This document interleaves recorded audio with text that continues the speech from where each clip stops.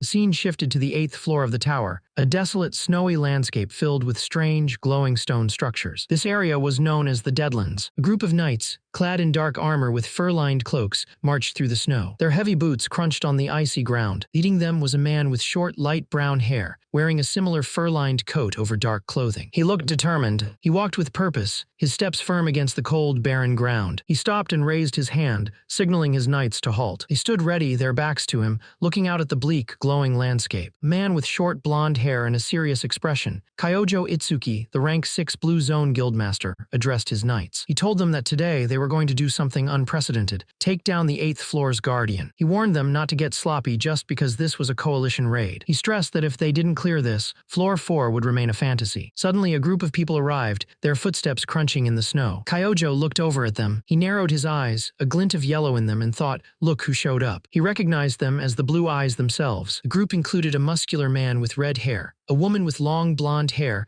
and another woman with dark hair and a revealing top. Another man in a black coat and a mask that covered his face, with glowing yellow eyes, also stood among them. This was Narukami Subaru, the rank 1 Guildmaster of Blue Eyes. He wore a dark, heavy coat with fur trim and a black mask that covered his face, only showing his glowing yellow eyes and spiky black hair. A man with short, light brown hair and a friendly smile, also wearing a fur-collared coat, walked up to Subaru, calling his name. He apologized for the holdup, but Subaru quickly pointed out that they were the first ones there. Man then mentioned that even the martial clans were joining today, likely because Narukami Subaru was leading the charge. He figured they just wanted to pick up whatever scraps Subaru's group left behind. Subaru's hand moved to his sword, a thoughtful look on his masked face. He said that if they were after scraps, he had one right here. He then pulled out a small, glowing red crystal and offered it to the man, who looked surprised. The item was a legendary blessing of the Archangel. It was for equipment level 50 or higher and would restore half of a person's fatigue instantly when their fatigue hit 100. It only had one use left. A man with short, light brown hair and purple eyes looked down at the glowing red crystal in his hand, his eyes wide with surprise. The man with dark blue hair and a black and gold mask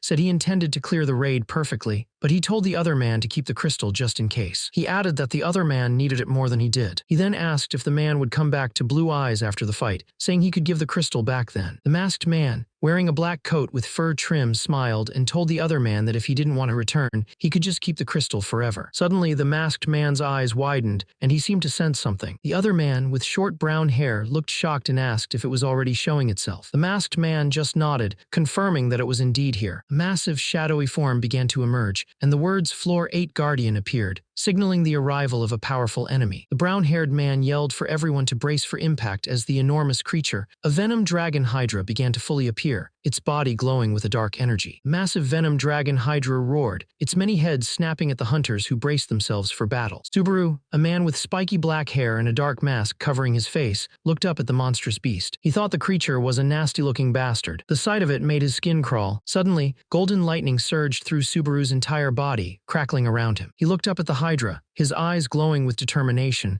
and declared that today was the day it would die. The Hydra's red eye glared back at him. The Hydra roared, its mouth glowing with a bright, swirling green energy as it prepared to unleash its breath attack. A man with short brown hair and a tan coat yelled for everyone to fall back, warning them about the incoming breath attack. But the protagonist, a man with long black hair wearing a dark blue coat, simply said, "No need." The man looked confused, asking the protagonist what he was talking about. The Hydra's heads thrashed around, glowing with the same green energy, ready to strike. Suddenly, the protagonist moved with incredible speed, a blur of motion as he dashed past the other hunters, leaving them stunned. He zipped through the air, a trail of light following him. He moved so fast that he appeared as multiple streaks of light, closing the distance to the Hydra in an instant. With incredible speed, the man in the black coat and golden visor pulled out a long sword, its blade glowing with a faint blue light. He unleashed a powerful attack, a burst of green energy erupting from his sword and tearing through the ground. He jumped high into the air, a golden aura surrounding him as he prepared to strike the Hydra. His attack hit the ground with immense force, sending shockwaves through the earth and kicking up a massive cloud of dust and debris. The Hydra, however, was still standing. A man with short blonde hair and sharp green eyes, wearing a dark coat with fur trim, smiled. He knew the man in black, saying, "Subaru, you never change." Another man with spiky red hair and a muscular build, wearing a black fur-lined jacket, cheered, "Amazing. Subaru, your training really paid off." A woman with long brown hair and a white dress, holding a staff, also looked excited. Meanwhile, a man with long black hair, wearing a dark coat and holding a sword, looked annoyed, thinking, damn it, I'm late. I wanted the opening strike. A woman with short, dark hair and sharp eyes, wearing a black top and light armor, looked at the man with the sword and asked what he had given Itsuki earlier. He just told her she would find out soon enough. He then put on a dark, gold-accented mask that covered his face and asked if everyone was ready. A group of diverse fighters stood ready. A man with spiky red hair and a muscular build, holding a large sword, stood with a determined look. Another man with dark hair and a serious expression held a staff, and a woman with long blonde hair and a staff stood beside him. They all looked ready for a fight. The masked man, now holding his sword, declared that they were going to kill the overgrown lizard. He added that they would break through the cursed floor 8. Two massive, dragon-like creatures roared, ready for battle. The two massive white dragons roared, ready to fight. Below them, a group of people, including a man with short brown hair wearing a thick winter coat,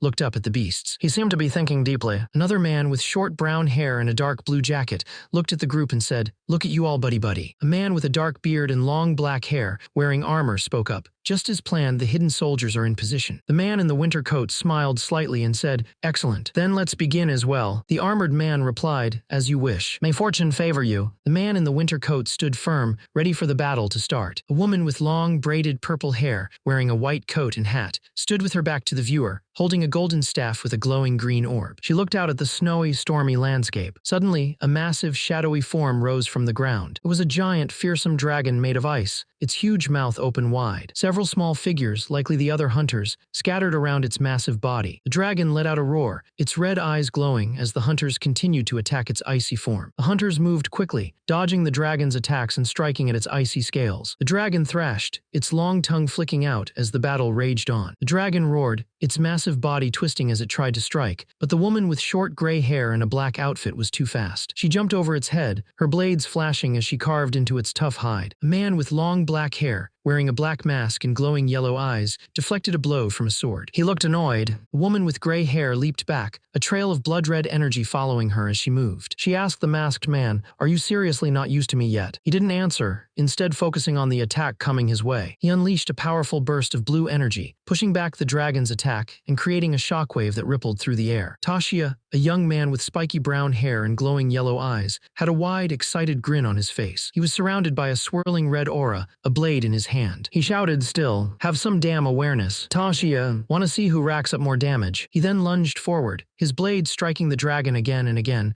causing more blood to spray from its wounds. He grinned, a blue aura now surrounding him, and declared, "In that case, loser buys dinner." Massive dragon roared in pain as the young man, with spiky brown hair and glowing yellow eyes, sliced at its neck with his glowing blue blades. He moved with incredible speed, a blur of blue energy against the beast's dark scales. The dragon cried out, blood splattering as the young man continued his assault. He muttered, "Sorry, Chino," as he kept attacking. A small girl with long pink braids and a pink dress, holding a staff with a glowing orb, stood nearby. She looked up at the fighting. She called out, "Don't worry about me. Just keep attacking." Her staff glowed brightly. She then shouted, "Leave the defending to me." As a massive magical barrier glowing pink and purple rose from her staff, protecting her from the dragon's attacks. Suddenly, a man with light brown hair and a cruel smile appeared behind Chino, holding a knife to her throat. He asked her if she thought she could defend against him too. Chino's eyes widened in shock, and blood trickled from her mouth. The man, still holding the knife to her, told her this is what happens when you get cocky. Subaru, seeing this, looked on in horror. Chino fell to the ground, a knife sticking out of her back, blood staining her clothes. Subaru stood over the fallen Chino, a bloody knife in his hand. Her blood splattered onto his face as he looked down at her. A cold blue light glowed in the eye of the masked man watching the scene unfold. Subaru, a young man with light brown hair and a cruel smile, turned his head slightly, blood smeared across his cheek. He said, "Subaru." He then added, "This is no time to be looking away." The masked man, Ituski, stood with a large, shadowy monster behind him. He looked down at his bloodied hand, a knife clutched in it, and asked, "Itsuki, why?"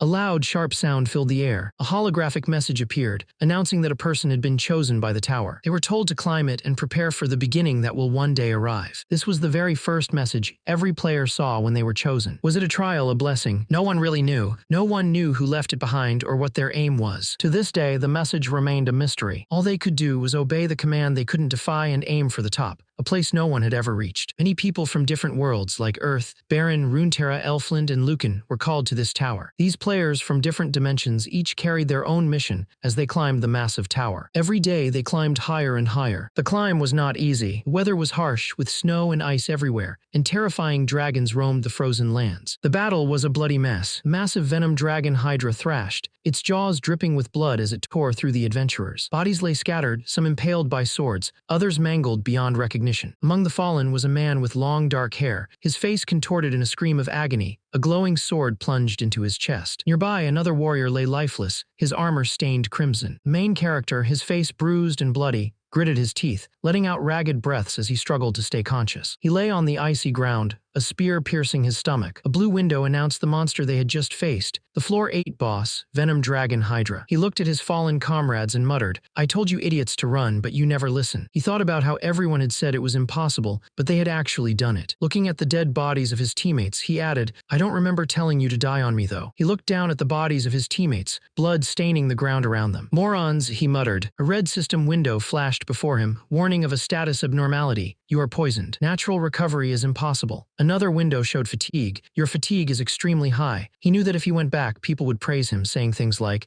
"As expected of Narukami Subaru, the master of lightning." But that wasn't what he wanted. He looked up at the man standing before him, Kyojo Itsuki, who had sandy blonde hair and a smug smile. "You bastard. Why did you do this? Answer me, Kyojo Itsuki." Kyojo Itsuki, the man with sandy blonde hair, looked down at Subaru, who was wounded and bleeding. He said it had been 10 years. Subaru, 10 years of running toward this very day. Kyojo asked if Subaru understood. Kyojo then revealed that this was the only way to defeat Subaru. He explained that if he hadn't baited Subaru, his precious blue-eyed teammates would have interfered. Subaru looked over to see his teammates, a woman with long blonde hair and a man with dark hair, lying dead on the snowy ground, covered in blood. A sword was stuck in the man's chest. Kyojo's eyes glowed with rage as he shouted that Subaru had no idea how much everything he had given him had tortured him. He screamed that he chose the world over Subaru. Kyojo then said, his voice flat, "That's all there is to it." Kyojo, still standing over the defeated man, said it was a shame things ended this way, but he could finally see the end of it all. He then asked if he didn't need to return something anymore, and with a smirk, added that the blue eyes would disappear along with the man anyway. Kyojo casually tossed a small, glowing red orb into the air and caught it, telling the man not to look so sad. He said that even if he died, he'd still be a hero, but then quickly added that the man wouldn't be around to confirm it. The defeated man, bloodied and scarred, let out a soft scoff, thinking that Kyojo always said what he wanted, right until the very end. Kyojo then turned and started to walk away, leaving the man to die in the snow. As Kyojo walked towards a waiting crowd, the defeated man thought to himself that he might not be able to save himself now. But the defeated man wasn't ready to give up just yet. He wasn't going to go away quietly. Kyojo looked on shocked. He couldn't believe what he was seeing. The defeated man, now revealed to be Aelos, held a legendary sword. A system window appeared, showing that Aelos' rank was legendary. His equip level was 80+, and he could generate a storm that blew targets 10 kilometers away. Kyojo wondered how that item still had uses left, but Aelos just scoffed, refusing to tell him. Aelos revealed he had 4 shots left with the item, and a system window confirmed it, showing uses left, 4. He also noted that 4 members of the Blue Eyes group were still alive, kneeling on the ground, looking injured and defeated. He thought about saving the 4 remaining Blue Eyes members. Suddenly, the 4 men were thrown into the air, caught in a powerful blast of energy. They flew through the air, their bodies twisting as they were flung away. A man with short brown hair and a brown coat, who looked like the leader of the opposing group, shouted after them, "Hurry! Don't let a single one escape." His men, eager and bloodthirsty, yelled, "Go!" and charged after the fleeing Blue Eyes members, their faces twisted in cruel smiles. But just as the Blue Eyes members thought they were safe, a powerful blue lightning bolt erupted from behind them, blocking their path. It was the man with the silver hair, wielding a glowing fan. He smirked, a cruel smile on his blood-splattered face. "Not on my watch." He raised his hand, a golden glow emanating from it, and declared, "You're all staying right here." A red warning appeared before him, indicating his fatigue was high. The warning continued, showing his fatigue had reached 95, and the duration of his Master of Lightning skill was limited. Suddenly, the words Master of Lightning Descension appeared, as a massive surge of golden energy erupted around him. With a blinding flash, a huge explosion of golden lightning ripped through the ground, sending shockwaves across the battlefield. The men who were chasing the Blue Eyes members looked on in shock and fear. A man with short blonde hair and a confident smile looked at the destruction. "Subaru, you really are one stubborn guy," he said. Suddenly, a sharp blade cut into someone, and a red system window appeared showing, "Your fatigue has reached 96. The man with the blonde hair continued, "Whatever kind of send-off you were hoping for,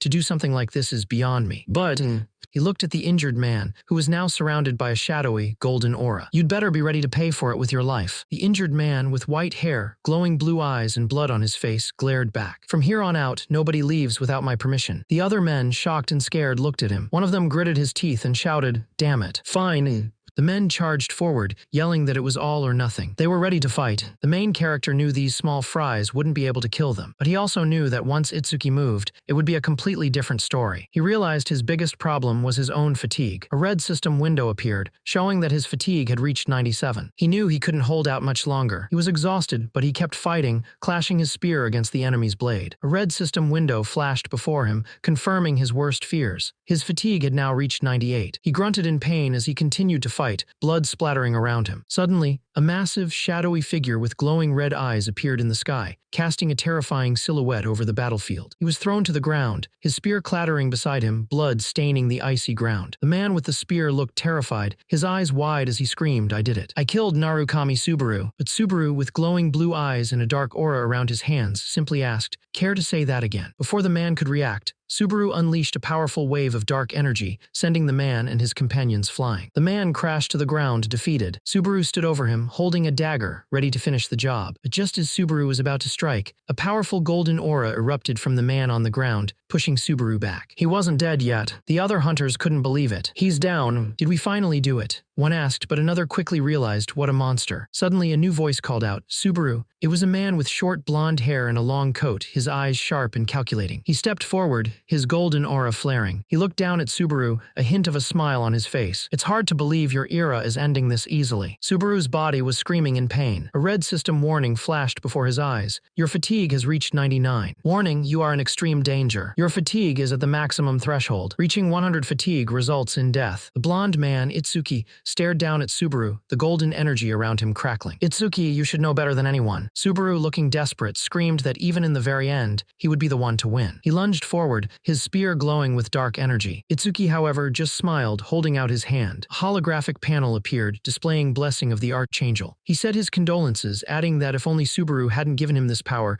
things might have been different. Itsuki's eyes glowed with golden light, as a massive explosion of golden energy erupted from him, completely overwhelming Subaru. Subaru could only gasp, realizing he had been outsmarted. Itsuki stood victorious, declaring that even in the very end, he was the one who won. As Itsuki stood victorious, he thought about how pathetic the fight was. He wished he could have landed the finishing blow himself, but he was sure that last bolt hit his opponent. He found it funny that he was having all these thoughts right when he was on the brink of death. He wondered if this was how it would be forever. He thought that sounded like torture. Suddenly, he felt a strange smell, and he could still smell things. He wondered if he was still alive. Then he saw a manhole cover on the ground. He found himself in a large trash can, surrounded by garbage bags. He looked around, confused, and wondered if he was back on Earth. Suddenly, a purple holographic status screen appeared before him. It listed his name as Hasoi Subaru, affiliation Earth, and showed he was level 1 with very low stats. He was shocked and didn't know who this Hasoi Subaru was, and he hated the pathetic stats displayed on the screen. A sharp, painful headache hit him, making him clench his teeth. He heard voices, though he couldn't see anyone. Someone commented that the name didn't live up to itself, and another added that all Earthlings were trash tier anyway. Someone else asked why he came here, and another voice suggested it was probably for moral support. But then, a voice mentioned that Narukami Subaru was exceptional. Another voice chimed in, telling him he should try to be at least half as strong as the Subaru who died 20 years ago. He was completely thrown off by this, wondering what they meant. Narukami Subaru died 20 years ago. He looked down at his hands, realizing that this body he was in must belong to someone else. He was shocked, shouting, "You've got to be kidding me." He tried to stand up from the trash can, but he slipped and fell to the ground with a loud thud, scattering trash around him. He looked around, disoriented. Then he spotted something. It was a player kit, a transparent device. He grabbed it, a thought sparking in his mind. If he used this, maybe he could figure out what was going on. He held the player kit in his hands and typed in a search, "Blue Eyes." Holographic screen popped up, showing a bunch of news articles and forum posts about someone named Narukami Subaru, also known as Blue Eyes. There were headlines like, "Blue Zone. Are Blue Eyes successors too weak?" And secrets behind the Blue Zone name,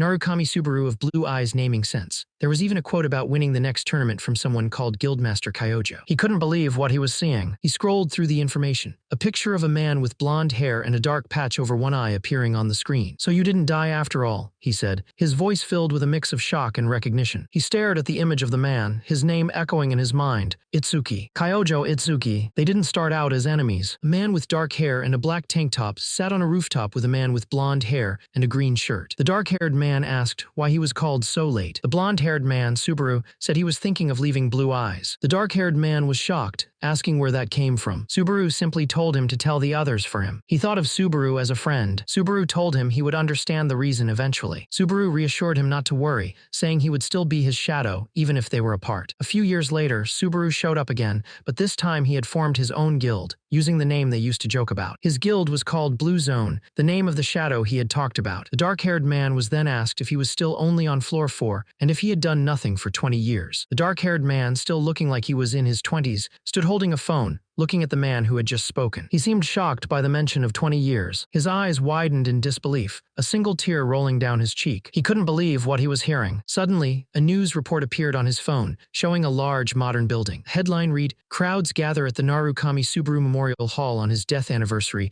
Even after 20 years, the memories remain bright." He looked at the building, thinking, a memorial hall named after me. He looked up at the sky, then back at the image on his phone. He then found himself standing in front of the very building from the news report, the Narukami Subaru Memorial Hall. He stared up at it, completely stunned. "I can't believe it," he thought. He looked around, sweat dripping from his face. "It's way fancier than I ever could have imagined," he mumbled, still trying to process everything. He saw a giant mask, like a dark blue panther, projected onto the building's facade. It was a digital image of himself, wearing the mask he had on when he was fighting the dungeon boss. He looked up at the huge image of himself, feeling a mix of confusion and awe. Other people around him were also looking up, some pointing, some just staring. He couldn't help but wonder, what could anyone possibly gain from immortalizing him like this? He looked down at the street, then back up at the image. Who built this? And for what reason? He stared at the giant projection of himself, a million questions swirling in his head. He rubbed his forehead, a headache starting to form. He realized that this mysterious entity had been guiding them all along. The hero behind the undefeated legend, Blue Eyes, the man who got the farthest in the tower, was Narukami Subaru. All of his comrades built this memorial hall to keep his memories alive forever. The man with the blue eyes and dark hair, who was looking at the hologram, gasped and clenched his jaw. He shouted, "Itsuki." Itsuki, a man with short brown hair, a gold and black mask covering half his face, a suit, and a glowing blue aura around him, smiled. He said that Narukami Subaru and Blue Eyes no longer existed, but his guild, Blue Zone, still carried their noble spirit. Subaru, clenching his fist, scoffed, calling it all bullshit. He felt like Itsuki was full of crap. His eyes glowed yellow as he angrily asked if killing him wasn't enough. He then declared that he would live up to Itsuki's expectations. Itsuki, still smiling, said that Narukami Subaru and Blue Eyes might never return, but they would never be forgotten. He told Subaru to just wait. Subaru, with a fierce blue aura surrounding his hand, vowed to rewrite that whole memory from the ground up. Narukami Subaru, with his messy black hair and intense blue eyes, thought to himself that he would never let what happened before happen again. He knew he wasn't going to waste this second chance he'd been given. Suddenly, a small boy in a red hoodie stumbled and fell to the ground, crying out in pain. Subaru quickly rushed over to him, asking if he was okay. The boy looked up at Subaru, surprised. The boy, Minato, looked up at Subaru, surprised, and pointed at the mask Subaru was wearing. "That's my mask," he cried out. The adults rushed over, asking if Minato was okay and if he was hurt. Minato, a young boy with black hair wearing a red hoodie, reassured them, saying it was just a light bump. Subaru looked around and realized that the other adults, a man and a woman, were also wearing masks just like his. Them too, he thought, shocked. He looked at the man who had just spoken to him, a man with short black hair and yellow eyes, wearing a white tank top. Subaru was confused. Suddenly, the man punched him hard in the face. Subaru's eyes widened in shock and fear as he reeled from the unexpected blow.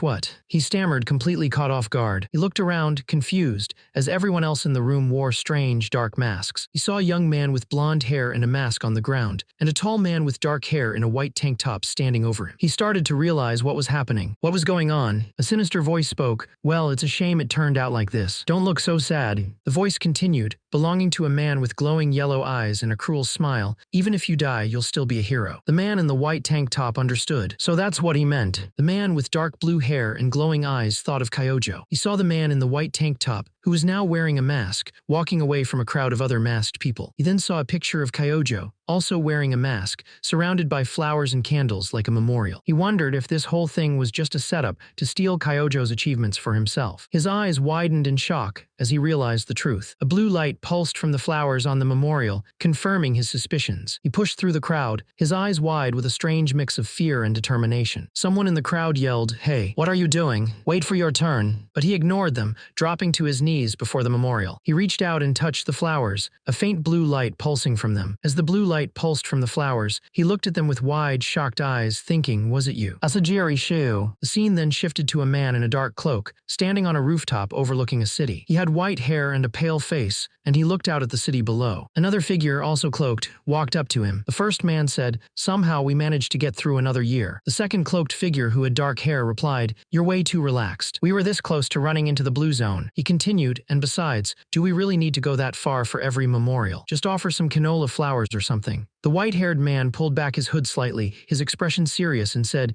"You never know." He added that Subaru might notice the flowers he left. The hooded man asked if he still thought Subaru was alive. The white-haired man replied that he never saw the body himself. The hooded man groaned, saying they were more likely to get caught by Kyojo before they found Subaru. He then yelled that if Subaru was alive, there was no way he'd just watch them get hunted for 20 years. As the sun began to set, casting a warm glow over the trees, a young man with dark hair and a determined expression gritted his teeth, sweat dripping from his face. He wondered if he was actually alive. He bent over, panting, and asked himself if Shu was really alive. He held a strange metallic flower in his hand, thinking of Shu. Later, he found himself in what he realized was Hasoi Subaru's room, a simple, almost bare place. He sat on the bed, looking at a device in his hand. He had searched for everything about blue eyes and found nothing. But Shu being alive, that much was real. He looked at the device, which showed pictures of people. Shu was alive, but he'd been hiding for 20 whole years. This news hit him hard. He knew Kyojo was definitely behind this, and there was no way Kyojo would let anyone who knew the truth walk free. He wasn't sure if Shu was the only one who survived the attack, or if all four of them who got blasted that day made it out alive. But with Kyojo still around, trying to reach out to them now would be suicide. He didn't have any power right now. If he rushed into things, he'd only make everything worse. He knew he had to get his strength back first. He couldn't just rush into things. He remembered something from Hasoi Subaru's memories. In 2 days, the player qualification tutorial would begin. He thought about his brother. If he was really still alive, he knew that if his brother was truly alive, they would meet again eventually. The scene shifted to a grand, ancient-looking building, which was the tutorial trial grounds. Inside, the large, open space was stained with blood, and several bodies lay on the ground. A burly man with a bald head and a thick white mustache, wearing a brown vest over a blue shirt, stood with his arms crossed. This was trial supervisor Hyuga. A young man with dark hair tied back, dressed in dark armor, stood panting, clutching a blood-stained sword. He had just finished fighting, surrounded by dead goblins. Hyuga looked at the young man and said, "Well, you barely scraped by." Hyuga, a bald man with a beard and a black outfit, looked at the young man, who was covered in blood and grime, and asked if he wanted to try the next stage. The young man, shocked, asked if there was more. A purple system window appeared before the young man, asking if he wanted to challenge the next step. It explained that each step added one more goblin, and higher steps yielded bonus rewards. The young man immediately rejected the idea, yelling that he wouldn't take on 3 goblins at once. Hyuga, annoyed, told him to quit yelling and said he would fail him. The young man quickly changed his tune, saying that a pass was still a pass. Hyuga watched him, thinking that he wouldn't even make it past the tutorial. He couldn't believe they had to let weaklings like that move forward. He thought that only Isaac, Reinhardt's son, had made it to step 20. Besides him, no one else was worth anything. Hyuga watched the young man fighting a horde of monsters, using fire magic. He grumbled to himself that this year's tutorial was way too easy, and that kids these days were pathetic. He held a tablet in his hand, looking annoyed. "Good grief," he said. Then his eyes widened slightly. "Oh," he said, looking down at his tablet. He looked up, watching a young man with dark hair and a sword walking towards him. Hyuga said, intrigued. He looked at the young man and said, "That's a burdensome name you got." He then added, "Well, assuming you even pass. Anyway, 2 goblins will be released. Defeat them." Before the man could even finish saying, "Let's begin the tutorial," the young man moved with incredible speed, striking down the 2 goblins instantly. The man with the white beard, who was about to start the tutorial, stood frozen, blood splattering around him. He looked down at the dead goblin at his feet, then around at the other dead goblin, and the young man in the distance. He wondered what had just rushed past him. The young man, with dark hair and a confident smirk, chuckled to himself. He thought it was a good thing he had spent the last 2 days constantly moving his body. He realized the body he had reincarnated into was incredibly strong. Stat-wise, the original owner, Hasoi Subaru, had talent. He just never used it right. A purple system window appeared before him, asking if he wanted to challenge the next step, explaining that each step added 1 more goblin and higher steps yielded bonus rewards. He simply replied, obviously, "Let's hurry it up. Don't waste my time." The old man, with his white beard and wide eyes, watched in utter shock as the green-skinned goblin heads rolled on the ground, blood staining the stone floor. He looked up to see a dark-haired man standing amidst a pile of defeated goblins, his posture calm and collected. The old man couldn't believe his eyes. He thought, what the hell is happening? He watched as the man moved with incredible speed, his sword a blur as he cut down more goblins. The old man realized he's not just swinging wildly. The old man realized that the young man was reading 2, maybe even 3 moves ahead of the goblins, predicting their every action. He wasn't just swinging his sword wildly. Every movement was precise and calculated as he cut down more of the creatures. The young man's sword, now stained with blood, was a testament to his deadly efficiency. The old man thought that this wasn't just pure skill, it was something beyond ordinary swordsmanship. The young man, with his dark hair and piercing eyes, looked almost serene amidst the chaos. The old man, a bald warrior with a gray mustache and beard,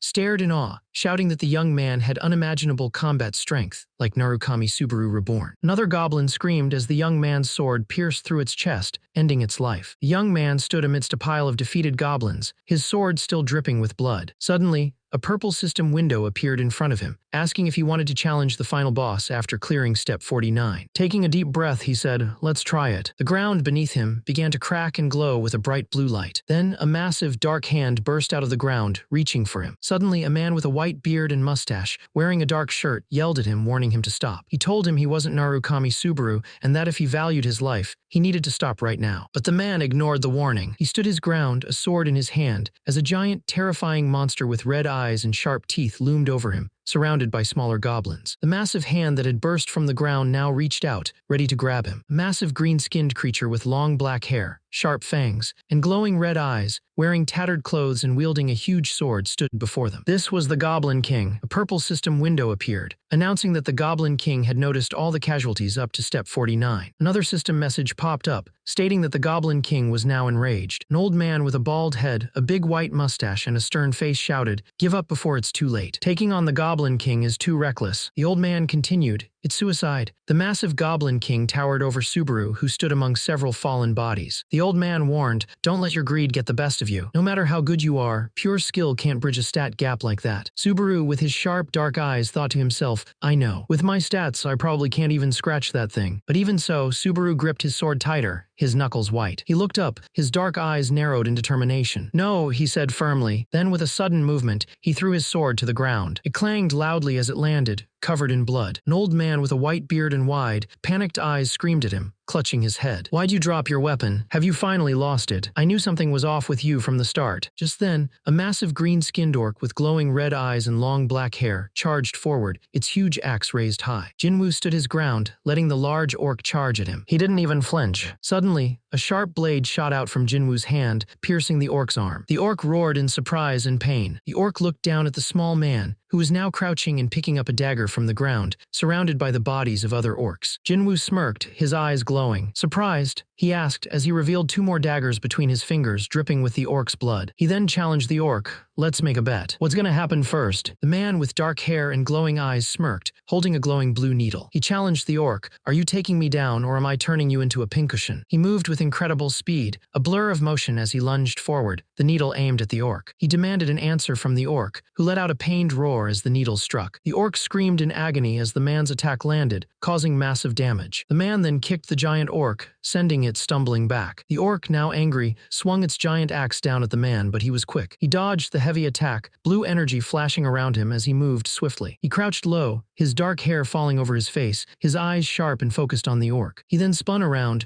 ready to strike back with a powerful kick. But before he could, a knife whizzed past his head and embedded itself in a tree, right in the center of a target that appeared out of nowhere. The man with the dark hair and muscular build, who had been training with him, looked at the woman who threw it. "That throw won't work, Riane." Riane, a woman with short, messy dark hair, glowing yellow eyes, and a mischievous grin, held up a pen. She wore a black top, fingerless gloves, and earrings. No matter the item, she gripped the pen tightly, her fingers flexing. "It can become a throwing knife so long as you have grasped its center of gravity," Rina explained, demonstrating her point by throwing the pen with incredible force. The pen flew through the air and hit a target that appeared on a tree, perfectly in the bullseye. The goblin screamed as the pen pierced its eye, blood gushing out. It fell to the ground, twitching and screaming in pain as the poison quickly took effect. He thought about what Rina had taught him. Power scales with spin, and hesitation kills accuracy. He realized that the goblin corpses and poison needles wouldn't disappear until the trial ended. He couldn't believe someone would use the system to their advantage like this. He could cut down goblins with a sword and hit pinpoint targets with thrown weapons. He was a force to be reckoned with. The bald man with a white mustache watched the fight, sweat beading on his forehead. He thought to himself, he's a genius. No, that word doesn't even begin to cover him. The Orc King, a massive green-skinned creature in heavy armor, grunted and groaned as it struggled, clearly injured. Suddenly, the Orc King crashed to the ground, defeated. The young man stood over it, looking down at the fallen beast. He reached down and picked up his sword, which had been lying on the ground. He held the sword high, ready to deliver the final blow. "I don't hold a grudge against you," he said as the Orc King let out a final, pained cry. With a swift, brutal strike, he plunged his sword into the Orc King, finishing it off. Blood splattered, but he stood firm, his expression cold and determined. A blue system window popped up, confirming his victory. "You have defeated the Goblin King." Another message flashed. "You are the first to clear tutorial step 50. He let out a tired sigh, wiping his forehead. "Phew, it's still just a tutorial. Who throws monsters like that into a training stage?" he wondered. Suddenly more system windows appeared, announcing, "Leveled up,"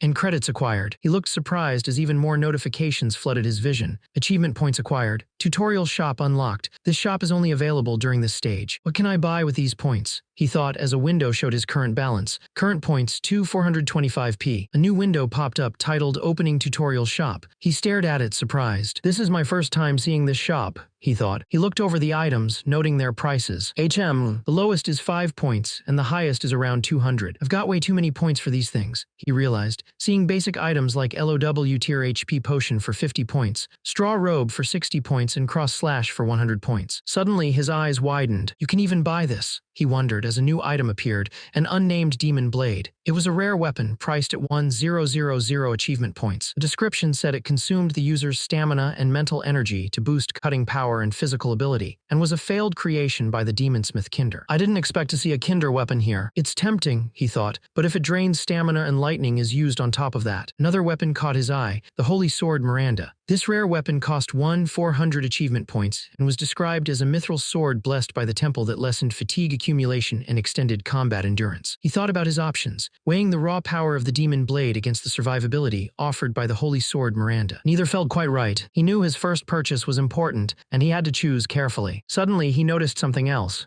He wondered. He realized the shop window could scroll further. Scrolling down, he found a skill called Wedge of Greed. It was an F-rank skill level 1 that cost 400 achievement points and 10,000 credits. This skill suppressed the side effects of other skills or items and could be enhanced. He was surprised. I've never seen a skill like this, he thought. He wondered if this skill could even suppress the debuffs from the demon blade or lightning. He decided it was worth a try. A system message popped up, confirming the purchase of the skill Wedge of Greed and the weapon unnamed demon blade. He hoped the skill and the demon blade would work perfectly together. He figured it was better to commit to a skill rather than just let it sit there, unused. The examiner, a man named Hyuga, asked if he picked the demon blade. He admitted it was a good call and that the skill paired well with it. But then Hyuga, a man with a white beard and mustache, asked why he chose that specific skill, especially since he didn't even know if it would be useful or efficient. The young man, holding his glowing red sword, was annoyed. You really want me to explain that to you? He asked. Hyuga, the man with the white beard, glared at him. Come again, he asked, his aura flaring up. The young man quickly changed his tune. Shall I explain it to you, sir? He asked politely, thinking to himself that being polite was hard. Hyuga calmed down. You're clearly exhausted after the trial, so I'll let that slide, he said, looking away. Not like there's some deep reason behind it anyway. He then thought, Hyuga, the snot-nosed brat's grown up to be an examiner. Suddenly, a young man with light brown hair and a white shirt approached him, looking starstruck. I'm a huge F fan. See, could I have your A autograph? He stammered. Hyuga looked at him. Autograph? I don't have one, he said. The fan looked disappointed. The fan, a young man with light brown hair, still looked hopeful. Then maybe just your name, he pleaded. Hyuga, a man with dark hair and a mask covering his face, looked at him. Suddenly, an older man with a white beard and a stern expression, wearing a leather vest, started complaining. When I was young, the first thing a player had to master was etiquette. But kids these days a little talent, and suddenly they think they're hot stuff. They hate anything inconvenient, scream about their rights, disrespect elders, call them boomers. Hyuga, who was standing next to him, smirked. Yeah, times sure have changed. Kinda like your hairline.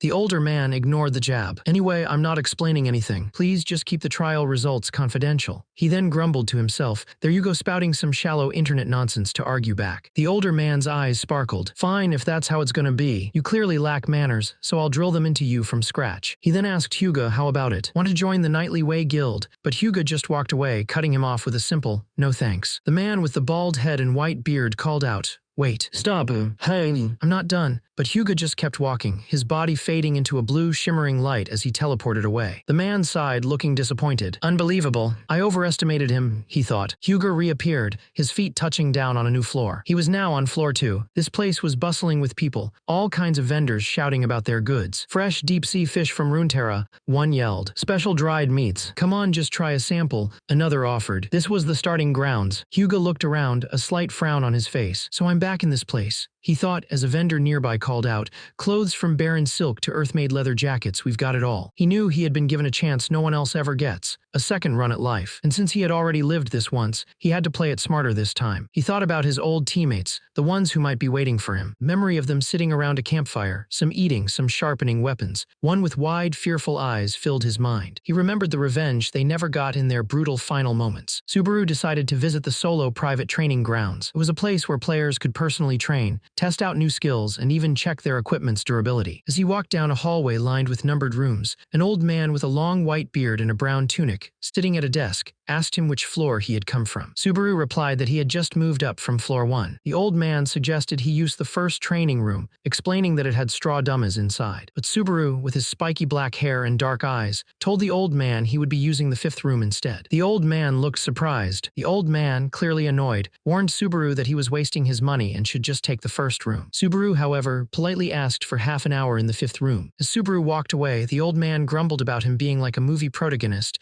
and reminded him that they don't do refunds, even if he left early. As Subaru walked away, a system window popped up, showing he had spent 50 credits and had 50 credits left. He knew the higher the room number, the harder the challenge. He thought about how people would look down on him, a newbie with no good gear. He reached a door and pushed the handle down, ready to face whatever was inside. He stepped into a large, ancient-looking room with pillars and a stone floor, and a voice in his head said, "All right, let's get started." Subaru, a young man with short black hair and wearing a dark jacket, pulled out a wicked-looking black dagger. A system message appeared, telling him that his unnamed demon blade was verifying him. The system message popped up, telling him that all his stats were temporarily enhanced. But then another message appeared, warning that it would consume his stamina and MP. He gritted his teeth, feeling the strain. A system window showed that his Wedge of Greed LV, one skill, was trying to resist the negative effects of the demon blade. He held the glowing red sword, another system message appearing that said his stamina and MP were being recovered. But it wasn't enough. The Wedge of Greed skill failed to resist the blade, and his fatigue increased. He thought he was asking for too much from a level 1 skill. The demon blade was absorbing his stamina, enhancing his stats in proportion to how much it took. He cried out, feeling the power surge through him. His eyes glowed with an eerie light, and blood dripped from his mouth. He realized this was his limit. He knew this was his limit, but he had a plan. He spent 10,000 credits, and a system window appeared, confirming that his skill level for Wedge of Greed had increased. The blade in his hand pulsed with dark energy. He looked down at the system window, which now showed Wedge of Greed at level 2. This skill suppressed the side effects of other skills or items, and he would need 20,000 more credits to level it up again. With the skill now at level 2, he felt the effects of the unnamed demon blade lessen. He had acquired partial resistance to its negative influence. Even with the resistance, the unnamed demon blade was still draining his stamina. He gripped the glowing red blade, his eyes burning with renewed determination. His stats had been further enhanced, giving him the boost he needed. He looked at the glowing red blade, a drop of sweat rolling down his face, and a determined smile spread across his lips. He thought good. Then with a burst of speed, he launched himself forward, shouting, "Time for a test run." He moved so fast that he created a powerful gust of wind, kicking up dust and debris. The force of his movement was incredible, causing the ground to shake. An old man with a long white beard and a bald head, sitting at a table, was startled by the sudden commotion. He looked up confused and asked, "Huh?" He wondered if he was still dreaming or hallucinating as he saw a figure walk away, leaving a trail of blood. He thought about the man who had just entered the 5th room, realizing it hadn't even been 10 minutes. He knocked on the door asking, "Hey, ambitious man, are you still in there?" He leaned in, trying to hear a response. Suddenly, his eyes widened in shock, yelling, "What?" He looked around the destroyed room, seeing arrows stuck in the ground and broken pieces of the dungeon everywhere. He saw a weird, round rock and a glowing blue box with a person inside. "What in the world happened here?" he yelled, completely shocked. Suddenly, the scene changed. He was in a bright, sunny room. He stretched, feeling a bit groggy. groggy. How long was I out for? My body still feels stiff all over, he wondered. He thought about the fight. If it had been anything other than that failed demon blade, things would have gone way differently back there. He sat at a table in a busy restaurant, looking tired, but at least the strain on my body dropped a bit. With this, I could actually pull out the sword's power. He looked at his stats, a blue window appearing before him. Name: Hasoi Subaru. Affiliation: Earth. Level 10 Strength, 17 Speed, 17 Stamina, 16 Concentration, 18 Mana, 8. He knew that with these stats, he shouldn't even be able to hold the demon blade properly, let alone use its strength. He remembered how the Wedge of Greed and the demon blade were made for each other. This meant that the sword should work just as well with lightning. The next challenge would be leveling up the skill. The system window showed Wedge of Greed, rank E, category skill, credits required to level up, 20,000C. Another window showed his current credits 50C. He sighed, realizing he was completely broke. He slumped down, thinking that he'd really hit rock bottom, struggling just to get by. But then again, he realized he was dead, so he couldn't really help it. Suddenly, a loud voice boomed, "Sup, guys. Welcome back. We visited floor 2 today." A man with curly blonde hair and cat ears,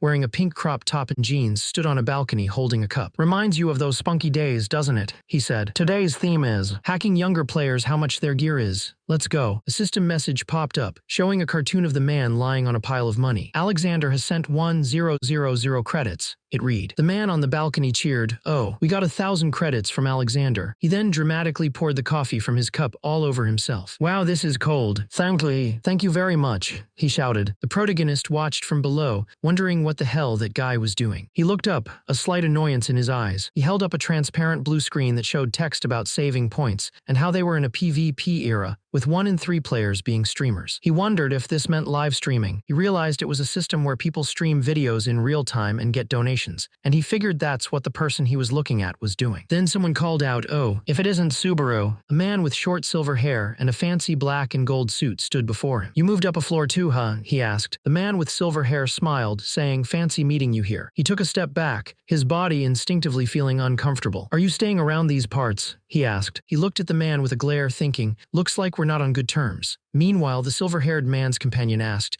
"Hey, a friend is calling out to you and you ignore him." The tall man with the black and gold coat, who had been standing over him, looked down and said, "You're making it look like I'm talking to myself." The feeling wasn't just discomfort, it was pure fear. He felt it deep in his bones. He thought, "Yeah, that's right. I just got on this floor." The silver-haired man, who was now sitting at the table, smiled and said, "Well, that's a surprise." He continued, his smile turning into a sneer. "Who would have expected a nobody like you could clear the tutorial? I was convinced the goblins would have beaten you to death." He then called out Isaac's name, a name that echoed in the darkness. Isaac, looking beaten and confused, asked him why he was doing this. The man with the blonde hair just sneered, telling Isaac it was because he was trash. He added that he hated Isaac's name, and that Isaac couldn't even follow simple orders. He accused Isaac of trying to show off, calling him both pathetic and dumb. Isaac, with tears in his eyes, tried to explain that the credits he gave weren't enough. But the man cut him off, yelling that nobody asked for his opinion. He then punched Isaac hard in the face, making him gasp in pain. The man with short blonde hair and wearing a dark, elaborate suit looked down at Isaac, who was slumped on the ground. He told Isaac that this was his new home, and he looked good slumped with the rest of the trash. He then warned Isaac that he would never escape this place, and if he tried to leave, he would find him. Isaac, with his dark, messy hair and a gray hoodie, remembered the man named Hasoi Subaru, who was a fool to let himself get pushed around. He wondered if that was why he woke up in a trash can back then. He thought about how he broke his father's record and made it to step 20. He remembered Supervisor Hugo praising him, saying things like he was expected of Reinhardt's son. He got a B-rank skill as a reward for clearing it, which was apparently the highest tier skill you could get from the tutorial. He then said all this talking made his throat dry and he needed a drink. Isaac, now holding a mug, told him to take it easy as he was about to leave. Isaac, with a smirk, told him that if he was going to leave, he might as well get him a cup of coffee and whatever snacks he felt like eating. The man, clearly annoyed, facepalmed and called Isaac a deaf idiot. He then asked Isaac what was wrong with him, saying he'd been staring wide-eyed ever since he got there. He wondered if Isaac's soul had been swapped out or something. Isaac, looking downcast, said he didn't have any spare credits and told the man to buy his own coffee. The man, with a stern expression, simply told Isaac to sit down. Isaac, a young man with messy black hair and dark clothes, sat quietly, but his mind raced. He thought about his revenge, a plan he'd been working on. He knew he didn't have time for another revenge plan, but if someone got in the way of his current one, that would be a different story. Suddenly, Isaac's eyes snapped open wide, filled with alarm. The man with the short gray hair and a dark coat grabbed Isaac's arm, pulling him close. The man's eyes glowed red as he glared at Isaac. He asked if Isaac wanted to see what happened to runaway trash. Isaac, looking angry and frustrated, told the man he'd better let him go. Suddenly, the world around Isaac seemed to glitch and distort, as if reality itself was tearing apart. Subaru, a young man with dark, messy hair and a gray hoodie, found himself face to face with a man who had short, spiky blonde hair and a dark, long coat. The man grabbed Subaru's arm tightly, his grip firm. Other people sat around them,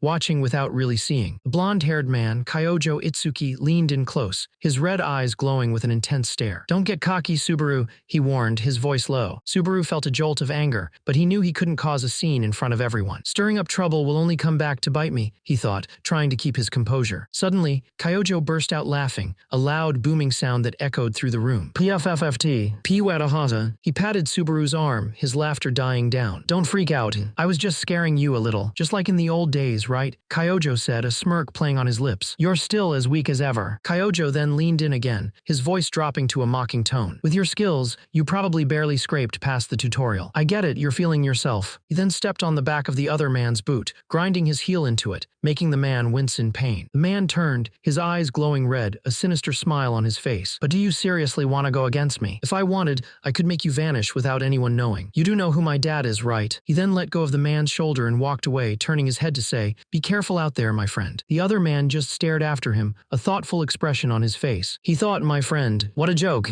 This marked the beginning of a new chapter. There were two main ways for players to get stronger. The first was through trials. This meant climbing the tower, passing each trial one by one, and earning rewards to naturally grow stronger. This method required paying credits to undergo the trials, but in exchange, you could get stronger in a safe virtual space. Even if you died there, you only lost the credits you paid and your progress. The second method was hunting. You could grow by taking down monsters outside the safe zones, or by clearing special dungeons on each floor. Hunting could level you up much faster than the tower's trials, but these hunting grounds were in the real world. If you died out there, you actually died. A body lay on the ground, surrounded by strange, lizard-like creatures, showing the brutal reality. A dungeon called Lair of the Waiting Orcs showed what awaited inside. Most players avoided hunting because no one wanted to risk their life for no reason. But the man sat casually on the ground, leaning against the massive, fallen body of a green-skinned monster, a sword still plunged into its chest. He thought about how the safer path might be slower, but the more dangerous it was, the faster you grew. He then pulled out a sleek, futuristic device. He hummed to himself as he scrolled through some content. He stopped on a live stream, seeing a man in a sharp suit with a dark, ornate mask covering his face. The streamer was saying, "We're reaching floor 4 today for sure." The man watching the stream wondered, Narukami Subaru. 80,000 viewers. The masked streamer announced, "So this is the moment you've been waiting for, everyone. Time to take on floor 3 trial." The stream showed 80,595 live viewers, and comments were pouring in, with people saying things like, "Huh, deja vu, and that's the 8th time today, lol." A young man with dark, messy hair and golden eyes watched the stream on a small device. He wore a dark jacket and gloves. He realized the streamer was using his name and mask. He wondered how many Narukami wannabes there were now. Suddenly, a system message popped up. "Narukami Subaru is an idiot has posted a mission. 20,000, see if you clear it." The streamer, wearing a gold and black mask and a suit, saluted and exclaimed, "Ooh, Narukami Subaru will gladly be your idiot. Thanks for the 20k credits." The young man watching the stream was shocked. 20,000 credits. So there are mission bounties too. More mission offers appeared on the screen. Bald Lover has posted a mission. 10,000, see for the clear. Sad Pockets has posted a mission. Prove to me you can clear it. I'll add 5,000C. Safe Wallet has posted a mission. Fine, I'll toss in 15,000C. The masked streamer, now surrounded by little hearts and flowers, made a finger heart gesture. Yahoo! Thank you all for the warm encouragement. I'll clear it for everyone watching. The young man watched, a chibi version of the streamer happily collecting money, while a chibi version of himself sat on a dead monster, looking annoyed. He muttered, "Damn." He watched. The story is crazy, but you know what sucks? Waiting a week for the next chapter. Stop waiting and get the Dungeon Crawler Carl audiobook for completely free on Amazon. It is the highest rated series I have ever seen. With over 180,000 positive reviews, it has everything we love. Dungeons, systems, and a crazy talking cat. And the best part, it usually costs $25, but you get it for free. And it is yours to keep forever. Click the Amazon link in the description to start listening. Dreamer, Subaru, making easy money while he himself was fighting monsters for his life. He grumbled, he's making a killing. He looked away from his phone, a bit annoyed. He let out a sigh, looking at a dead monster on the ground. "Who?" He picked up his bloody, red and black sword. "All right, one more job before I leave." He stomped his foot, ready for battle. Suddenly, a group of green-skinned orcs with glowing red eyes appeared, ready to fight. A system message popped up, announcing the arrival of the boss, the Orc General. The Orc General was a massive, green-skinned creature with glowing red eyes and a menacing snarl, its presence radiating raw power. He looked at the approaching orcs and thought that while he might not have poisoned needles like last time, he had something much better today. He drew his blade, which was called the Unnamed Demon Blade. A system window explained that this blade drained his stamina, but in return, all his stats would increase in proportion to the stamina consumed. Luckily, his Wedge of Greed skill at level 2 resisted the blade's secondary effects. With a determined look, he gripped the blade, feeling his stamina and mana partially restore. He declared, "I'm busy over here." Then with a powerful kick, he sent one of the orcs flying, shouting, "I don't have time for small fry." The orc he kicked went flying high into the air, while another charged at him with a spear. He dodged the spear and spun around, a red aura swirling around him as he moved with incredible speed. He landed a powerful blow on the orc, who let out a pained cry, its eyes glowing red with fury. He looked at the orc with cold, glowing red eyes, ready to finish the fight. A system window flashed, announcing that the dungeon, lair of the waiting orcs, had been cleared. He held a dark blue and gold mask in his hand, looking at it with a thoughtful expression. He hadn't expected to wear this mask again. He stood in front of a full-length mirror, his sword resting against his back. He thought about how he could earn credits as a streamer. He began to put on the mask, covering his face. He knew if he was going to do this, he had to go all in on what he was good at. With the mask fully on, he looked at his reflection. He was the real deal after all. He turned and walked away, ready for whatever came next. Suddenly, a system message popped up, announcing that Narukami Subaru had started a live stream. Meanwhile, at Azure Sky Entertainment, a woman with long dark hair and striking green eyes, dressed in traditional clothing, sat at a desk in a modern office, holding a glowing card. She looked annoyed, muttering, "Ugh." Suddenly, a man with blue hair and a black suit burst into the office, screaming in terror. The woman looked shocked, dropping her card. "Seriously," she exclaimed. She kicked her feet up on the desk, looking frustrated. "Idiot, moron, trash, useless clowns. How could 5 people all fail this?" she yelled. A man with long, dark blue hair pulled back in a loose ponytail, wearing a sharp black suit, leaned over her desk. He reminded her that she'd lose 1,000 credits if she triggered the censorship system again. Then he asked who was bothering her now. She simply said, "Sabakichi." The man, whose name was Kyojo Itsuki, asked if Sabakichi was a ripoff of Subaru or a Subaru ripoff. He wondered if it was a hybrid of both, since the original Narukami Subaru never showed up, so whoever got the most attention basically became the real one. Kyojo Itsuki sighed, saying everyone was complaining about Narukami Subaru and clowning around. He thought maybe live streaming was dying out. Yuika, the woman, looked shocked and told him not to say scary things like that, because they lived off these streamers. Kyojo Itsuki argued that these people didn't even know their basics, and that it was disrespectful to the tons of players risking their lives to climb the tower. He then called out to Yuika. He asked her if that was her point, why she was still on the lower floors. Yuika looked at him, then simply replied, "Because it's boring." The man with blue hair then pointed out that Yuika had also given up. He told her to go scout some actual rookies if she had time to nag him. Yuika, looking annoyed, said she dropped out because she didn't have any talent. The man chuckled, thinking that she started climbing the tower just to see Narukami Subaru in person. Yuika looked shocked. The man then said there was an incredible kid over there. Yuika asked what he meant, wondering if he found another weirdo. He replied, "No, a new Narukami Subaru cosplayer." The scene then shifted to a live stream showing a young man with messy black hair and a gold and black mask,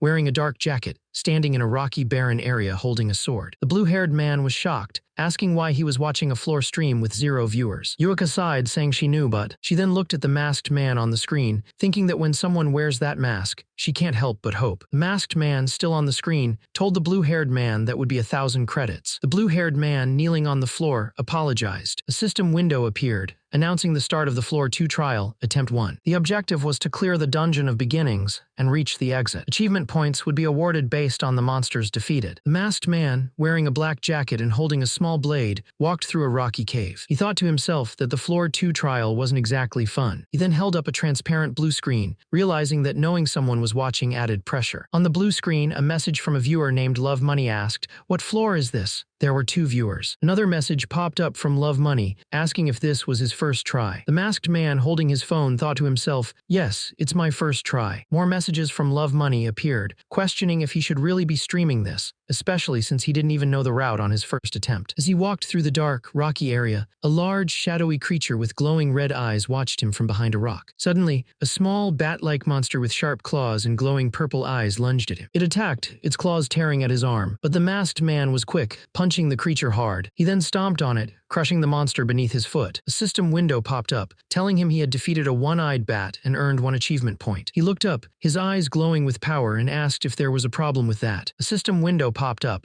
announcing Subaru was entering Floor 2, Dungeon of Beginnings. He stepped into the dark, rocky dungeon. Another message appeared explaining the goal: clear the dungeon and reach the exit, with achievement points awarded for defeated monsters. As he began his stream, a chat message from White appeared: your reflexes are cracked. Also, people stream from Floor 2 now. Another viewer, Love Money, chimed in saying, yeah, they show up sometimes, but they quit fast when their views don't grow. Subaru, wearing a dark mask with gold accents, looked at the chat. Love Money then advised, don't get greedy. Just wait for a party and move together. Subaru replied, thanks for the advice, Love Money, but I won't do that. He then added, I like doing things solo. The chat exploded with reactions. Solo? Wait, didn't you do your research before going there? He's done for, and newbies should be exactly like this lol. He knew that just using the name Narukami Subaru was enough to get viewers rolling in. He walked deeper into the dark, rocky cave, a small dagger clutched in his hand. Suddenly, a mud mermaid, a creature with a fish-like body and sharp teeth, lunged at him from the ground. He was ready, swinging his dagger with a practiced hand. He thought to himself, I'll go as far as I can. He moved with speed, dodging another attack. A blue system window appeared before him. You have defeated a mud mermaid. You have gained 2 achievement points. In the chat, someone asked, anyone else see something? Another person replied, I feel like I saw a mud mermaid, but maybe it was just me. Suddenly, a swarm of small, bat-like creatures with red eyes and sharp teeth screeched and flew towards him. A man, wearing a black mask with golden markings, swung his sword in a wide arc, unleashing a wave of dark energy that sliced through the air. The bat-like creatures shrieked as they were torn apart by the attack. He continued to slash and parry, his movements a blur as he fought off the swarm. Blood splattered around him as the creatures fell. As the last of the creatures fell, the man stood still, his mask hiding his expression. Meanwhile, in the chat, people were freaking out. One user named Love Money asked, what was that? Another tambourine master echoed, bro, what just happened? A user named Emperor typed, S something. Has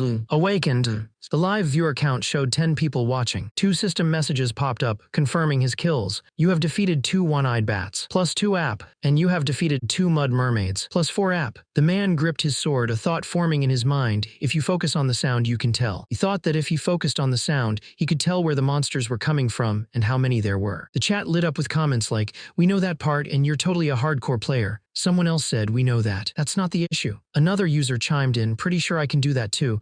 Someone named White asked, Verduman, what level are you again? The man, wearing his golden mask, thought, if you know it, you should be able to do it. More chat messages popped up. No normal person can do that. Talent decides everything in this game, and his commitment to the bit is wild. Another user commented, capitalizing on Narukami Subaru is a little much. He knew it wasn't time to leave yet. He needed to get as many achievement points as possible before he could get out. As he continued to walk, the chat asked, have you been walking straight this whole time? Another user added, real men walk in a straight path, I don't know what to tell you. Someone else asked, didn't you research the map? As he kept moving forward, a message popped up from a user named Tambourine Master, warning him, if you keep charging forward, you're gonna die, bro. Masked man with his golden eyes looked around, and a shiver went down his spine as he saw hundreds of small, purple, spiky creatures swarming the rocky landscape. Then a massive red eye opened in the darkness, followed by countless more, belonging to giant, terrifying creatures with glowing red eyes. The chat went wild. Anvertuman said, GGS, nice knowing you, and White added, he's done for. Another user, Pigeon Tamer, commented, see you on the retry screen. Suddenly, a blue system window appeared announcing, my dead stream has given you a mission. 100 credits if you kill everything. The masked man looked at the blue system window that had just appeared. He processed the mission and the reward. The chat was still going wild. DSFL 58 said, 100% bait. Handsome Orc chimed in with, what a scumbag move El Mau, and White just kept laughing, El Mau. The masked man thought, whoever you are, my dead stream. Thank you for the 100 credits. Suddenly, a fist slammed down onto a table, making a loud thud. A man with dark blue hair, wearing a suit and tie, looked furious. He grabbed his head and screamed, ugh, what the hell are you doing? You were doing fine up until floor 6, and then you retire here. Refund me. Another woman with long dark hair wearing a similar suit sat next to him, calmly looking at her phone. The angry man then said, sorry for yelling, my bad. A woman with dark hair and a traditional dress looked down at her phone, her expression worried. A man with blue hair and a suit, sitting next to her, asked, Are you okay? What are you watching? You're surprisingly quiet. She looked up, her eyes wide with fear, and said, this can't be happening. The blue-haired man panicked. Look, it wasn't that much money, okay? Seriously, I still have enough to give you. She cut him off. If I ever gamble again, but she quickly corrected herself. That's not what I mean. She then said, Narukami Subaru. The blue-haired man, looking a bit annoyed, asked, wait, are you still watching that guy's stream? His eyes widened as he realized something, muttering, no way. The man, Subaru, was a whirlwind of motion, his black hair flying as he cut down multiple enemies with his sword, bathed in a crimson glow. The live chat was going wild, with viewers asking how he was taking them all down by himself. Suddenly a voice echoed, you're amazing, Subaru. Subaru stood next to a man with long silver hair and cold blue eyes. The silver-haired man said, even if you adjust the sword angle mid-swing, you keep your breathing steady and don't let your eyes wander. Subaru, confused, asked, sword angle? He then thought,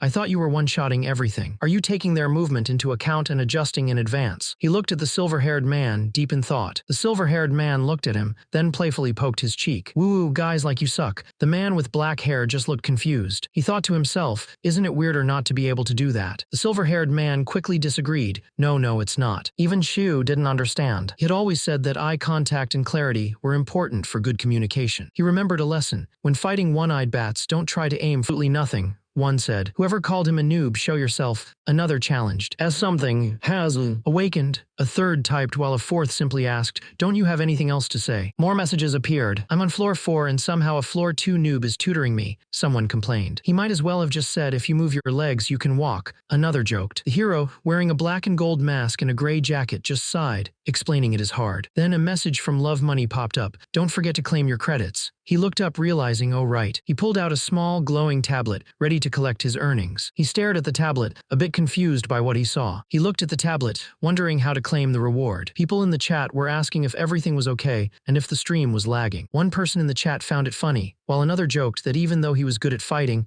he was like a grandpa when it came to streaming. Someone else advised him to tap the claim button at the top of the mission list in the chat. He followed the instructions, and a blue system window popped up, confirming the mission was complete, and he had received 100 credits. He quietly said, thank you. With 20 viewers still watching his live stream, he decided, all right, one last push. He started running through the dark, rocky cave. A purple system panel appeared, showing his current credits at 150 and achievement points at 118. Suddenly, a loud scream echoed from outside. The scene shifted to a tall building under a bright moonlit night. Inside, a woman with long dark hair and a man with blue hair were watching the stream. The woman covered her mouth in shock, exclaiming, this is insane. There's no other way to describe it. The man just looked at her, saying, you're the insane one. He then asked her, let me ask you then, have you seen a stream like this? The man leaned back, looking annoyed, and said, why are you freaking out? It's just floor 2. The woman, clearly upset, yelled, of course I'd freak out. The man, still sitting, quickly apologized, okay. I'm sorry. She then remembered, where's he from again? Right, Earth. Narukami Subaru, an Earthling. She smiled brightly, thinking, if this isn't destiny, I don't know what is. Suddenly she wondered, wait, what if he's Narukami Subaru reincarnated? You see this in novels all the time. Isekai, I believe, is what it's called. Oh dear lord. The man looked utterly defeated, thinking, whenever it's about Narukami Subaru, she loses her damn mind. The woman then started to feel dizzy, holding her head. She mumbled,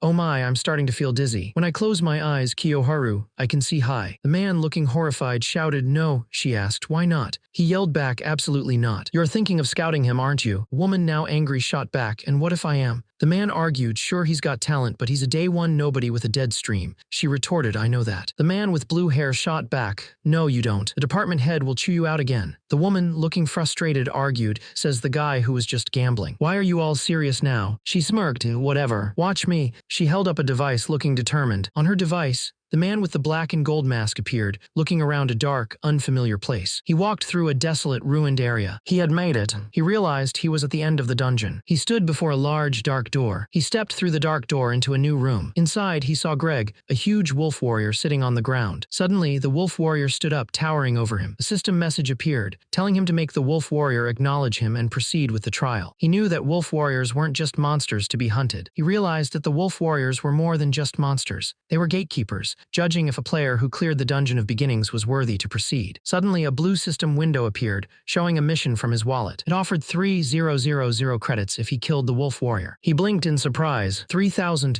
He wondered, his eyes wide. As he looked at the wolf warrior, a live chat appeared, filled with comments. People were skeptical, saying things like, another scammer has entered the chat, and the wolf warrior isn't even meant to be killed in the first place. The wolf warrior let out a low growl, its fur bristling. Then it lunged, its sharp claws tearing through the air. The massive wolf warrior known as Greg let out a terrifying growl. His fur was a mix of blue and white, and his eyes glowed with an eerie yellow light. A system window popped up, identifying him as the gatekeeper of Floor 2. He wore a spiked bracer on his arm, ready for battle. Greg's scarred face twisted into a snarl as he looked at his new challenger. "A customer, huh?" he growled, his voice deep and menacing. A glowing blue system window appeared before Subaru, giving him a task. He had to make the wolf warrior acknowledge him. Subaru stood before the massive wolf warrior, a towering beast with white fur and glowing green eyes, holding his sword ready. The wolf warrior, its face scarred, leaned in close, its fangs bared and asked, "Just one?" Subaru, wearing a dark mask that covered his face, looked up at the giant wolf. The wolf warrior asked, "Is it really just you? Do you see anyone else around?"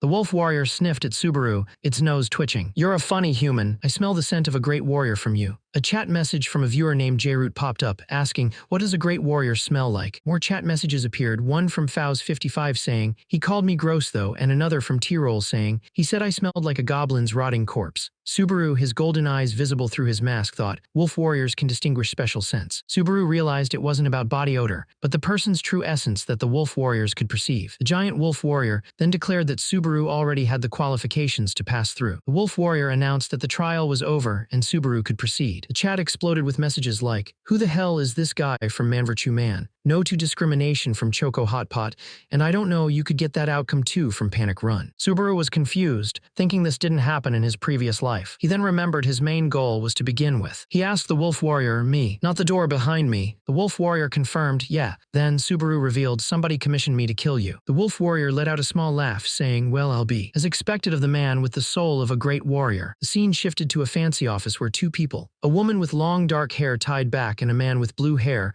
were standing in front of a desk. Behind the desk sat a man with short, graying hair and a scar across his face, typing furiously on a keyboard. The man at the desk, John Tail, the head of Azure Sky Entertainment, looked up and asked, "So, how many viewers does this streamer have?" The blue-haired man replied, About 20 people, sir," but the woman quickly cut in, "No. He's surpassed 30 viewers now." John Tail looked at them, his expression serious, and asked, "You two, is this some kind of prank?" John Tail, a man with short black hair and a dark suit, glared at the two. He asked Kiyoharu, a man with blue hair and a dark suit, if he thought John was unaware of his gambling during work hours. And he looked at the woman beside Kiyoharu, who had long brown hair and a black and red dress, and asked what this was about. John continued, saying he told them to find someone worthy, but they brought him a streamer with only 20 viewers. The woman calmly corrected him, saying, 30, sir. John snapped that the exact number didn't matter. He then turned to the woman, whose name was Yuika, and suggested she start streaming instead, praising her talent and saying she would surely gain fame. But Yuika cut him off, saying, "Chief." She explained that she had taken a quick look at the streamer's channel, and he now had over 40 viewers. Kiyoharu, who had been holding his breath, let out a relieved sigh. John, however, was furious and demanded to know if they were even listening to him. Suddenly, the scene shifted to a dark, desolate place. A man with short black hair and a dark suit stood alone, facing a massive, monstrous wolf-like creature with glowing blue eyes and sharp claws. The man gripped the hilt of his glowing red blade, a voice in his head telling him to clear his mind. A system window popped up, explaining that his unnamed demon blade was draining his stamina, but in return, all his stats were getting a boost proportional to the stamina consumed. He took a deep breath, telling himself to relax as he prepared for battle, his eyes glowing red through his mask. Another system message appeared, stating that his Wedge of Greed LV2 was resisting the secondary effects of the demon blade. He knew that even though this was his first time in this situation, he just needed to do what he always did. The monstrous wolf-like creature lunged at him, its sharp claws extended, ready to strike. The wolf-like creature lunged,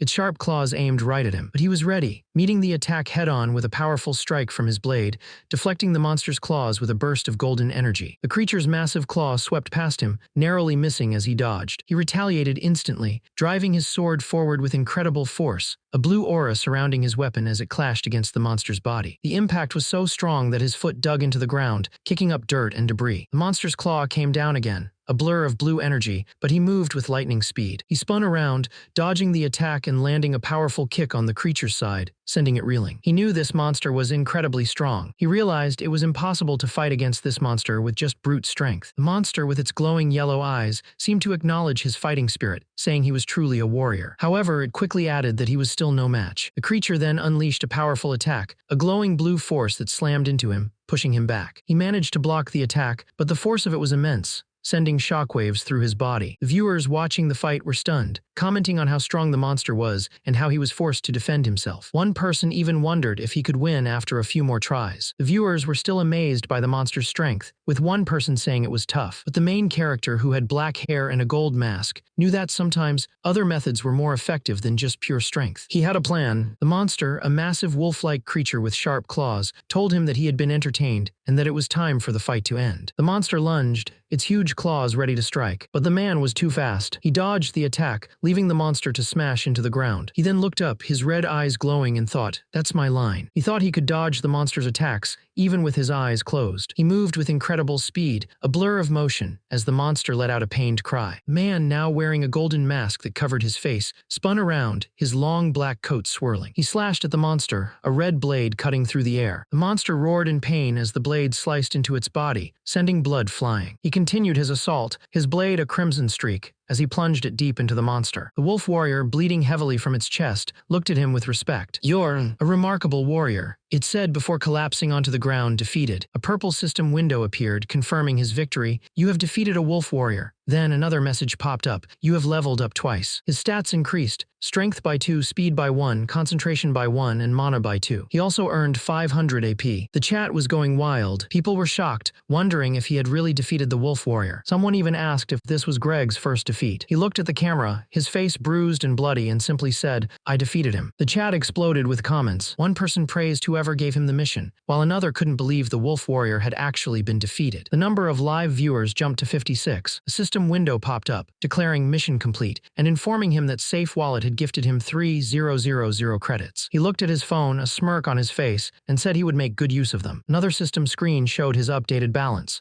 150 credits and 618 achievement points. Then a new message appeared: "The doors are opening." He turned to see a massive, ancient door slowly creaking open, revealing a blinding white light from within. He stared into the light, his eyes wide with surprise. Suddenly, a holographic map appeared before him, showing different paths labeled Ice Trial, Earth Trial, and Fire Trial. The chat was still buzzing with confusion, and one person mentioned feeling lightheaded. Holographic map showed many more choices than just the 3 previously seen: Wind Trial, Illusion Trial, Poison Trial, Metal Trial, Nature Trial, Ice Trial, Soul Trial, Thunder Trial, Light Trial, and Dark Trial. The chat was still going wild. Someone named White asked if there were 13 trials, and Panic Run corrected them, saying there were currently 16 known trials. Another user, Curl-Wielding Shogun, pointed out that the number of choices depended on the player's talent. A new system window popped up asking, "Would you like to choose the Thunder Trial?" The man, wearing a dark mask that covered his face, looked at the prompt. The chat users were quick to comment. Gaton enthusiastically typed, "I choose you." Walls Down added, "That's the obvious choice." Mumumu even joked, "If you don't choose the Thunder Trial here, you'll have to change your name." The man simply thought, "Of course." Another system window appeared, confirming, "You have chosen the Thunder Trial." Suddenly, a bright light enveloped him, and he began to glow blue, disappearing from the spot. Meanwhile, back in the real world, a woman with long, curly brown hair and a black dress watched a live stream of the tower on a huge screen. Her eyes were wide with excitement as she saw the player on the screen. She cheered loudly, along with 2 men beside her, one with short blonde hair and the other with medium-length blue hair. They high-fived and celebrated, shouting that the player had done it. The woman then asked her chief, who had a serious expression, if he had ever seen a streamer grow so quickly. She explained that players normally only got 2 or 3 missions at a time, but this player had gotten a whopping 13. The chief, a man with short, dark hair and a formal suit, admitted that the player was incredible, especially since he had defeated the wolf warrior, a monster that had never been beaten before. However, he still thought the player was just a rookie streamer on floor 2, and the risk of scouting him right away was too great. The blonde-haired man then suggested they make a bet, and the chief asked what it was. The blonde-haired man explained the bet. If Subaru failed to master Thunder, his and Kiyoharu's salaries would be fixed for the next 5 years. But if Subaru succeeded, they would sign a contract with him without any further discussion. Kiyoharu, a man with dark blue hair, looked shocked and yelled, asking why he was being dragged into this. He pleaded with the chief, saying he didn't even know this person. The blonde-haired man smirked, wondering if the chief really thought there was a possibility of Subaru succeeding, even if he made it through the trial. He pointed out that so far, the only player who had mastered Thunder was the original Narukami Subaru. A woman with long brown hair who was standing next to the blonde-haired man smiled sweetly and said they wouldn't know unless they tried. The chief grunted, then agreed to the bet. Kiyoharu tried to protest, but the woman quickly covered his mouth, silencing him. A blue system window appeared before Narukami Subaru, commencing the Thunder trial. Suddenly, a bright, glowing blue aura surrounded him. He wore a dark jacket over a black shirt, black pants and sneakers, with a sword strapped to his back. He looked around, confused, wearing a dark mask that covered his nose and mouth. He wondered where he was. Then a voice screamed, "Watch out!" Before he could react, a man in armor with a red cloak slammed into him, pushing him out of the way. An enormous impact shook the ground where Subaru had just been standing, sending debris flying. Both men lay on the ground, stunned. Subaru looked up to see a massive, muscular creature with pale skin and black markings standing over them. The man who pushed him shouted, "You." The man who pushed Subaru shouted at him, "Stop spacing out. Are you trying to get yourself killed?" A purple system window appeared before Subaru, showing a quest: defeat the fragment of the Titan race. Subaru wondered why this monster was here. The massive Titan roared, its body rippling with power as it prepared to attack. Meanwhile, other players in the chat were confused. "What's going on?" one asked. "Isn't this supposed to be the Thunder Trial?" Another wondered. Someone named Orbit 8 confirmed it was the Thunder Trial, but also mentioned that this monster usually spawns during the Titan episode. He wondered why it was here already. Subaru realized that this monster was supposed to be a boss-level enemy that appeared in the second half of the trial. He wondered if something had changed because he had defeated Greg, the previous boss. The Titan monster loomed over him, its face contorted in a snarl. The Titan roared, its massive fist slamming down, creating a huge crater in the ground. A man wearing a black outfit and a golden mask that covered his eyes and nose quickly dodged the attack, moving with incredible speed. He thought that even though the monster was huge, it was still weaker than Greg, which was good to know. Just then, another person ran up, shouting, "I just helped you out back there. You need to get to safety." The masked man ignored him, thinking he needed to get rid of the Titan quickly before anyone else got in the way. He activated his unnamed demon blade, which started consuming his stamina but boosted all his stats. However, his Wedge of Greed skill level 2 was resisting the blade's secondary effects. The massive monster brought its club down, aiming to crush him, but he barely managed to dodge, the weapon slamming into the ground where he'd been standing. He quickly jumped onto the monster's club, using it as a springboard to launch himself into the air. The monster looked up, surprised, as he soared over its head, leaving a trail of blood in the air. He landed on the monster's back, his blade already drawn and ready to strike. With a swift, powerful motion, he plunged his sword deep into the monster's neck, a gush of dark blood erupting from the wound. The monster let out a guttural scream as he twisted the blade, its body convulsing under his weight. He pulled the blade out, and the monster's head slumped back. "Shut it," he commanded, his voice cold. "Now stay quiet for the rest of your life." The monster gurgled, blood still pouring from its throat as it slowly began to fall. The monster's glowing eyes slowly dimmed as its massive body toppled, finally defeated. Our hero stood over the fallen giant, his blade still dripping with its blood. A system window popped up, announcing his victory. "You have defeated the fragment of the Titan race. You have cleared stage 4. Another message appeared showing that he had leveled up 3 times. His strength increased by 2, speed by 1, stamina by 2, and mana by 1. He also earned 4,000 app. As if that wasn't enough, he also got 2 new items, the Titan's Heart and Thunder. Meanwhile, other players in the chat were freaking out. They couldn't believe he got 4,000 points and wondered how he cleared stages 1 through 4 so quickly. Suddenly, a man with dark, messy hair and a worn tunic came running up to him, looking scared. He called out, "Es sir." Meanwhile, the chat was still buzzing. One person joked about how the man went from being casual to polite, while another pointed out that anyone would be on high alert if someone like him showed up in stage 4. The man, still looking terrified, asked, "Why are you here?" The masked hero with glowing eyes replied, "Can't you tell?" He then declared, "I've come to defeat the Titan." Blood dripped from his hand, staining his black outfit. The chat reacted again, with one person commenting on the hero's intense aura, and another saying he needed to explain himself better. The scene then shifted to a peaceful, sunny village nestled among mountains and a river, a stark contrast to the intense battle. The peaceful village was bustling with people, a woman carrying a bucket and 2 men in cloaks walking past a simple house. Inside, the man with spiky black hair and a dark mask sat on a bed, looking at his phone. Sunlight streamed through the window, lighting up the dust motes in the air. He scrolled through comments on his phone, people asking him to show his items. He wore a black shirt and a dark gray jacket, with a sword leaning against his bed. He thought about it, realizing he was curious too, and decided to show everyone what he got. He held up a ring, which was called the Titan's Heart. It was a rare accessory that increased stamina and healing efficiency. He liked that it also boosted his stamina. Then he showed off a piece of armor called Thunder. It was a rare protective gear with defense +5, imbued with the power of thunder. It could be used once a day to negate status ailments, and had 3 remaining uses. The chat was buzzing with excitement over Thunder. Someone called Catfish exclaimed how hot it was,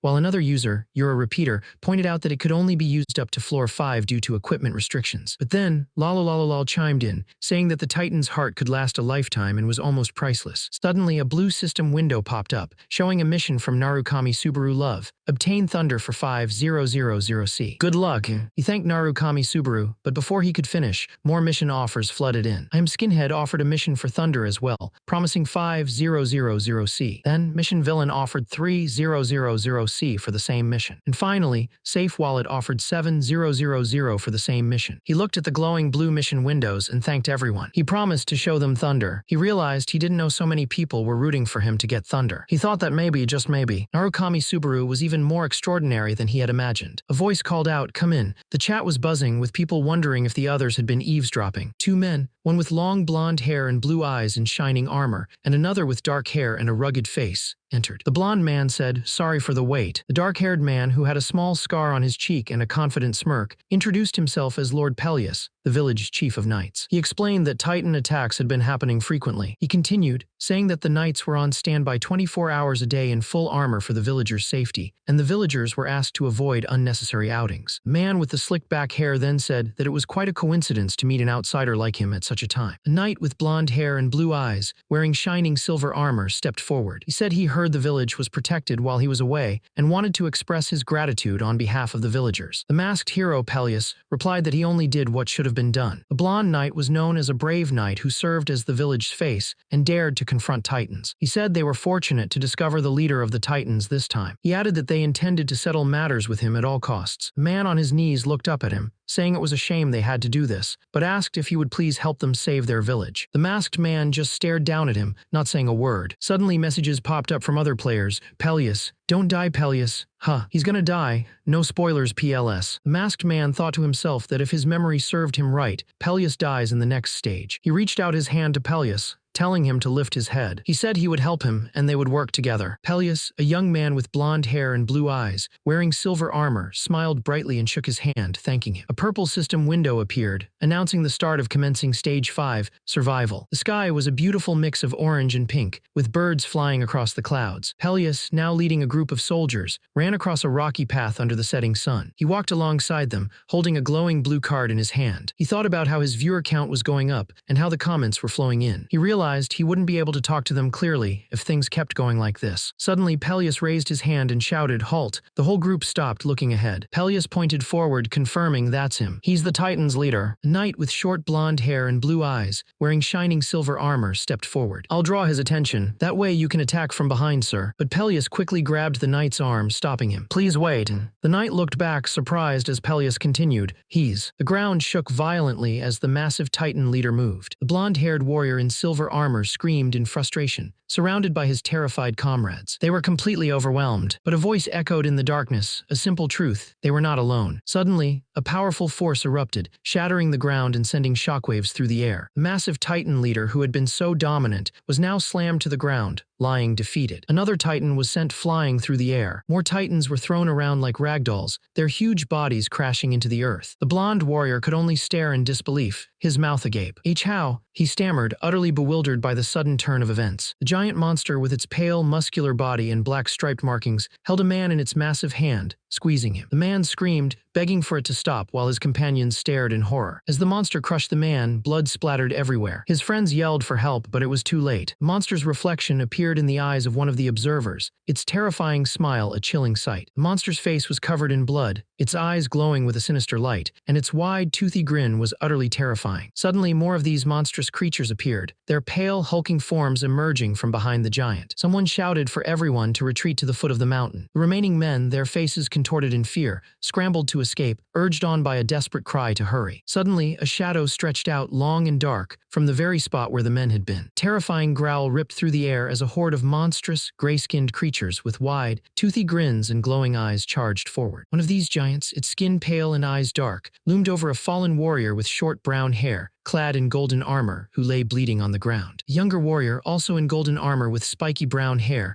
screamed in anguish, held back by two other armored men. "Stop it," he cried. The giant monster roared, its mouth wide open as the young warrior continued to shout, "Brother! Brotherer!" His comrades struggled to hold him back as another armored man lay motionless on the ground. Suddenly, a voice cut through the chaos. "All men leave the battlefield. This is an order. The armored men looked shocked, some with dark hair, some with short black hair, their expressions grim. A man with short blonde hair and blue eyes, wearing silver armor, shouted, "Falcon, lead the way." As he and the other armored men started to retreat, their boots kicking up dust. He looked back, his eyes wide with worry. The blonde man turned to the dark-haired man, who was still standing his ground against the hulking, monstrous figures. "Sir, you need to leave as well," he urged. "Let us reorganize our troops and challenge them later." The dark-haired man, with his spiky black hair and piercing yellow eyes, stood firm, a red and black aura swirling around him and his sword. "That's my line," he said, his voice calm but firm. He then turned to the blonde man, who was still in his silver armor. "Aren't you leaving yet?" he asked. The blonde man looked confused.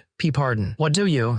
The dark-haired man turned to the blonde knight and said, "No offense, but I can't move freely if you're around. If you really don't want to go, then we can both die happily together." The blonde knight looked shocked, his eyes wide. "However, to leave an outsider behind and run away is—" He stammered, but the dark-haired man cut him off. "Please don't make me repeat myself." Nodding, the blonde knight quickly said, then. "I'll gather the soldiers. Please hold on as best as you can until then." He turned and ran off. The dark-haired man simply said, "Thank you." As the blonde knight ran, he shouted back, "We are greatly indebted to you. Please be safe." Suddenly, a group of monstrous, pale-skinned creatures with gaping mouths charged forward, letting out a guttural roar. The creatures charged, but the hero was faster. He moved like a blur, a dark streak against the chaotic sky. He spun around, a sharp blade appearing in his hand, crimson energy crackling around him. "You're fighting me," he declared, his eyes glowing red. He lunged forward, the blade cutting through the air and slicing into one of the monstrous creatures, leaving a trail of dark blood. He weaved between the massive bodies, striking again and again, a whirlwind of deadly motion. The creatures, though large and powerful, found themselves unable to land a hit as the hero danced around them, his attacks swift and precise. One of them let out a frustrated roar. The hero, with his black hair and glowing red eyes, finished off the last of the creatures with a powerful strike from his red-bladed weapon. A system window popped up, telling him he had defeated 2 traces of the Titan and earned 20 AP. He thought to himself that even if this was just a trial, he couldn't afford to leave anyone behind. Suddenly, a man with messy blonde hair and blue eyes, wearing dark armor and carrying a shield on his back, ran through the forest. The man with messy blonde hair and blue eyes, wearing dark armor, gritted his teeth, sweat dripping down his face. He found himself surrounded by multiple massive, pale, bald creatures with wide, unsettling smiles and glowing red eyes. They looked like giants, ready to attack. People watching the scene unfold online were worried. "Is he gonna fight them all?" one person asked. "It's a suicide mission. There's too many of them."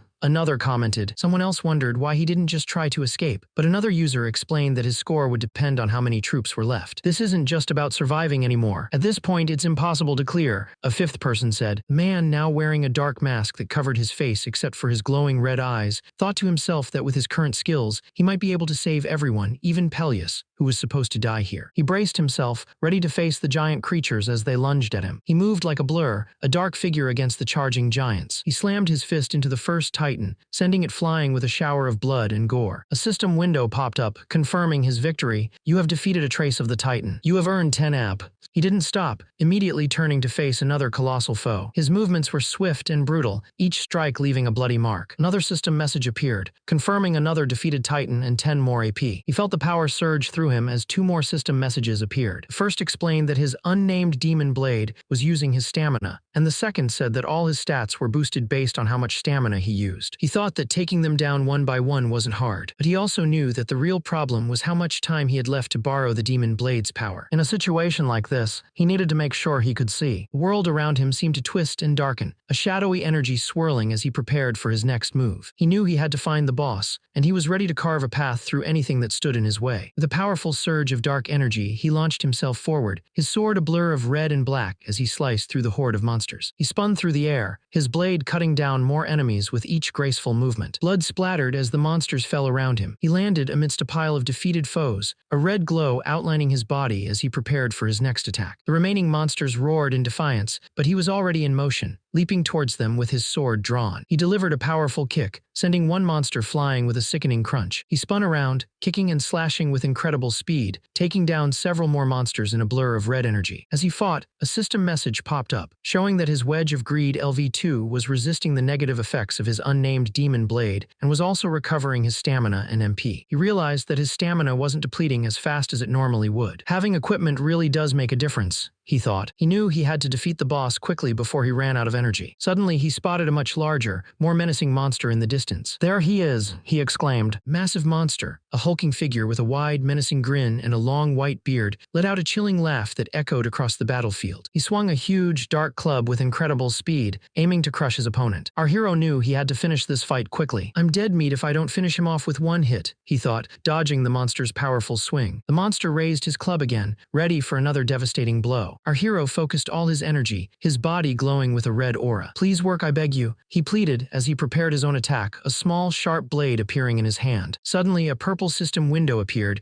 telling him he had cast Thunderclap. A massive burst of golden lightning erupted from him. The system notified him again. Thunderclaps are reverberating throughout the battlefield. Golden lightning exploded all around, hitting the monstrous creatures. The powerful shockwaves of golden energy slammed into the monsters, sending them flying and collapsing to the ground. One of the large, muscular monsters with long white hair and sharp teeth screamed in pain, clutching its head as the lightning coursed through its body. It roared in fury, its eyes glowing with hatred. "Vile, human," it growled, clearly enraged but also in agony. Man, with his dark hair and black outfit, plunged his glowing red sword deep into the monster's chest. A system message flashed, warning that his unnamed demon blade was using up his stamina. He twisted the blade, his face grim as the monster thrashed. He pulled the sword out, and the monster recoiled, blood splattering everywhere. The monster's hand, now covered in its own blood, trembled. The man gritted his teeth, determined, as more blood splattered around him. The monster roared in pain, blood dripping from its mouth, its eyes wide with agony as it crumbled to the ground. The monster screamed as blood gushed from its mouth, its body twisting in agony as it fell to the ground, defeated. A blue system window appeared announcing, "You have defeated the Titan species." More windows popped up. "You have cleared Stage 5, Survival. You have accomplished an astounding feat." Then a series of notifications filled the air. "You have leveled up twice. Your strength increased by 1. Your speed has increased by 2. Your stamina has increased by 2. Your mana has increased by 1. As the dust settled, the man stood over the fallen Titan. Live chat messages flooded in with viewers asking, "Has anyone ever defeated them before? And how does one even begin to do that?" Others wondered, "That's not even the kind of stage this is in the first place, and since when were they killable?" As the live chat continued to buzz about the impossible feat, the man with dark hair and glowing red eyes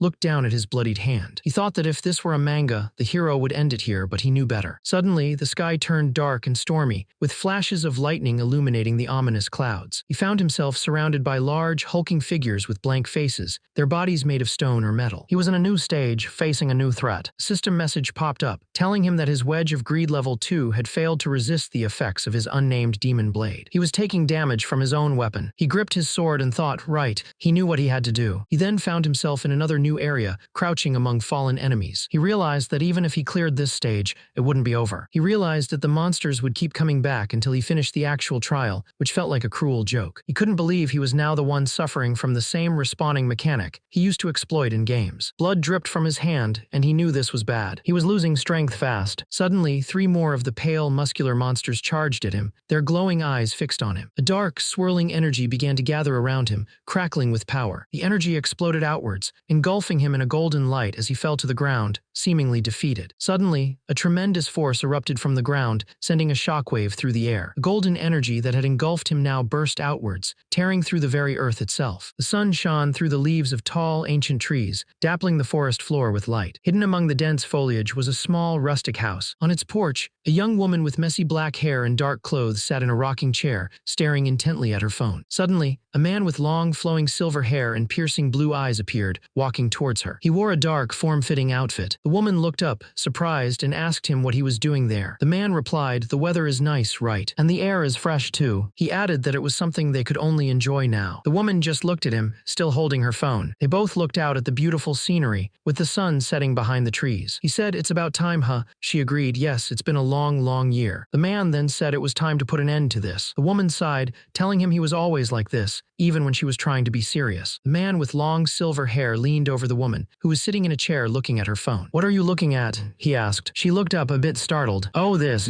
She showed him the phone screen, which displayed a picture of a man in a black and gold mask. Apparently, it's Narukami Subaru. The silver-haired man's eyes widened and he shouted, "Subaru. Did you say Subaru just now?" The woman calmly replied, "Not the Subaru we know, obviously." She explained, "He's just calling himself that. He's a streamer who has just started taking his second-floor trials." The screen showed a live stream of the masked man fighting, with comments like, "What astonishing moves, and there's no way he's a newbie." The silver-haired man simply said, Ah. The woman looked at him, her expression serious. You realized it too, right? The silver-haired man looked away, his voice low. If only Subaru survived back then, Kyojo Itsuki would have been long gone from this tower by now. The woman asked, what are you trying to say? The man with the long white hair looked at the woman with gray hair and said, Subaru is dead. Just face it already. The woman, clearly upset, yelled, enough with this talk. Shoo. She stomped towards him, her eyes wide with anger, and asked, how long do you want to stay living in his shadow? A man with long white hair, blue eyes, and a black outfit with glowing red accents looked at her, his expression unreadable, and asked, and what about you? He continued,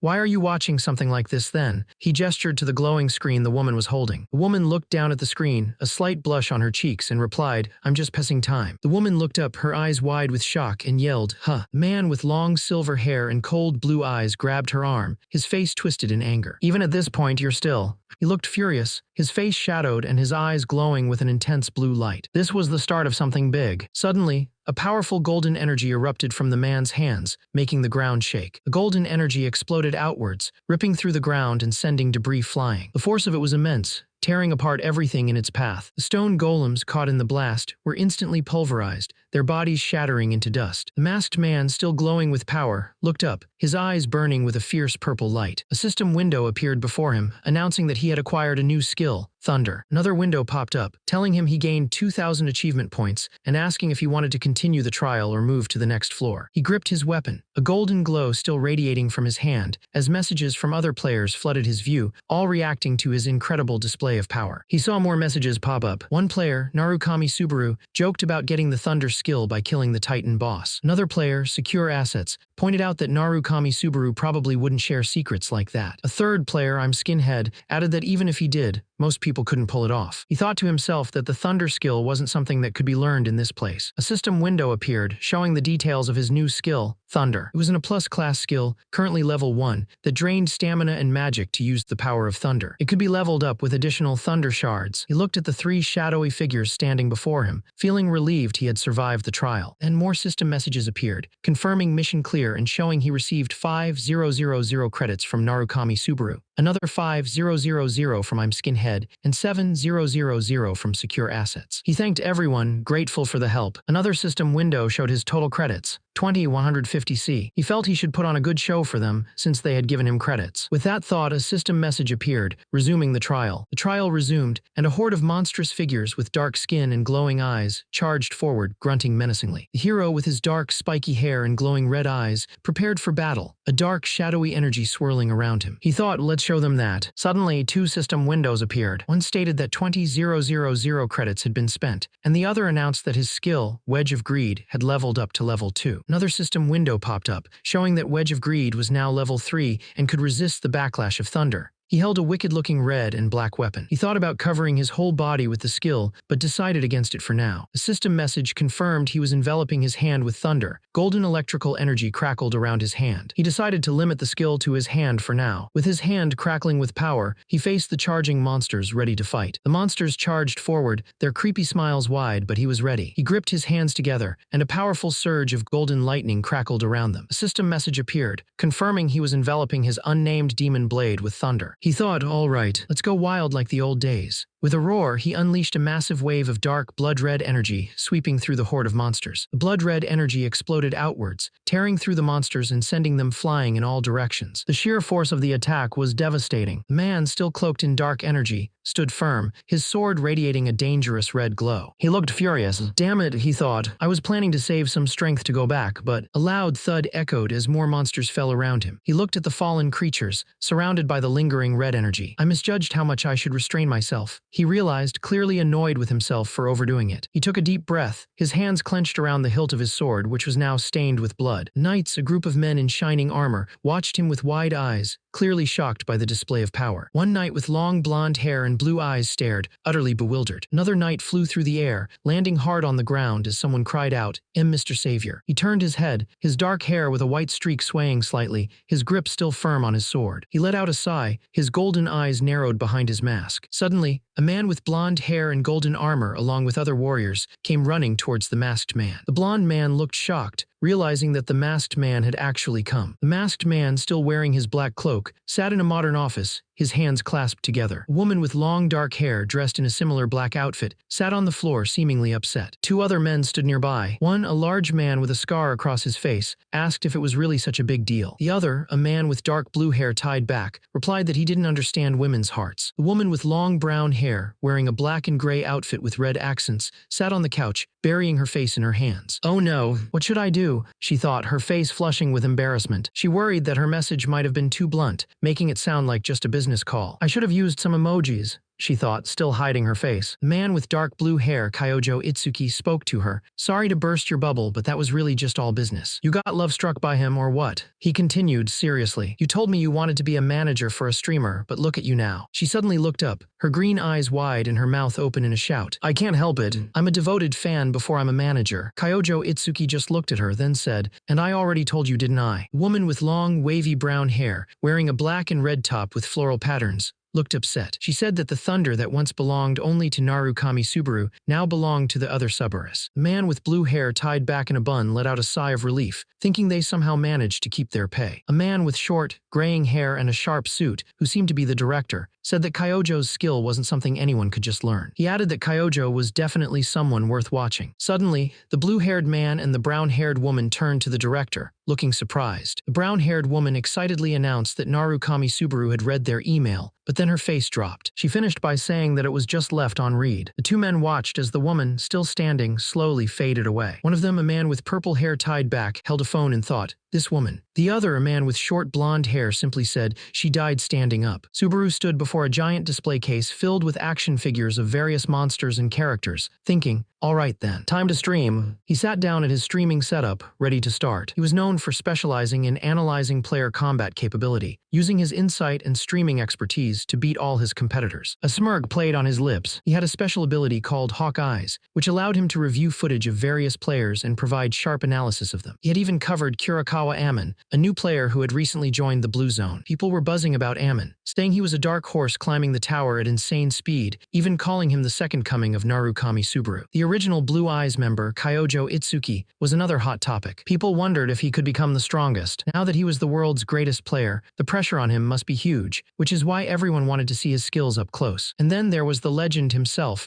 Narukami Subaru. If you thought of an unrivaled player, his name would instantly come to mind. He was the one who truly owned the title of Thunder. A live stream began and a voice greeted the viewers. "Hello, it's me, Hawk Eyes. Thank you for tuning in again today." The streamer, a young man with messy brown hair and a black cap, sat in front of his computer. "Today, we're going to take a thorough look at the hottest player of the moment, Narukami Subaru." Comments flooded the screen, some excited, others skeptical, wondering if this was the real Narukami Subaru or a new player. The streamer clicked his mouse. "Come on now, don't be so dismissive straight away." Suddenly, the screen changed to show a player in action, fighting fiercely. The comments went wild. "This guy's insane. Is he really a newcomer? What floor is he on now?" The streamer looked shocked. "Oh, this is crazy. What's going on?" The streamer, a young man with spiky green hair and a mischievous grin, watched the intense fight unfold on his screen, his jaw practically on the floor. "Oh my god, phew, he's got some crazy concentration," he exclaimed. He realized that the player wasn't just good, he was unbelievably precise. To be able to use a skill he has only just obtained in such a proficient manner. He can't be human. He controlled his skills and only applied the necessary strength to his blade. He didn't waste any of his power. The comments section exploded. People typed things like, "Is that even possible?" and "What do you mean?" Someone even said, "In short, a god." The streamer continued to analyze the footage, his eyes wide. He's not only got the concentration and technique needed for fine control of his skills, but also the judgment to make the most of them. Not once did he make a misstep in battle. He looked at the comments again. Where did this monster come from? Not even half of them seemed to understand what's going on. He leaned into his microphone, a serious look on his face. "This guy is definitely going to be a big player. Let's keep an eye on him in the next Hawkeye's times." The chat continued to buzz with comments like, "I almost thought of him as a tank Elmao, and if the guy goes up a few more floors, there might be a chance to collab with him." Another person simply said, "But man, he's just amazing." A message popped up, asking if he had any closing remarks. He slapped his forehead, realizing he had completely forgotten to do his usual Hawkeye's closing remarks. He thought about the player he had just watched. In terms of control alone, he might even be better than Narukami Subaru at his peak. The screen then showed the title for the next chapter, Reincarnated Streamer, Chapter 12. Suddenly, a man with dark hair and a stern expression jolted awake, sweat dripping down his face. He sat up quickly, gasping for air. A system window appeared, showing that Stage 6 was pending and his fatigue had fully recovered. A system message popped up, asking if he wanted to suspend the trial. He learned that two conditions had to be met to suspend a trial. First, the previous stage had to be finished without starting the next one, and second, his fatigue level had to be 0, meaning he was fully recovered. He realized his physical fatigue was gone, but his mind was still exhausted. Suddenly, he looked up and saw a chat window from his live stream. The viewers were thanking him for watching today, and he was surprised by how many people were watching. He quickly apologized and told them the next stream would be after a day off. Then a blue system message appeared, announcing that Inarukami Subaru had ended the stream, and a bright light surrounded him. The light faded, and Subaru's foot appeared, now covered in tiny black spikes. He found himself standing in a vast, empty white space under a sign that read, "Stage Waiting Area." He looked around, confused, then noticed a mysterious, ancient-looking stone gate in the distance. Suddenly, his phone buzzed, and a blue system window popped up. It was a long message from someone named Yuika from Azure Sky Entertainment, apologizing for the inconvenience and offering full support and the highest revenue share in the industry. Subaru's eyes narrowed. Is this spam mail? He wondered, a bead of sweat rolling down his face as he stared at the message. He mumbled, Azure Sky Entertainment. The name seemed to stir something in his memory, his expression a mix of surprise and confusion. The man with black hair and dark clothes sat at an outdoor cafe, a cup of coffee on his table. He held a glowing blue screen in his hand, looking at the information displayed. The screen showed details about Azure Sky Entertainment, describing it as a leading multi-channel network focused on managing live streamers. It was a rapidly growing company, known for investing in and supporting streamers. He thought, times sure have changed. Who'd have thought there would be a company like this now? He realized they were quite a big company, one of the leading MCN companies in the industry. The screen then showed a post about Azure Sky's streamer, Hawkeyes, and someone named Narukami Subaru. The comments below praised Subaru, calling him better than the original, while others called it rubbish or talked about streamers losing their way. Someone mentioned Hawkeyes was famous for his harsh words. He realized that Hawkeyes, the streamer known for his bluntness, was affiliated with Azure Sky. He thought about how messy Hawkeye's comment section must be. He thought that Hawkeyes really did have great eyes. Meanwhile, another man with short, wavy brown hair and a black suit walked through a town. He held a phone in his hand. He looked at the phone, thinking that Hawkeye's control might even be better than Narukami Subaru at his peak. Suddenly, he got angry, yelling that Hawkeyes had only reached the second floor and wasn't anything special. His eyes glowed red as he gritted his teeth, thinking that once he cleared this floor, he would rip out Hawkeye's eyeballs. He spat on the ground, annoyed, and walked out, grumbling that his morning was ruined. He let out a chilling laugh, his face twisted into a sinister grin. He then walked into a cafe and sat down, wondering if it was an unlucky day, seeing the same guy, Subaru, everywhere he went. Suddenly, a cup of coffee spilled all over him, making him shout, "Hot!" Hot coffee splashed all over the man's jacket, and he looked down at the mess with a furious expression, his eyes wide and angry. A man with short, spiky gray hair and a smug smile, wearing a fancy black coat with gold patterns, appeared. He looked at the man who had been splashed and said, "Whoops, my bad." The man who was splashed looked up surprised and asked, "Huh, it's you, Subaru." Subaru smirked. "We see each other a lot these days, eh?" The second floor sure is small. The man, still annoyed, silently pulled out his phone. Subaru leaned in and asked, "Want me to pay for your coffee? You're always broke after all, bethink." Subaru's eye twitched, a red glow appearing in its depths, as he glared at the man walking away. "Hey," he called out, his voice sharp. The man turned, a smirk on his face. Subaru's eyes narrowed. "I warned you last time, you gotta screw loose up there." The man just laughed, grabbing Subaru by the collar. "You fucker." He pulled Subaru close, their faces inches apart. Looking all smug, "Think you can get away with it? Just say it if you want to get decked that badly. I'll gladly beat you up just like the old days." Subaru, still held by his collar, simply replied, "Sorry." Subaru, still held by his collar, simply replied, "Sorry," but then added, "I don't have time for this." He quickly grabbed the man's arm, twisting it and making him cry out in pain. The man looked shocked, wondering how Subaru could be so strong. Subaru let go, saying he'd pretend the man had already paid for his coffee and thanked him. He then started to walk away. The man, still reeling from the sudden turn of events, just stared with wide eyes. As Subaru reached the door, the man finally found his voice and yelled, "Hey, wait, you bastard." But Subaru just walked out, the door closing behind him with a gentle chime. The man let out a frustrated sigh. "Just when I had been going up the tower smoothly," he grumbled,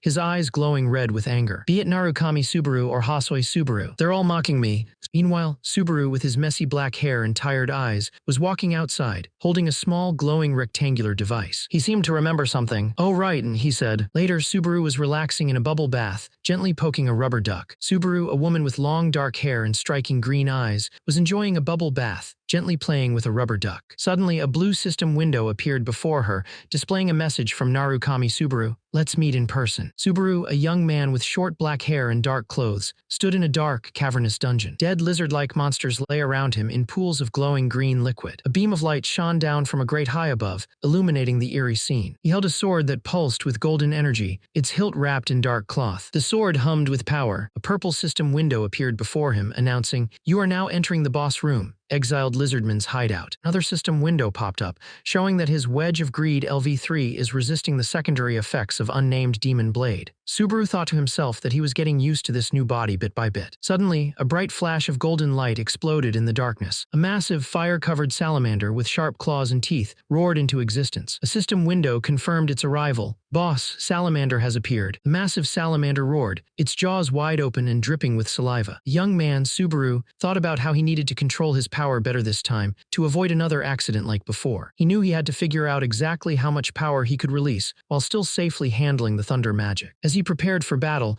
golden lightning crackled around his legs. A system window appeared, confirming that thunder had gathered in Subaru's legs. With incredible speed, Subaru darted towards the giant salamander, a small figure against the fiery beast. He moved so fast that it almost looked like there were two of him, a blur of motion as he closed in on the monster. The fiery monster roared, its mouth wide open, ready to strike. But the hero was faster. He swung his sword, a blur of motion, as the monster erupted in a fiery explosion. A system message popped up. Thunder has flowed into unnamed demon blade. He lunged forward, the ground beneath him cracking from the force. Another system message appeared, stating that the Wedge of Greed LV3 was resisting the secondary effects of his blade. Then two more messages flashed. Resistance has failed, and your fatigue has increased. He moved in for the kill, his blade glowing with power as the monster thrashed beneath him. He brought his blade down, finishing off the lizardman. Immediately, a system window popped up, telling him he had cleared the dungeon. Exiled Lizardman's hideout. Another notification appeared, letting him know he had leveled up. His strength, stamina, and mana each increased by 1 point. The scene shifted, and he found himself in a mystical forest, light filtering through the trees. He walked down a set of stone stairs, his sword still in hand. He looked at his stats, noticing that the stamina-reducing effect worked much better than he thought it would. His fatigue was at 61, which he thought was plenty to push himself even further. But then he saw the cost to level up his skill, Wedge of Greed, which suppressed the side effects of skills and items. He realized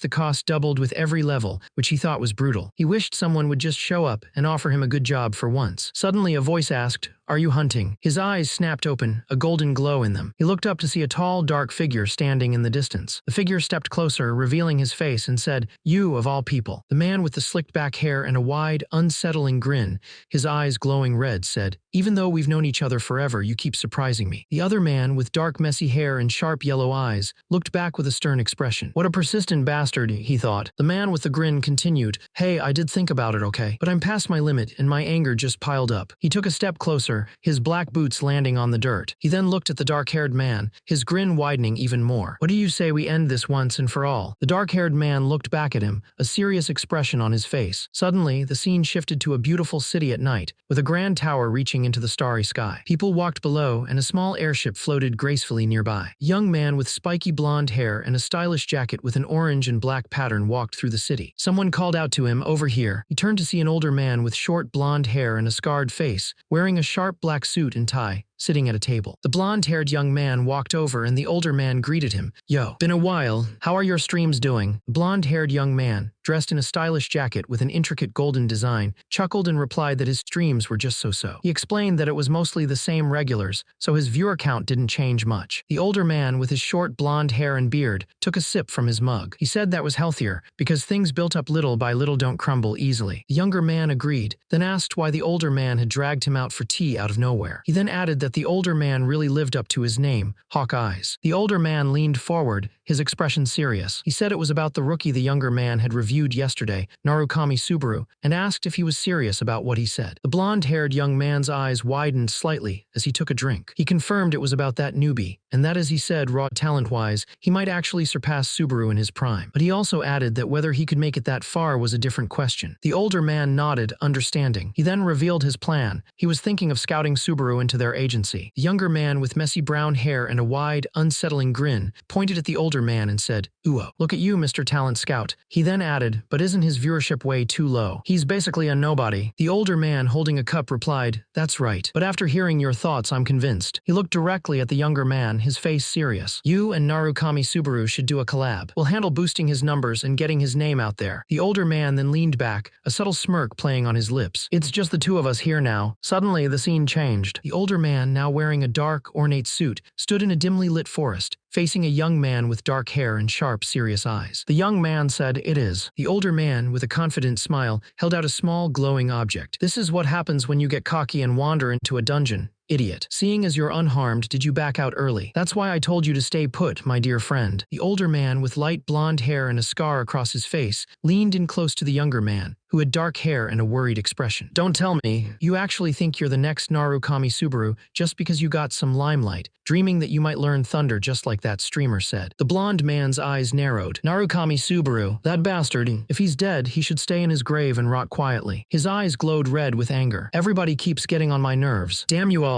He looked at the younger man, who seemed uncomfortable. "Don't you think so too?" The younger man sighed. "Even I didn't expect I'd end up in an era overflowing with Narukami Subaru wannabes." The blonde man put his hand on the younger man's shoulder. "Let me ask you something. Why do you hate me so much?" The younger man, with his dark hair and piercing gaze, looked at the blonde man and said, "Because your name is Subaru." Subaru's eyes widened, a hint of fear in them. He stuttered, "Why you?" The dark-haired man grabbed Subaru by his shirt, his voice filled with anger. "You know who my father is and you still say that. What's your dad got to do with this? You're a grown man. Why do you still blame everything on him?" The dark-haired man's voice dropped. "Because my father is Reinhardt. He's a high ranker on floor 6. Subaru's eyes widened in shock, a bead of sweat rolling down his face. "Reinhardt?" He thought, the one-slash-swordsman. Big news. Something unbelievable just happened. A newcomer from Earth, Narukami Subaru with his blue eyes, just defeated Reinhardt, the Rune Continent's ranker. He did it with a single slash. The whole fight took less than 30 seconds. Reinhardt, with his long blonde hair and blue eyes, lay on the ground, his face bloody, struggling to move. He thought he could still fight. A man with short dark hair and glowing red eyes, clearly angry, yelled, "You bastard. Don't you dare say his name so casually." A man with short dark hair and glowing red eyes, who looked like a younger version of the Sword Master, explained that the reason he saw the protagonist as an enemy was because of the one-slash-swordsman, or rather, his father. He then angrily asked if the protagonist had any idea how much Hasoi suffered because of him. Man, now surrounded by a fiery aura, threatened the protagonist, telling him to shut up and warning him not to say another word. But the protagonist simply said, no. The man was clearly shocked by this defiance. The man, clearly annoyed, told him to stop talking and just die already. He then channeled a massive amount of fire energy, gathering it between his hands, ready to unleash a devastating attack. A man with spiky black and blonde hair, wearing a stylish black coat, stood surrounded by crackling orange energy. He sneered, saying he hated Subaru Narukami so much it made him sick. He thought Subaru never did anything special, yet everyone treated him like a big deal. He grumbled about how even the low-ranking members of Subaru's guild, Blue Eyes, got cocky because of him. In the end, they all sank together like idiots. He clenched his hand, a ball of fire swirling in his palm, and declared that they deserved it. With a wide, unsettling grin, his eyes glowing red, he said they were probably rotting in hell, paying for everything they did. He then turned his attention to someone else, saying that getting stuck with Subaru's name was just the end of their luck. Suddenly, a powerful explosion of fire erupted, engulfing the area. The man let out a puff of smoke, a bit surprised by his own power. He held up his glowing hand, saying, "Sorry, I couldn't control myself. We're supposed to be buddies. How can I be so cruel?" He then wondered, maybe I should go kill that masked streamer next. His eyes glowed red as he looked at the ground, which was now scorched and burning with flames. He pulled up his mask, covering his face with a shadowy material, and asked, "You mean this mask?" The ground around him continued to burn brightly. The man with the gold earrings and spiky hair watched as the main character stood up from the burning ground, completely unharmed. He couldn't believe it, shouting, "It can't be. You took that blast head on. How are you still?"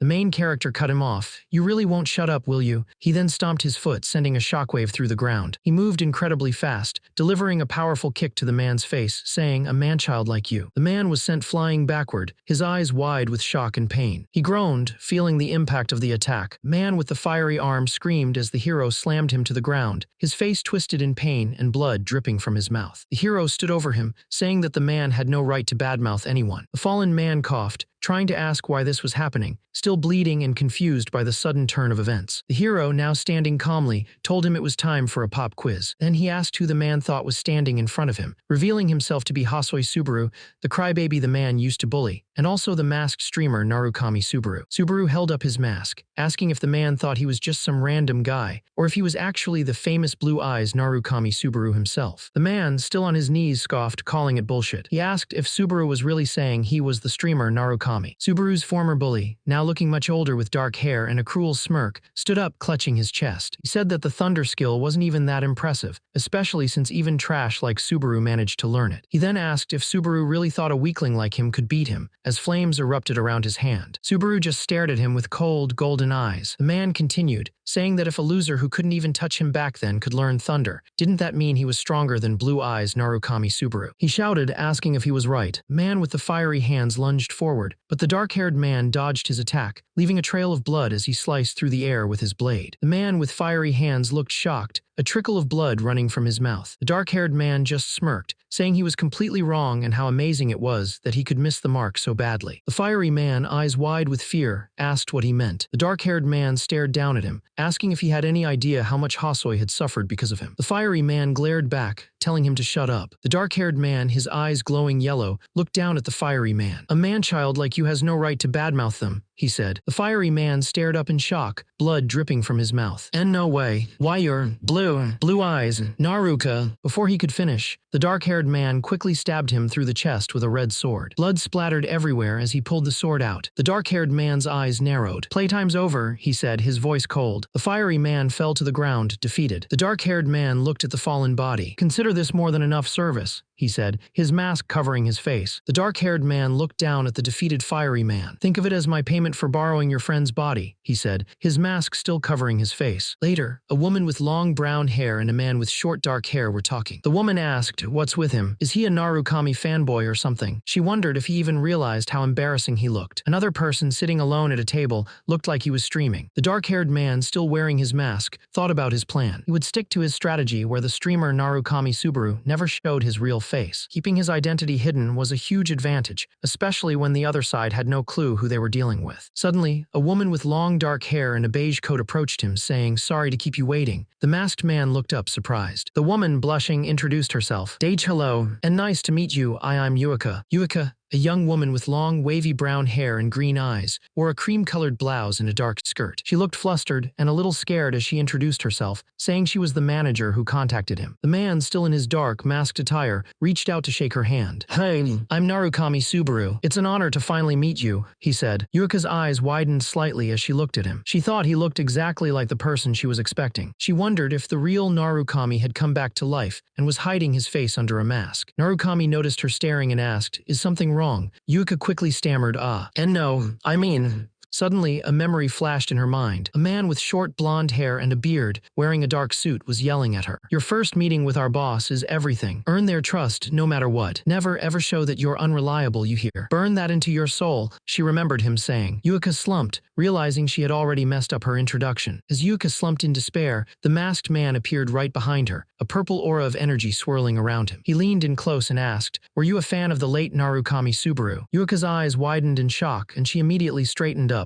her face flushing. "Yes, without a doubt. I'm a die-hard supporter," she practically shouted. The man, now sitting across from her at a small table, calmly replied, "Well, I'm not the real one, so please relax. I'm pretty sure I'm younger than you too." Yuika, still flustered, quickly corrected herself. "And no, I'm your fan as well." She then launched into an excited explanation. "In fact, I first began watching you when you literally had 0 viewers, which means I'm your first ever viewer. When you beat the one-eyed bats with ease, passed Greg's trial and chose the Thunder trial, I was constantly screaming at my screen. All of that led to me coming here today." She continued, her face glowing with enthusiasm. "Oh, and also when you ran into the traces of the Titan, my hands were drenched in sweat. I was so relieved when you cut them down in a single breath." The masked man listened, a thought forming in his mind.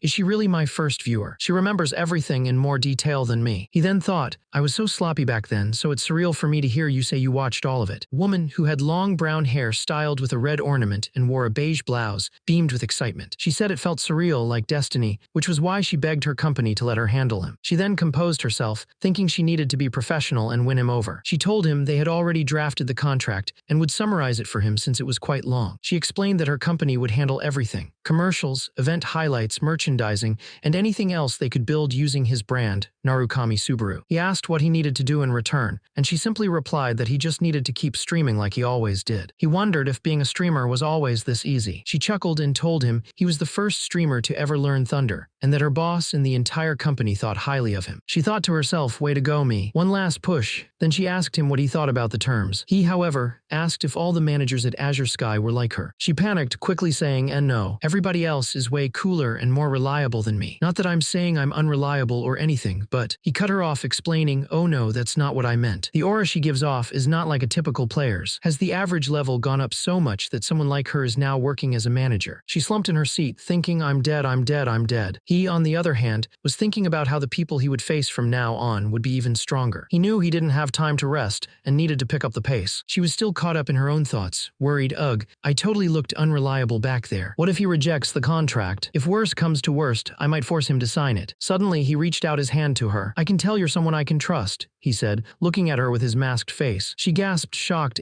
huh. He then added, I look forward to working with you. She was still a bit flustered, but she managed to shake his hand and say, likewise. Subaru, wearing a black hoodie and a cool black and gold mask that covered his face, went live. He had a sword strapped to his back, and blue energy crackled around him. The chat instantly blew up with comments from his viewers. He noticed that 703 people were already watching. Subaru thought to himself, 700 viewers already the moment I go live. I guess that early announcement from Yuika worked. A small, dark-haired girl named Yuika, who was busy on her laptop, had put out a notice about his stream schedule. Subaru, ready to begin, said, all right, let's get started. A purple system window appeared before him, announcing, commencing Stage 6, Legend. Then with a flash, he was transported to a dark, ominous forest. The dark forest was drenched in rain, with glowing symbols appearing in the air. The symbols continued to appear, leading to a military camp set up in the down. It's hard to believe that some random outsider just showed up and killed the boss of the Titans all by himself. Another knight with short brown hair and dark eyes, wearing golden armor, chimed in, suggesting that if they didn't see it happen, maybe Peleus was tricked. He questioned if it was even the real boss of the Titans or just some regular grunt. Peleus, a knight with short blonde hair and blue eyes, wearing silver armor, looked shocked and asked, how can you say that? Another knight called out, Peleus, sir. Suddenly, a knight with short brown hair and a confident smile announced, our benefactor has woken up. Behind him stood a man with spiky black hair and a mysterious black mask with golden markings,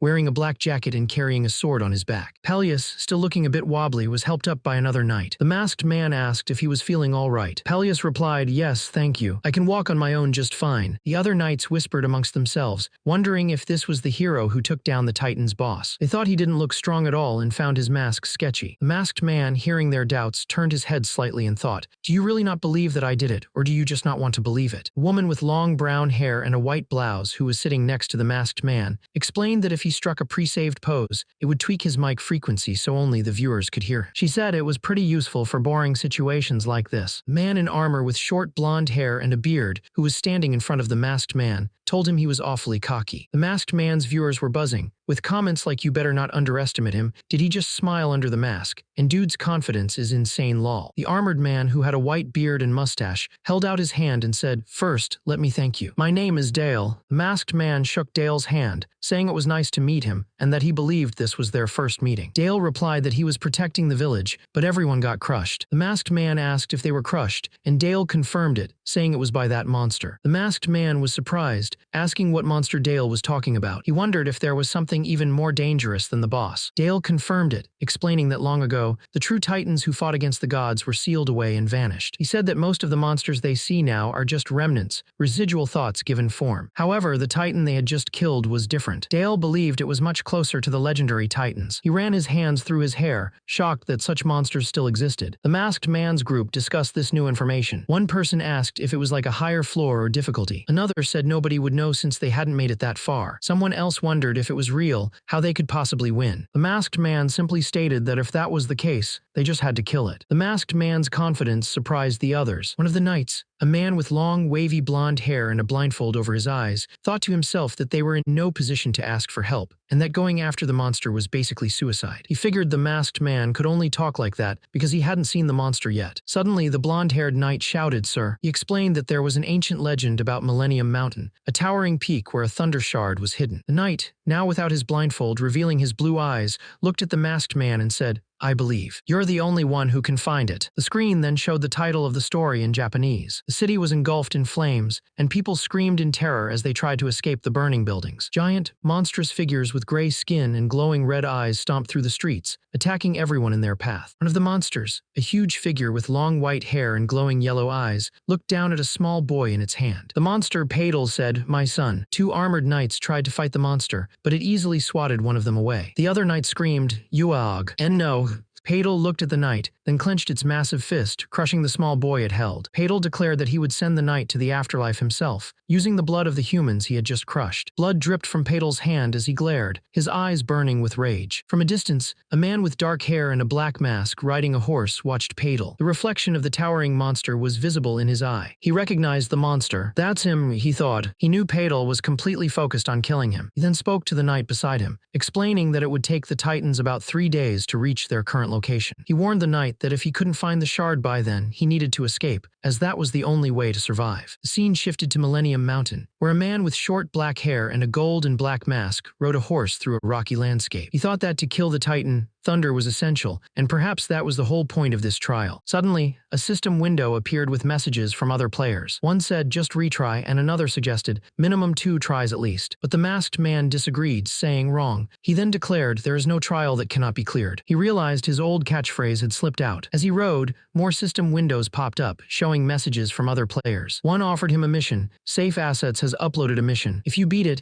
I give you 3,000 credits." Another offered 1,000 credits for a quick job hunt. He thought good they didn't notice, and that the payment wasn't bad either. He gripped the reins tightly as he rode his horse through the pouring rain, the animal's hooves splashing through puddles on the ground. He finally stopped and dismounted, looking around. So this is where the thunder shard's supposed to be, he thought, observing the jagged, rocky terrain. He stood beside his horse, surveying the desolate landscape under the constant downpour. He looked around, touching the cold, wet rock face beside him. His companion, a man with long blonde hair and blue eyes, wearing silver armor, told him that the Thunder Shard was just a legend. Nobody knew if it was a unique power, an item, or even a person. The masked man asked if he knew how to get it. The blonde man replied that all they knew was the mountain's location and the legend itself. But one thing was certain, he said, raising a finger. Long ago, someone who wielded thunder wiped out the Titans entirely. Then the masked man asked how it went, holding a small, clear container with a red liquid. A woman with long, dark brown hair, wearing a black top and a light brown jacket, cheered into her phone. "It's a success, Chief." "Yahoo!" The person on the other end replied seriously. "Good job."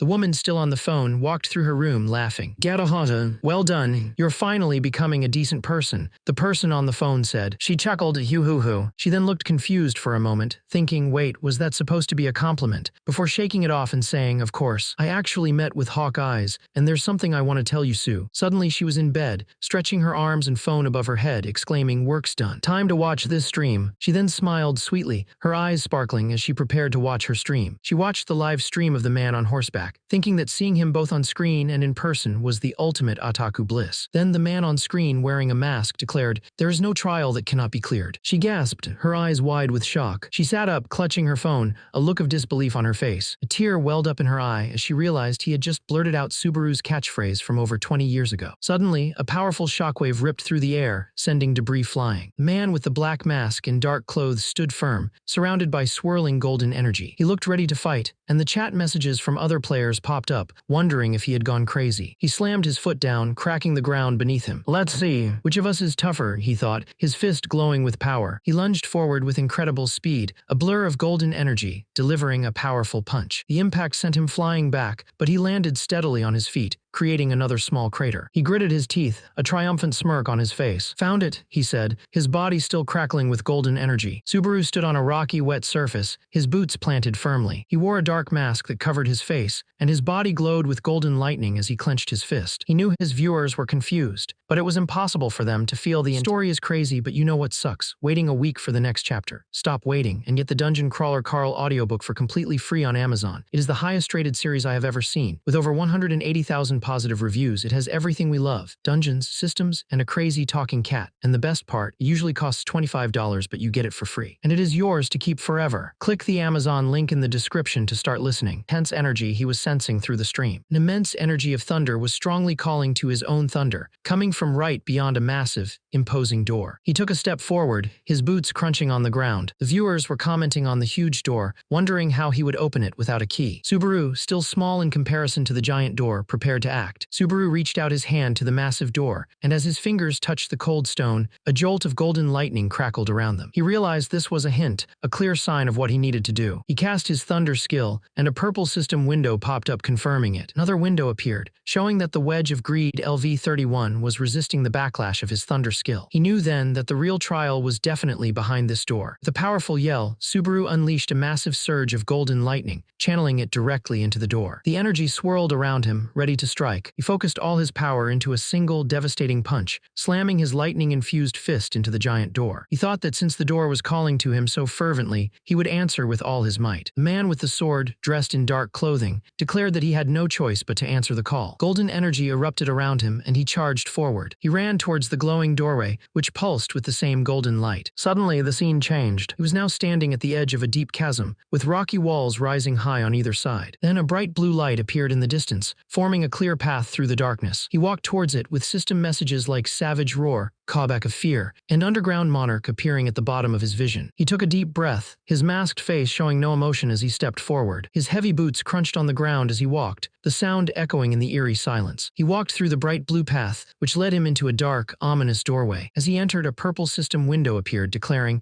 "You have entered the pathway of thunder." Another message quickly followed, "You cannot leave the area until the stage is cleared." He found himself in a place that looked like a stone chamber with a huge, detailed statue of a warrior carved into the wall. Suddenly, the scene changed. He was now in a large, open area, with several armored soldiers standing guard, their tents pitched behind them. Inside one of the tents, a group of soldiers gathered around a glowing table, their faces illuminated by its light, as if discussing strategy. A man with a gray beard and armor, holding a mug, asked a younger man with long blonde hair and blue eyes, also in armor, if he really believed the outsider would get the Thunder Shard. The blonde-haired man, Peleus, grinned confidently and said he was sure of it. The older man asked why Peleus trusted the outsider so much. Peleus replied that the outsider had already shown his skills, and he had no reason to doubt him. Suddenly, another soldier, a man with short brown hair and a worried expression, burst into the tent, yelling that they were all going to die and to hell with the shard. He looked around at the others, who seemed unfazed, and cried out that none of them understood. His eyes wide with terror, he shouted that they had no idea how strong the Titans were, and that he had experienced it firsthand in the village. Another soldier, a man with short blonde hair, knelt beside the terrified one and put a hand on his shoulder. He told him that just because the Titans were strong didn't mean they should give up. He urged everyone to have a little more faith and believe in the young hero who had done so much for them without asking for anything in return. But the scared soldier just looked up with wide, bloodshot eyes, his mouth open in a desperate plea. He cried out that it was easy for the blonde soldier to say that. Suddenly, the ground shook violently. The blonde soldier's eyes widened, and the other men in the room looked around in alarm. A mug of ale on a nearby table rattled, and a map spread across the table shifted. "This is bad," someone shouted. A soldier with dark hair and a blue scarf rushed in, yelling, "They're coming." The soldier's warning echoed, and the other soldiers looked around, confused and scared. Suddenly, a flash of light burst through the cavern, revealing a massive, icy landscape. A man with black hair and a black mask, wearing dark clothes, appeared in the icy cavern. He looked around and wondered what the tower wanted from him. He walked through the icy tunnel, and a blue chat window appeared, showing messages from other players. "Still nothing I see," one said. "There's absolutely nothing here," another added. Another message popped up. "The thunder is just too fast to see." The man in the mask thought about this,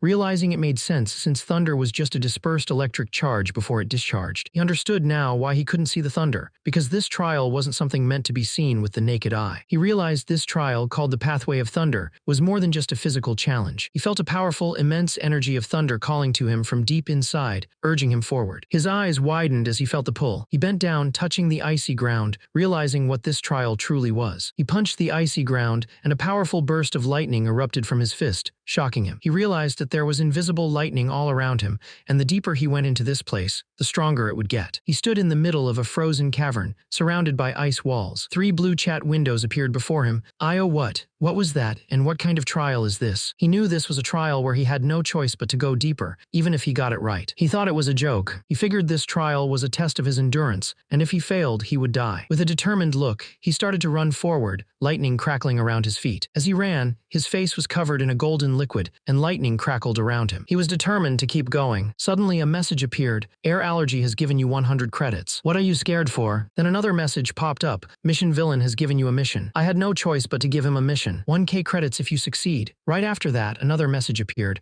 Narukami Subaru Love has gifted you 1000 credits. I think you should stop. You might end up losing the thunder skill you just acquired. Another message appeared. Live player has given you a mission. 2k credits for you, go go go. He continued to run, lightning sparking around him as he pushed through the cold, snowy landscape. He thanked them for the missions and kept running. Meanwhile, in a cozy room with a fireplace, a man with long white hair sat comfortably in a chair, watching a pot boil over the fire. A man with long white hair and sharp blue eyes, wearing a black shirt and jacket, sat calmly, seemingly lost in thought. Suddenly, a young woman with long black hair and golden eyes, dressed in a black crop top jacket and pants, burst into the room, startling him. He quickly hid something under his leg, looking surprised. The woman looked at him suspiciously. "Why are you hiding it? Are you watching adult videos?" she asked. He waved his hand dismissively. "I'm not hiding it. I don't know what you're talking about. My eyes are just tired," he said. She looked at him with a knowing smirk. "Is that so?" she asked. She sat down next to him on the couch. "They say people who are secretly pervy grow hair faster, though," she teased. He quickly shot back. "Stop talking nonsense. I told you it's not like that." She told him she stopped watching the stream like he asked, but now she was bored out of her mind. He was confused. "Is that so? So why are you here?"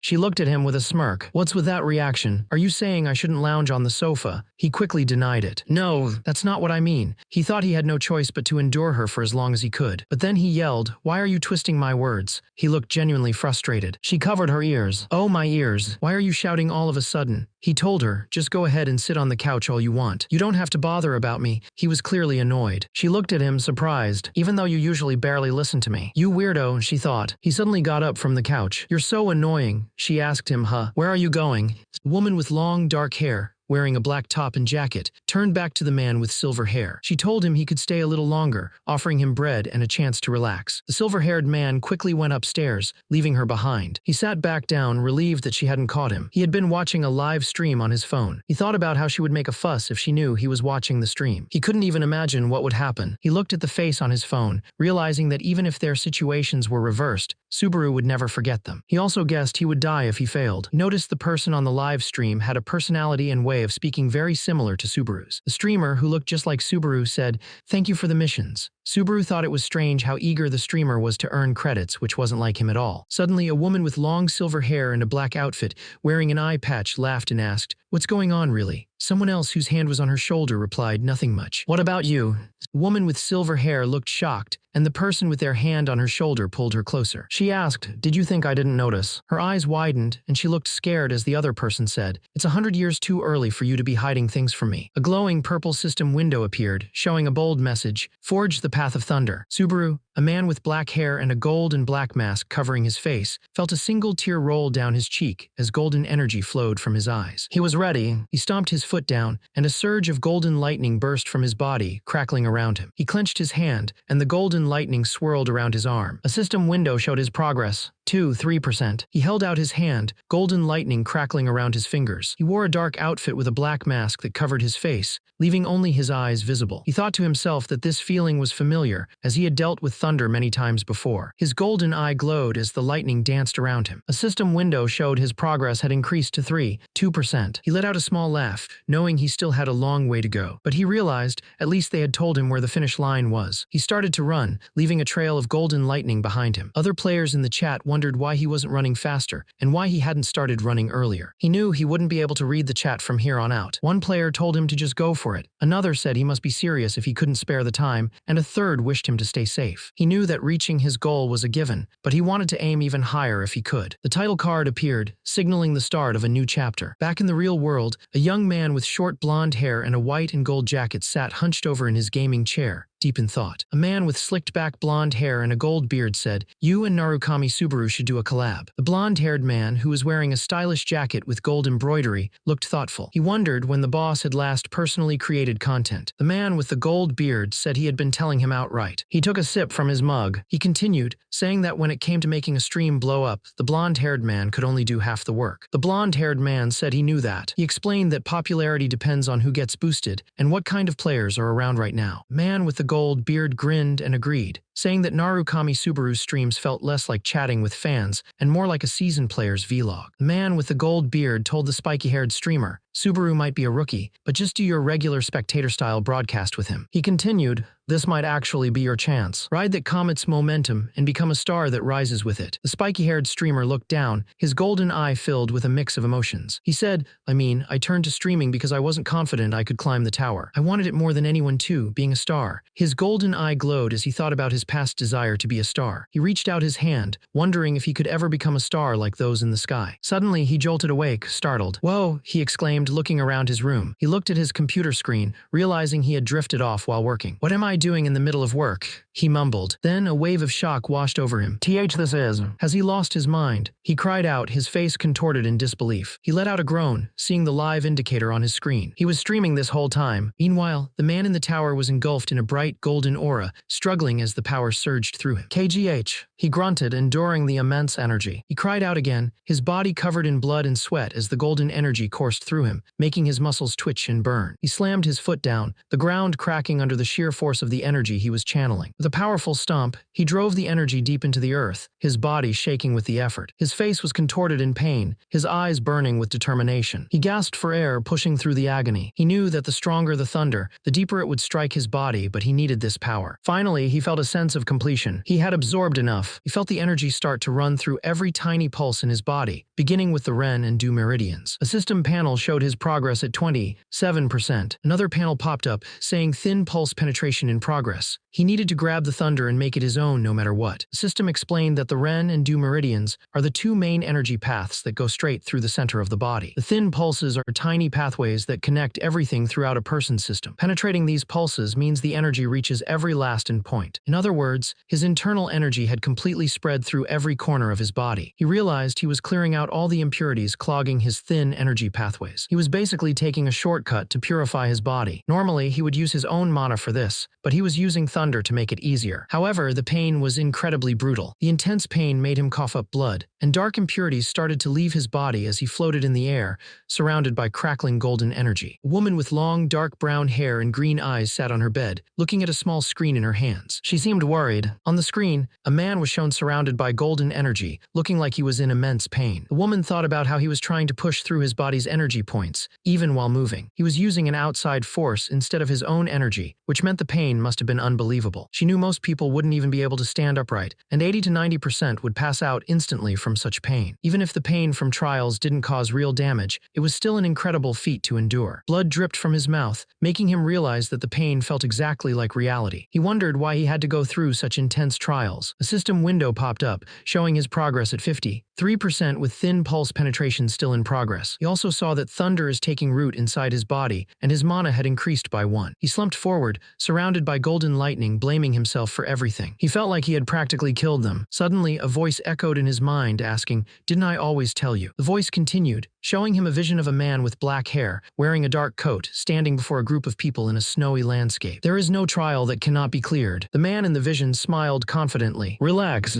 He then looked at the group of people, who all seemed to be his companions. "In the end, I'm the one who wins." Back in reality, the golden lightning still crackled around him as he thought, if only. He clenched his fist, the golden energy surging around him as he blamed himself. If only I hadn't said something so reckless. If my arrogance hadn't pushed them so hard. He thought about how none of them would have died if he hadn't been so arrogant. A man with short brown hair, a scar over his left eye, and a cruel smile on his face, holding a bloody knife, said, "Seriously, this is what happens when you get cocky." The memory of those words made the hero's blood boil, and golden lightning crackled around him. He knew it was all his fault. The hero collapsed to the ground, the golden lightning fading around him. He lay there, his body battered and bruised, with faint golden sparks still flickering flickering around his hands. Then everything went black. Subaru found himself falling through a bright, cloudy sky, surrounded by shimmering particles. He landed on a grassy hill, looking up at the vast blue sky. He wore a long, dark coat over a black shirt and pants, with his long, dark hair flowing behind him. He pushed himself up, his blue eyes wide with confusion. "Where am I?" he wondered, his dark hair falling across his face. He looked around and saw a group of people gathered around a tree in the distance. A jolt of recognition hit him, and his eyes narrowed. His blue eye stared intently at the group. "You guys," he thought, a mix of shock and longing in his expression. He recognized them instantly. "Shuhei, Tashiya, Kei, Iori, Shiu, and Rihanna too," he whispered, seeing his old comrades gathered around a small campfire. Suddenly, the image of his friends shattered into a million pieces, revealing a dark, shadowy figure in a black cloak. He realized it was all just a bad dream. He looked up at the sky, a single tear rolling down his cheek. "It was right," he whispered, his voice full of pain. He tried to laugh it off. I just had a disgustingly awful dream. Ask me what kind of nightmare it was." But then, the faces of his friends, Subaru, Shuhei, and Tashiya, twisted into horrific, angry expressions. "How dare you drag us to our deaths?" One of them snarled, their eyes glowing red. Another added, "I didn't want to die, you know." A woman with long dark hair wearing a white dress turned to the others and said, "You talk big all the time." Suddenly, a ghostly hand plunged into her chest and she cried out, "Why didn't you protect me?" Blood splattered around her as she collapsed. The man with dark hair and a long coat, who was standing nearby, watched in horror. Then, a wave of dark, bloody energy erupted from the ground, engulfing the group. They were surrounded by monstrous, shadowy figures with glowing red eyes. The man with the long coat stared in terror, his mouth open in a silent scream. He realized that this was death itself. The shadowy figures closed in and the man cried out, "I want to live. I don't want to be swallowed by the darkness. I want to breathe. Save us."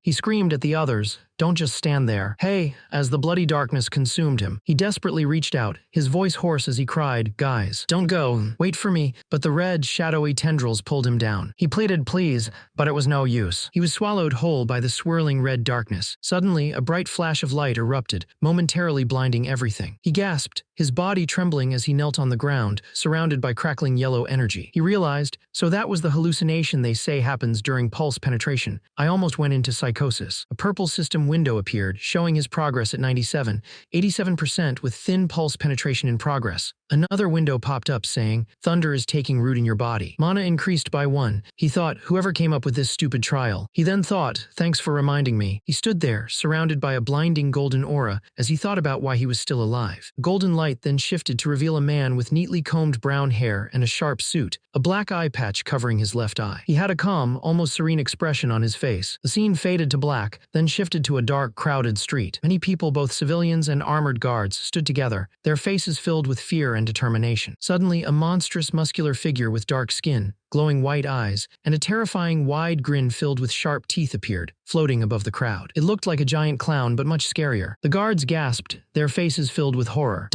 What? That guy's the real boss," one of them shouted. "The masked dude just dipped again." Another guard, a man with short brown hair and a worried expression, tried to reassure his comrades. He said, "I just know our benefactor will make a triumphant return." But a third guard, a man with green eyes and dark hair, just stared ahead silently, a single exclamation mark hovering above his head, showing his deep concern. The knight with blonde hair and blue eyes, who had been listening to the villagers' complaints, turned to his fellow knights. He reminded them that they were already a burden on the village, and now they were making things even worse. He looked at them with a stern expression, asking if they had no shame and if they even deserved to call themselves knights. One of the knights, a man with a mustache and gray hair, agreed with him, placing a hand on the blonde knight's shoulder. He said that before pointing fingers, they should remember their job was to protect the village. Then, with a flash of light, he drew his sword. He declared that knights aren't the ones who get protected, they are the ones who protect. As if to prove his point, the knight stomped his armored foot down, causing a powerful blue shockwave to erupt around him. He shouted to his fellow knights, his voice full of resolve, "Let us die today as true knights." A system window popped up, showing a progress bar at 99%. Suddenly, a surge of golden energy enveloped the knight, making his eyes glow with an intense yellow light. The golden energy swirled and condensed into a glowing orb. The knight looked at the orb, then back at the progress bar. He didn't know what the orb was, but he knew it had to be his goal. A system message flashed, warning him that his fatigue had reached 97. His body was battered and bleeding, but he pushed through the pain, thinking he just needed one more step. He kept running, ignoring the critical fatigue warnings and the danger. His boots pounded against the ground, leaving trails of golden energy. Suddenly, a man with silver hair and a beard, wearing heavy silver armor, lunged forward. He held a sword ready to strike. The armored man's sword sliced through the air, cutting the monster's arm clean off. Blood splattered everywhere. The monster roared in pain, its massive mouth wide open. But the armored man didn't stop. He kicked the monster's knee, making it buckle, and then brought his sword down again, aiming for its head. The armored man, his face contorted in a shout, yelled, "Please leave the rest to me." He stomped his foot down, launching himself into the air. He twisted his body, dodging a massive claw from the monster. The monster let out a pained gra as the man landed a powerful blow, sending it reeling. He brought his sword down with incredible force, a blue energy crackling around it. The sword sliced through the monster's head, leaving a trail of bright blue light. The monster let out a final, guttural grrrr as its head split apart. The monster let out a final, guttural scream as its head split apart, gushing blood. It collapsed to the ground, defeated. The knight who delivered the final blow landed gracefully, his sword still drawn. Another knight with dark hair and blue eyes cheered loudly. "Yeah, we did it." Lord Peleus and Lord Dale finally took it down. The other knights rushed forward, kicking and stomping on the fallen monster. "Die, just die already, creeping out here like that. Gross freak," one of them yelled. Another knight said, "It's all thanks to you, Lord Dale." Lord Dale, a man with blonde hair and a confident smirk, let out a sigh of relief. "Phew, the most dangerous one is dead, so we can finally relax now." But the older knight, Lord Peleus, with gray hair and a mustache, looked worried. "No."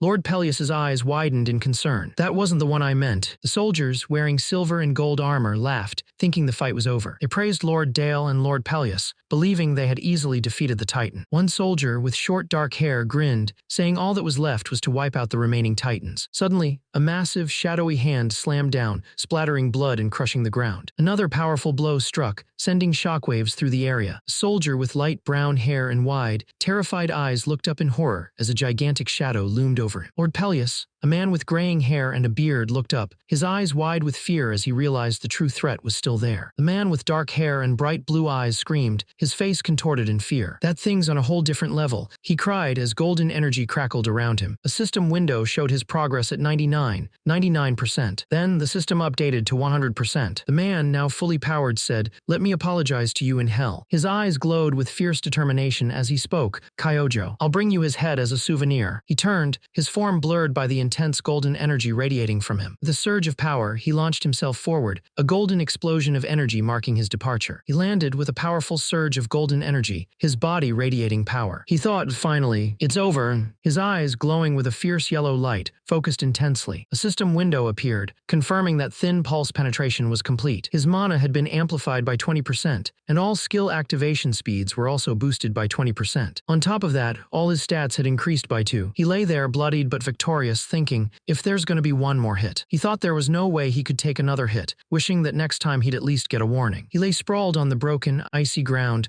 bloodied but alive. A system window popped up, telling him he had cleared Stage 6. Legend. A man with dark hair and a serious expression sat at his desk, watching a live stream. He hummed to himself, thinking, there's Reckless and then there's him. On the screen, a character lay sprawled on the ground and comments flashed by, that difficulty was insane, he passed out again, and I wonder when he's gonna wake up this time. He slammed his hand on the desk, a frustrated look on his face. It seems he's not fit to be a streamer. Suddenly, his phone rang, startling him. He picked up the phone. "I was just watching Narukami Subaru's stream," he said. The person on the other end excitedly replied, "Oh, then you also saw what just happened, right? Wasn't that crazy?" The man on the phone continued, "You're too worked up. Explain it in a way I can understand." He then added, "He's definitely going to be a star. He's going to be a star as both a player and a streamer." The manager then thought that he initially believed streaming would be a challenge for Subaru, but he looks more like a player than a streamer. The core idea of this broadcast is to show the real Narukami Subaru, the one who is a player, not a streamer. The manager, a man with short, spiky gray hair, wearing a dark suit, looked out a window. He realized they could broadcast the birth of Narukami Subaru, the player, live. Subaru's bloodied hand lay on the icy ground, slowly moving as he pushed himself up. He knelt, breathing heavily, his body aching. People watching the broadcast commented that he got up faster this time and was finally awake. His golden eyes glowed as he looked up, his face still covered by his mask. He reached a hand to his head, realizing how tired he was. A system window showed his fatigue level at 81. Another window displayed his stats. Name, Hasoi Suber affiliation,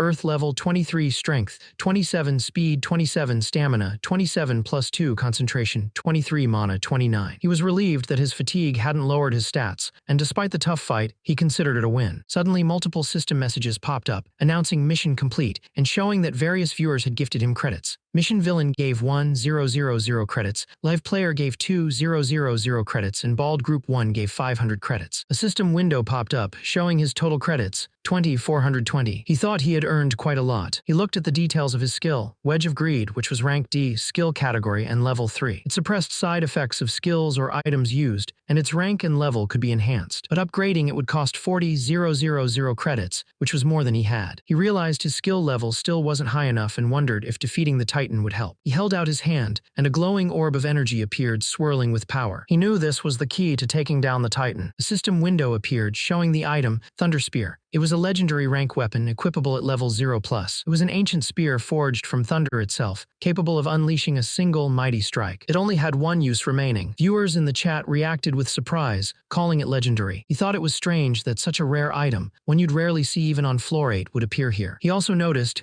that it didn't look like a spear at all. He reached out and touched one of the glowing sword-like icons on the system panel. He knew that depending on the conditions, a high-ranking item could change its shape. He looked determined, his face still partially hidden by his mask, as he prepared for the fight ahead. With a strong resolve, he said, "All right, let's go kill him." He then walked forward into the shimmering light of the ice cave. The title of the story appeared. The next chapter began, showing a man with dark hair and wide, terrified blue eyes screaming in fear. He looked up at a massive, shadowy creature with glowing yellow eyes, its presence overwhelming. He could only manage a weak, ugh. The massive creature, with its long white hair and glowing yellow eyes, let out a terrifying roar. Its mouth opened wide, drooling, and a purple system window appeared, identifying it as Titan King Grog Thunder Imbued. Another armored fighter with short blonde hair screamed, "Heek! Hey, what are you doing?" as he watched his comrade get thrown back by the monster. The man on the ground, his face contorted in fear, cried out, "Heek! I told you so. Why you guys don't know anything?" The massive creature loomed over the armored man, who cried out, "Oh God, I'm different from those foolish humans. Please have mercy on me." The creature's shadowy form shifted, its glowing eyes narrowing. "God," it asked, its voice filled with cold disdain, "you dare lump me in with such a despicable being?" The armored man screamed in terror as a larger, older man with a gray beard and armor grabbed him. "Hey,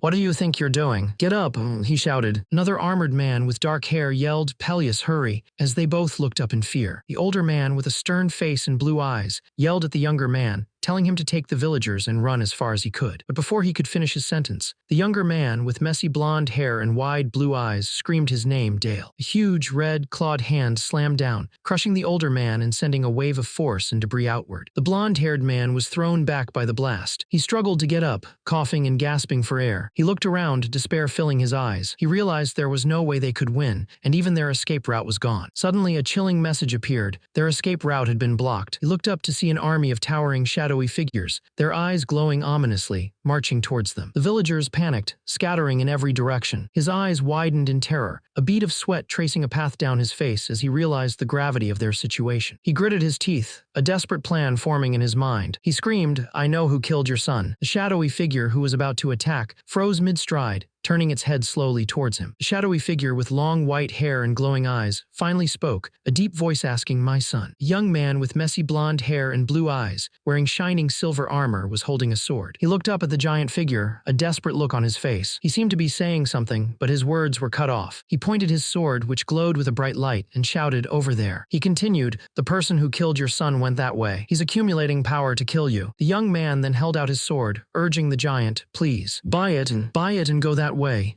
The giant figure turned its head slowly, looking in the direction the young man had pointed. The giant figure's voice boomed, accusing the young man of lying. He declared that the young man's words were mixed with lies. The giant's eyes glowed with fierce anger as he asked if the killer of his son wasn't really there, or if the young man had just pointed his sword randomly. The young man looked terrified. He warned that if the young man didn't answer immediately, he would crush him. The ground beneath the giant began to glow with immense power. The young man, his face filled with fear, braced himself as the giant's power surged. A massive wave of golden energy erupted from the giant, threatening to engulf everything around him. The golden energy pulsed, radiating immense power. A man with blonde hair and blue eyes, wearing armor, looked on in shock. "Is that him?" he wondered. A purple system window appeared, commencing Stage 7 lightning. The man with the black sword stood on a cliff, overlooking a massive stone structure, surrounded by fiery figures. "Okay, this should be the last stage," he thought. He saw messages from others. Is it just me or did he get bigger again? And he's in his growing stage, okay? He realized this didn't feel like a floor 2 trial anymore, especially if someone even stronger showed up. More messages popped up. Run away, bro, and are you fighting that colossal titan? Someone else suggested, maybe winning by escape is the whole point of this trial. Despite the danger, he felt a sense of calm. It's okay, he told himself. He knew there was no need to overthink it. He only needed to hit the enemy once. The system showed him activating a skill, his hand glowing with power. He felt a surge of confidence, knowing his opponent was no match for him right now. He had to take him out before he could even attack. With a flash of light, he initiated Thunder Spear. Energy crackled around him as the skill began to charge. He raised his hand, and a powerful bolt of lightning formed above him, ready to strike. The system confirmed the Thunder Spear activation was commencing. The sky above him erupted in a blinding display of golden lightning, ready to unleash its devastating power. The golden lightning twisted and swirled in the sky, crackling with immense power. A bolt of pure energy shot down from the heavens. The man reached up,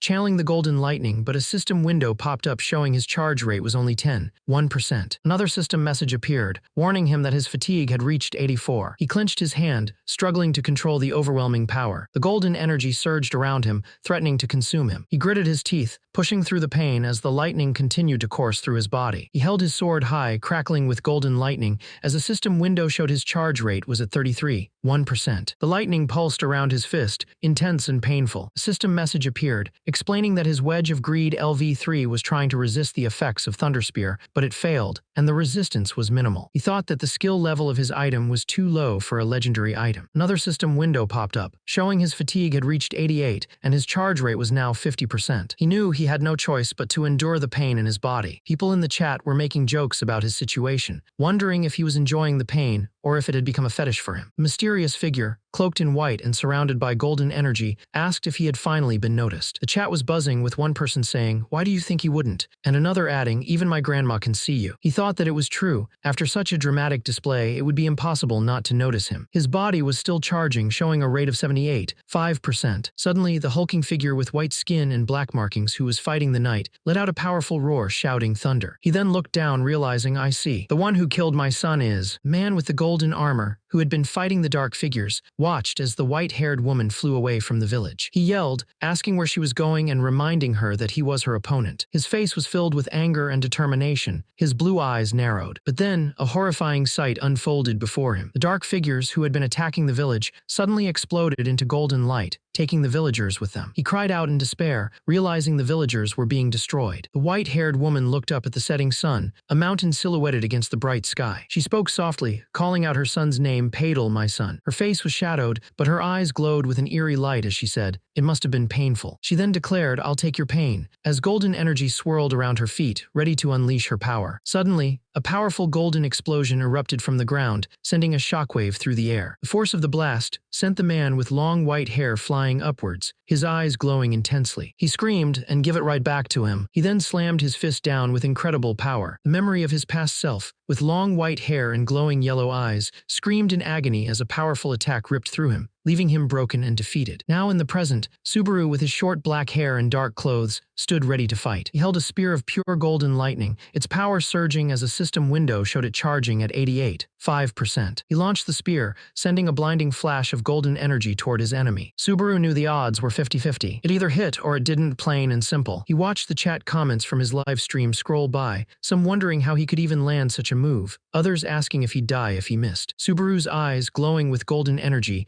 narrowed as he heard a voice in his head telling him, "Don't take your eyes off him." The voice continued, urging him, "Don't take your eyes off your target." Then, a man with dark hair and a serious expression, wearing a dark green shirt and carrying a sword on his back, appeared. He looked at Subaru and said, "Seriously, don't look away, not even for a second. From here on out, the throw begins." The man continued, "Forget trying to throw in a straight line or a clean arc. Ditch all that extra thinking. Predictions, no, you don't need that." He emphasized a moving line. "Let it eat dust. Forget the weight, the shape, everything." The man then looked at Subaru with a knowing smile and said, "You're not like the other spearmen. Because you..." The man finished his sentence, revealing, "You are Narukami Subaru." Subaru's thunder spear was almost fully charged, a system window showing it was at 95.2%. He held the spear high, glowing with golden energy, and asked the man, "So what am I supposed to do?" The man, with short dark hair and a green jacket, crossed his arms and replied with a smirk, "You're obviously not throwing a normal spear anyway. It's simple." The man with the green jacket told him not to throw it, but to blast it instead. The monster with its long white hair roared as it lunged forward, its massive body covered in dark scales. The hero, engulfed in a golden aura, stood ready with his glowing spear. As the monster got closer, messages from other players popped up, urging the hero to throw the spear. One message even warned him that he would die if he kept hesitating. He thought, just a little more. The monster let out a pained grunt as the hero's golden energy surged around them. Then, with a powerful burst of golden light, the hero unleashed his attack, sending the monster flying backward. The hero, still glowing with golden energy, spun around, preparing for his next move. He channeled his power, creating a swirling vortex of golden light around him, ready to unleash a devastating attack. The golden energy exploded outwards, engulfing everything in a brilliant flash. A system window appeared, confirming that his charge was complete. He stood amidst the golden explosion, his eyes glowing with power. He clenched his fists, the golden energy crackling around him, his face determined. Then a bolt of pure golden lightning shot out, striking with incredible force. The golden lightning exploded with incredible force, engulfing everything in its path. The man, battered and bleeding, pushed through the pain. He knew this was his only chance, his last shot. The monstrous creature roared in agony as the lightning struck it, its body twisting from the impact. He declared he would finish this fight with a single blow, gathering all his remaining power. With a powerful swing, he unleashed a massive attack, sending the creature flying through the air as golden energy erupted around them. The masked fighter, his body covered in golden energy and streaks of black, stood ready for the next move. The creature, a pale, long-haired being, looked up with wide, terrified eyes as the golden energy pulsed around its head. Suddenly, it was engulfed in a massive explosion of golden light, its body twisting and contorting from the force. The ground cracked and shattered as the golden power erupted, creating a huge crater. The creature screamed in agony as it was thrown through the air, its body burning from the attack. It crashed back down, barely able to whisper a name as the golden energy continued to surge around it. The man with his black hair and dark clothes stood firm, his arm bleeding, but his resolve unbroken. He had done it.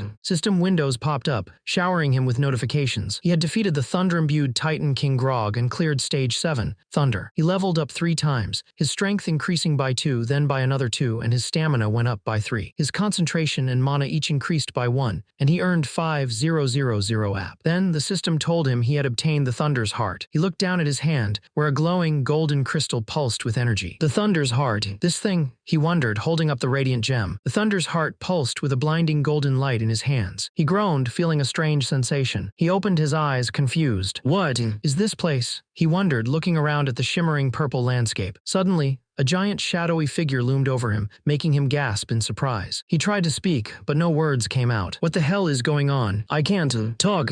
He tried to move, but his body wouldn't obey. He was stuck, like a puppet with cut strings. Suddenly, a chilling message appeared before him. Is staring at you, then another and another, each one telling him that he was being watched. He looked up, his face covered in blood and grime, wondering if these messages were trying to tell him something important. As he clenched his fist, a bright light pulsed from within him, illuminating the dark space around him. He found himself back on the cliff, bathed in the soft glow of the clouds and a faint rainbow stretching across the sky. A system window appeared, announcing the start of the main scenario, Thunder. Another message popped up, telling him he could now investigate the village for clues using the Thunder's Heart. He saw messages from other players in the chat, wondering why he was still there, and noting that Narukami Subaru had ended his livestream. He looked at the beautiful rainbow and the setting sun, confused. He wondered if what he just experienced wasn't a cutscene after all. He apologized to the stream, explaining that he had blacked out for a second. The chat exploded with comments, some asking how many times he would pass out during this trial, others joking about his fainting spells, and one person calling it a legendary trial. Suddenly, he remembered something important. He needed to claim all the credits he'd earned from the mission. A system window popped up, showing a message, Mission complete. Safe Pockets has gifted you 3000 credits. More messages followed quickly. Mission complete. Narukami Subaru has gifted you 3000 credits, and mission complete. Rush Part-Time has gifted you 1000 credits. In total, his credits now stood at a whopping 120. He looked at the chat, which was still buzzing. People were asking to see his Thunder's Heart thing, but he was just too tired. I'm kinda exhausted, he thought, so I'll save that for next time. A system message appeared. Narukami Subaru has ended the livestream. Back in the real world, a man with short brown hair and a vest smiled at him. Good work on the trial, he said. The man, still wearing his mask, asked if the stream was okay. A woman with long brown hair and a traditional dress, who was sitting across from him, smiled and said it was perfectly fine. She told him him he had peaked at over 3,000 viewers yesterday, wondering if he hadn't noticed. He was surprised, repeating over 3,000. He apologized, saying he was too focused on the trial to check. The woman quickly clarified that she meant it as a compliment. She thought to herself, surprised, that he could even take off his mask. She then told him that for a new streamer, 3,000 viewers was an incredible feat, and the timing of his stream ending due to fatigue was perfect. He realized that people cared most about the next episode, like a drama, and asked if she had done that on purpose. He explained he planned to check the rewards with the viewers on the next stream, so his reaction would be genuine. The woman looked shocked, asking, "Really?" The woman, with her long dark hair and green eyes, just smiled, thinking to herself that the old man had worried for nothing. She then told him she had a little present for him today. He looked at her, asking what it was. She leaned in, her voice a little mysterious, saying, "It's something." She finished her sentence with a sly smile, "You won't be able to refuse." A woman with long dark hair, wearing a traditional-looking dress with gold embroidery, smiled sweetly. She asked someone to look up a streamer known as Hawkeyes. Subaru, wearing a dark jacket and a golden mask,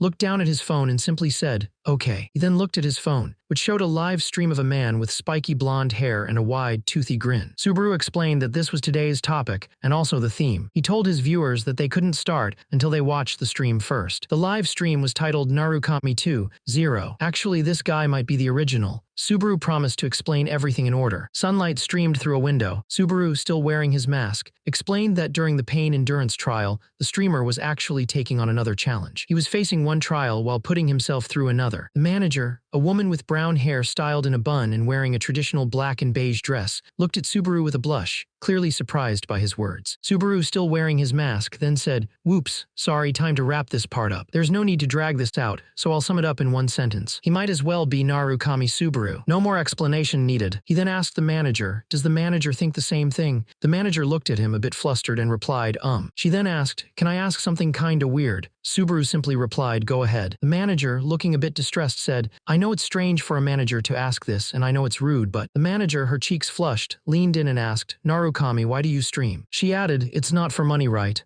Narukami thought for a moment, then replied, "No, it is for money. There's no other reason." The woman, still flustered, let out a small, embarrassed sound. She quickly recovered and said, "Well, money is important. Sorry, I asked something weird." Narukami simply replied, "Not at all." Her eyes lit up again. "Right, the present. Let's talk about that." She explained that the streamer Narukami had just watched, Hawkeyes, was part of Azure Sky. He had been contracted for 6 years and was a super reliable streamer, known for his commentary-style content and loyal fanbase. She added that he had a good eye for that kind of stuff. She then pulled out a stack of papers. "Now get this. In his last stream and in all his future ones, the revenue will be split." Narukami looked at her, confused. "Split? With who?" She grinned. "With you. Since it's a derivative work using your content, that includes ads, donations, archives, everything." Narukami looked at her, surprised. For real, he thought about how since he joined the agency, he'd only heard good news. She leaned in, a blush on her cheeks. "Is that so? Yes, this is basically a surprise bonus." She then asked, "WL then, maybe you'd like to collab with Hawkeyes as a small gesture." Narukami was back in his room, the warm sunlight streaming in. He had just returned from his meeting with the agency. He took off his mask, feeling a little embarrassed. He thought,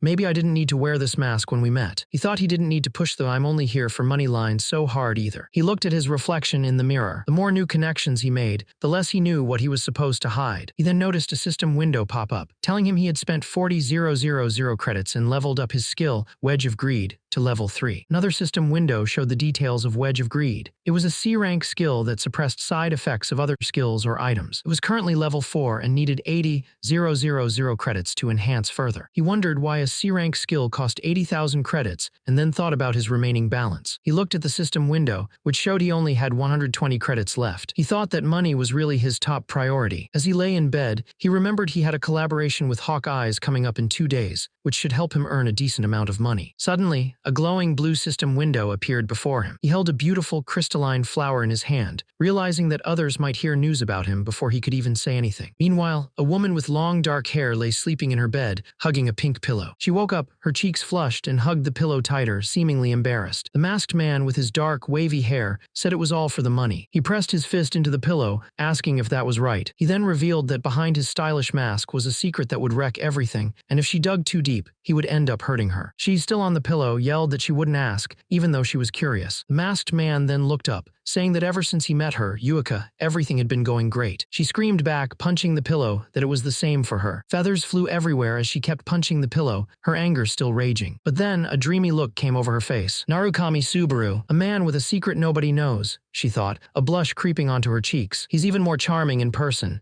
The scene shifted, showing a grand Gothic castle under a full moon, its windows glowing warmly. This was floor 7, Noxbella. The tall, dark spires of Noxbella Castle reached into the night sky, its stained glass windows glowing with a warm, golden light. Inside, a muscular man with dark hair and a headband was intensely working out, pulling himself up on a bar, sweat glistening on his body. He was clearly annoyed by something he was watching on a large screen in front of him. On the screen, a young man with spiky blonde hair wearing a stylish jacket and several necklaces pointed a finger. There's no need to drag this out, so I'll sum it up in one sentence. The muscular man continued his intense workout, gripping the bar tightly. He grunted with effort, his muscles bulging. I don't like this guy. He pulled himself up again, his back muscles rippling. The way he talks pisses me off. Who the hell is he anyway? The man in the suit told him that the person he was talking about was a streamer called Hawkeyes, who had about 8,000 viewers on average. The muscular man, whose name was Kurakawa Ammon, said he used to dabble in streaming too. The man in the suit told Ammon to forget about Hawkeyes and instead pay attention to Narukami Subaru, the guy Hawkeyes mentioned in his stream. Ammon scoffed, calling him the fake who mastered thunder or whatever. Ammon then saw a projection of Subaru, who was surrounded by golden lightning. He admitted that it was actually impressive. The man in the suit asked if it really was impressive, then quoted Sako Shuhei, the spear knight of blue eyes, who once said, "Keeping your eyes on your target is everything in spear throwing." Ammon was surprised that the man remembered such a throwaway line. The man explained that he tried to absorb everything about his targets, their breathing, their habits, all of it. He explained that the members of Blue Eyes were all top-tier players, not just Narukami Subaru. He didn't understand how they all died, it just didn't make sense. Ammon then said that the man might as well be Narukami Subaru himself. No more explanation needed. The man with the headband was still annoyed, saying that the flashy guy was acting all high and mighty, dropping names like they were buddies. He thought this was the biggest problem with streamers. If it made good content, they'd throw their pride and convictions out the window. Suddenly, he grabbed a remote and changed the channel. The muscular man, still shirtless and wearing a headband, looked annoyed. Ugh, this is annoying. Why'd you even show me that? The man in the suit replied, "It wasn't my decision." He continued, "Guildmaster Kyojo told me to show it to you." The muscular man's eyes widened slightly. "Itsuki did." The man in the suit began to explain, lightning was Blue Eyes symbol, and Blue Eyes is Blue Zone's predecessor. Another man in a black suit and sunglasses pushed a cart covered with a dark cloth into the room. The man in the suit added, "We received intel saying the streamer's obsessed with money." He then dramatically pulled the cloth off the cart, revealing the streamer tied up underneath. The muscular man's eyes narrowed. "The budget's secured," he said, to bring him in no matter what. A system window appeared, announcing the start of the Floor 2 trial. The scene shifted to a chaotic village street. People ran in panic, pushing carts and carrying belongings, as if fleeing from something terrible. Debris littered the ground, and several figures in armor were helping the injured. A man with blonde hair and blue eyes, wearing armor, shouted orders. "Gather all the injured in one place. Prioritize treating the critical ones first. Once we're set, supply medicine to the lightly wounded." He looked around, his face smudged with dirt, a worried expression on his face. Suddenly, his eyes widened, and a look of shock and relief spread across his face. He looked up at a figure standing before him. It was Subaru, wearing a dark hoodie and a masked helmet with a sword strapped to his back. The man, still on the ground, exclaimed, "Sir, you're finally awake." The man, wearing golden armor with blonde hair, looked relieved. He explained that Subaru had collapsed right in front of the village, and they had been really worried. He didn't know what they would have done if Subaru hadn't woken up. Subaru, still a bit disoriented, admitted he was dizzy. The armored man understood, saying it had only been a day since Subaru collapsed. Subaru asked if they could talk later at the inn because he had some questions. The man, whose name was Felius, eagerly agreed, telling him to ask anything. Felius then said he would see Subaru later and walked off, leaving Subaru to himself. Subaru watched Felius go, thinking about how earnest Felius was. A system window popped up, showing messages from other players in the chat, talking about Felius. Later, Subaru sat on a simple bed in a room, still wearing his dark clothes and masked helmet, looking thoughtful. Subaru decided to check his rewards first. A system window appeared, showing a grid of purple cards with sword icons. He saw a glowing golden crystal and a system panel appeared, detailing the item, the Thunder's Heart. It was untradeable, a unique growth item, and gave significant boosts to thunder resistance, thunder attack power, and even fire resistance. Subaru was completely shocked, his eyes wide behind his mask. mask. No way, he whispered. He held the glowing crystal in his hand. Its stats are perfect for Thunder users, he thought, seeing comments from other players pop up in a chat window discussing whether it was disappointing or hype. He pulled off his mask, revealing his intense golden eyes. This is insane, he said, his face filled with disbelief and excitement. Suddenly, someone knocked on his door. Subaru quickly put his mask back on and called out, "Come in." The door creaked open, and a hand in shining armor appeared, holding a basket overflowing with fresh fruit. Subaru, still wearing his black and gold mask, looked a little confused, and a cheerful man with short, wavy blonde hair and bright eyes, dressed in full silver and gold plate armor, stepped into the room. He smiled warmly and asked, "Did you rest well?" The chat lit up with comments. "Aw, your lover visited you," someone typed. Another added, "He must be dying to see you." Someone else joked, "What's with the fruit basket?" Subaru and the armored man sat across from each other at a wooden table, the fruit basket placed between them. Subaru looked at the armored man and said, "So the legend was true." The armored man, with his long blonde hair and bright blue eyes, grinned. "Yes, I saw that light as well. Thanks to you, the village was saved." Subaru then pulled out a glowing, yellow, crystalline object. This came out of the Titan's body. It's called the Thunder's Heart. The armored man's eyes widened. "Wait, could it be?" Subaru asked, "Do you know what it is?" The armored man looked at the glowing crystal in Subaru's hand, then back at Subaru. "No, not a clue." Subaru let out a soft sound, a bit disappointed by the armored man's lack of knowledge. He thought to himself, "Not a clue. My ass, that's the classic I totally know setup." The armored man, who had light brown hair and was wearing full plate armor, quickly corrected himself, looking a bit flustered. My apologies. I've only ever heard of it in legends. I don't know if it's real or what happened after." Subaru waved it off. "It's fine. Tell me anything you know." The armored man nodded. "I only know 2 legends." Subaru asked, "What are they?" The armored man began. "The first says thunder was used to wipe out the Titans." The masked man looked at the armored man. "Fighting, you say?" he asked. The armored man nodded. "Yes, The armored man continued, "You could call it a legend among legends. They say gods and titans waged war over thunder, and the titans lost." The masked man looked at the glowing gem. "Then this gem is most likely crafted by someone," he said. He picked up the gem, turning it over in his fingers. Who would even make something like this? That part doesn't appear in the legends. However, I believe its purpose seems obvious." He looked at the armored man. "To let humans wield thunder. And the reason humans needed thunder is because of." The armored man's eyes widened, his expression grim. He explained that there were beings called gods and titans, so powerful that humans couldn't even compare. But a system was created so that humans could fight and defeat them. Suddenly, a system window appeared before the masked man, telling him he had viewed all chapters of The Forgotten Human and cleared the thunder trial. His thunder skill leveled up multiple times, reaching level 3, and his AP was 17,050. Another message appeared, saying he was moving to floor 3. The armored man looked shocked. The armored man, with his blonde hair and blue eyes, looked completely shocked. "Sir,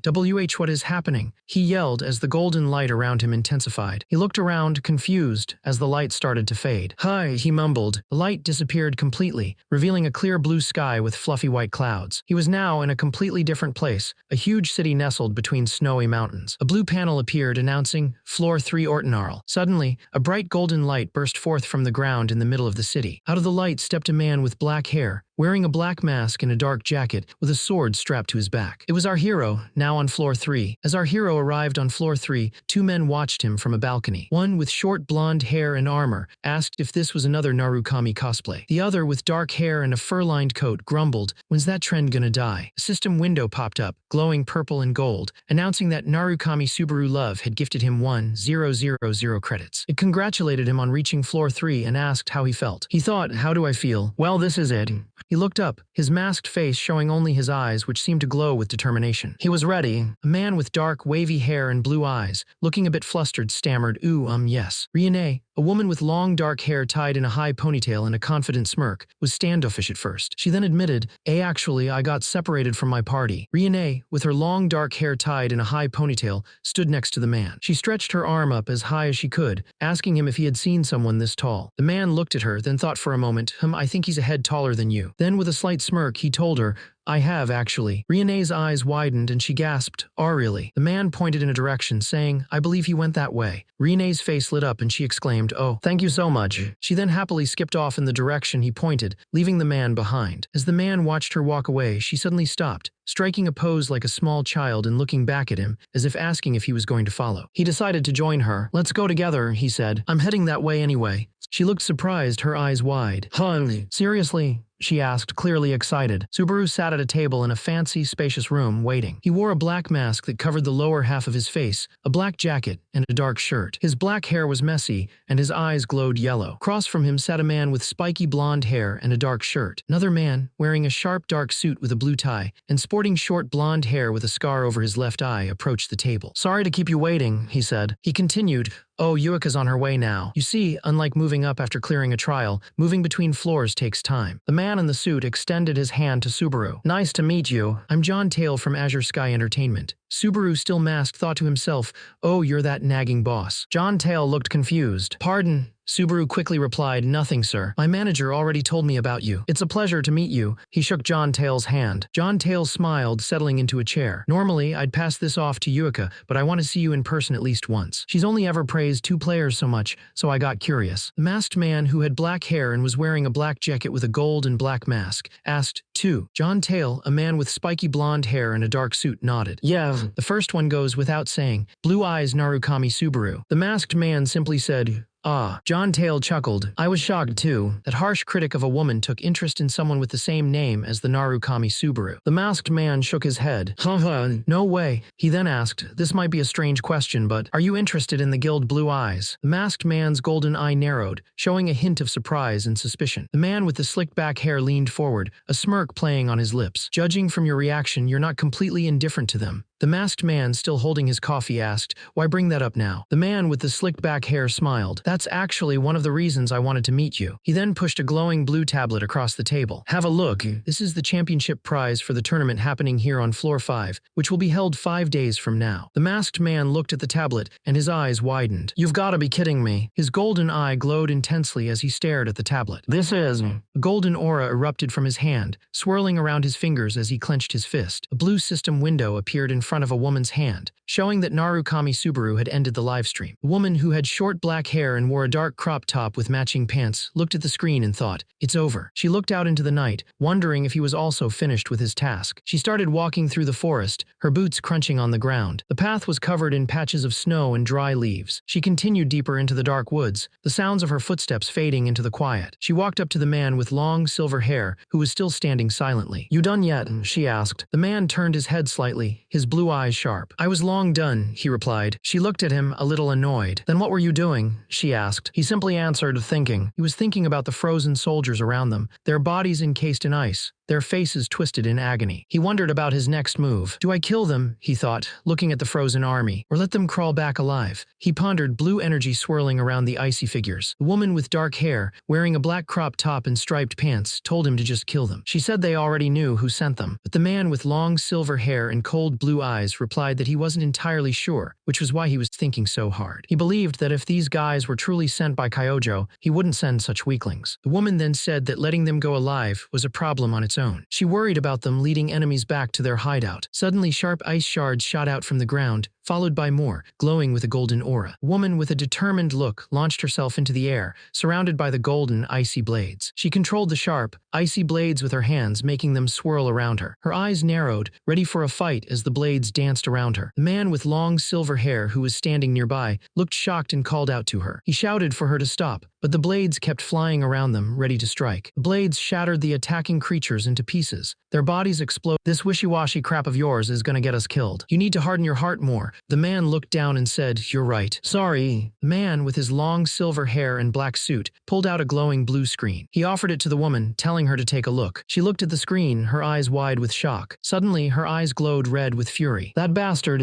she cursed. The man with silver hair asked if it pissed her off, and she angrily confirmed that it did. The screen showed a pair of black and gold shoes. "These are Tashia's shoes," she yelled. The man with long silver hair and blue eyes, holding a glowing blue card, said it was bait, a trap to lure them out. The woman with dark hair and yellow eyes looked annoyed, realizing he must have figured out they were still alive somewhere. He continued, saying they couldn't ignore it and needed to take back what was theirs. He then looked at her, admitting he was bad at sneaking around, but she was always good at that kind of thing. She glared at him, telling him he didn't have to say it like that, because she had already decided to do it, even if he hadn't asked. As she started to walk away, he reached out and grabbed her arm, telling her to hold on. He told her he wasn't asking her to charge in blindly. Instead, he wanted to steal the prize the moment the winner was announced, saying it was the safest way. Meanwhile, a man with short blonde hair and a beard, wearing a dark suit, held up a clear box containing a pair of black and gold shoes. He explained that it was Blue Eye's relic item, called Teleria, and that the Blue Zone had put it up as the prize for the tournament. He asked the person sitting across from him if they were interested. The person, whose face was hidden by a black mask with a golden eye design, replied with a resounding, "Yes, very much so." The blonde-haired man smiled, saying he didn't think the masked person would bite this hard. He then admitted that the whole project actually depended on their willingness. The masked person, still sitting across from the blonde-haired man, asked about the project. The blonde-haired man explained that since the masked person's stream used the name Narukami Subaru, they figured a story about hunting the Blue Eyes relic would be a killer attraction. The masked person's eyes glowed with rage, his teeth gritted. He couldn't believe what he was hearing. "How dare you!"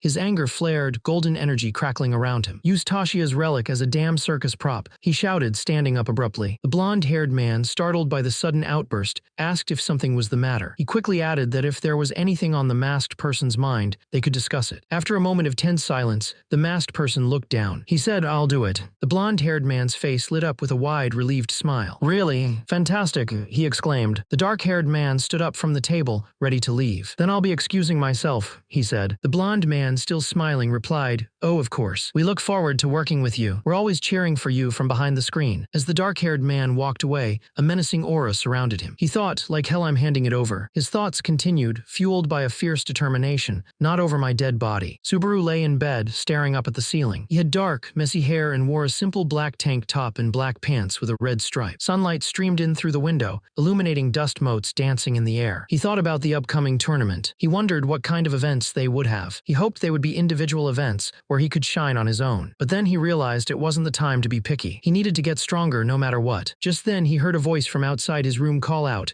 "It's Yuika." Subaru sat up in bed, a little surprised. Subaru sat up in bed, wearing a dark gray hoodie and sweatpants. His eyes were wide with surprise, looking at the black and gold mask on his bedside table. Suddenly, there was a knock at his door. Subaru opened it to find a stunning woman with long brown hair, wearing a tight red dress, holding a small handbag. She looked a little flustered. She gasped, realizing he was wearing the mask even in his room. Subaru simply told her to come in. The woman's face flushed and she stammered, "Wait, you mean? You want me to come inside?" The man, wearing a black sleeveless hoodie and a golden mask, offered another option. "If you'd rather talk in the hallway, that's fine with me too." The woman with long brown hair styled in an updo and wearing a red dress quickly replied, "And no, pardon my intrusion." She stepped inside, looking flustered. The story continued to chapter 24. Inside the room, the man sat on the bed while the woman sat on a chair, both looking a bit awkward. She glanced at him, her green eyes wide. The woman in the red dress looked at the man, her cheeks flushed. He thought to himself that her mana seemed endless. He also realized that someone like her couldn't just be a manager. The woman, still blushing,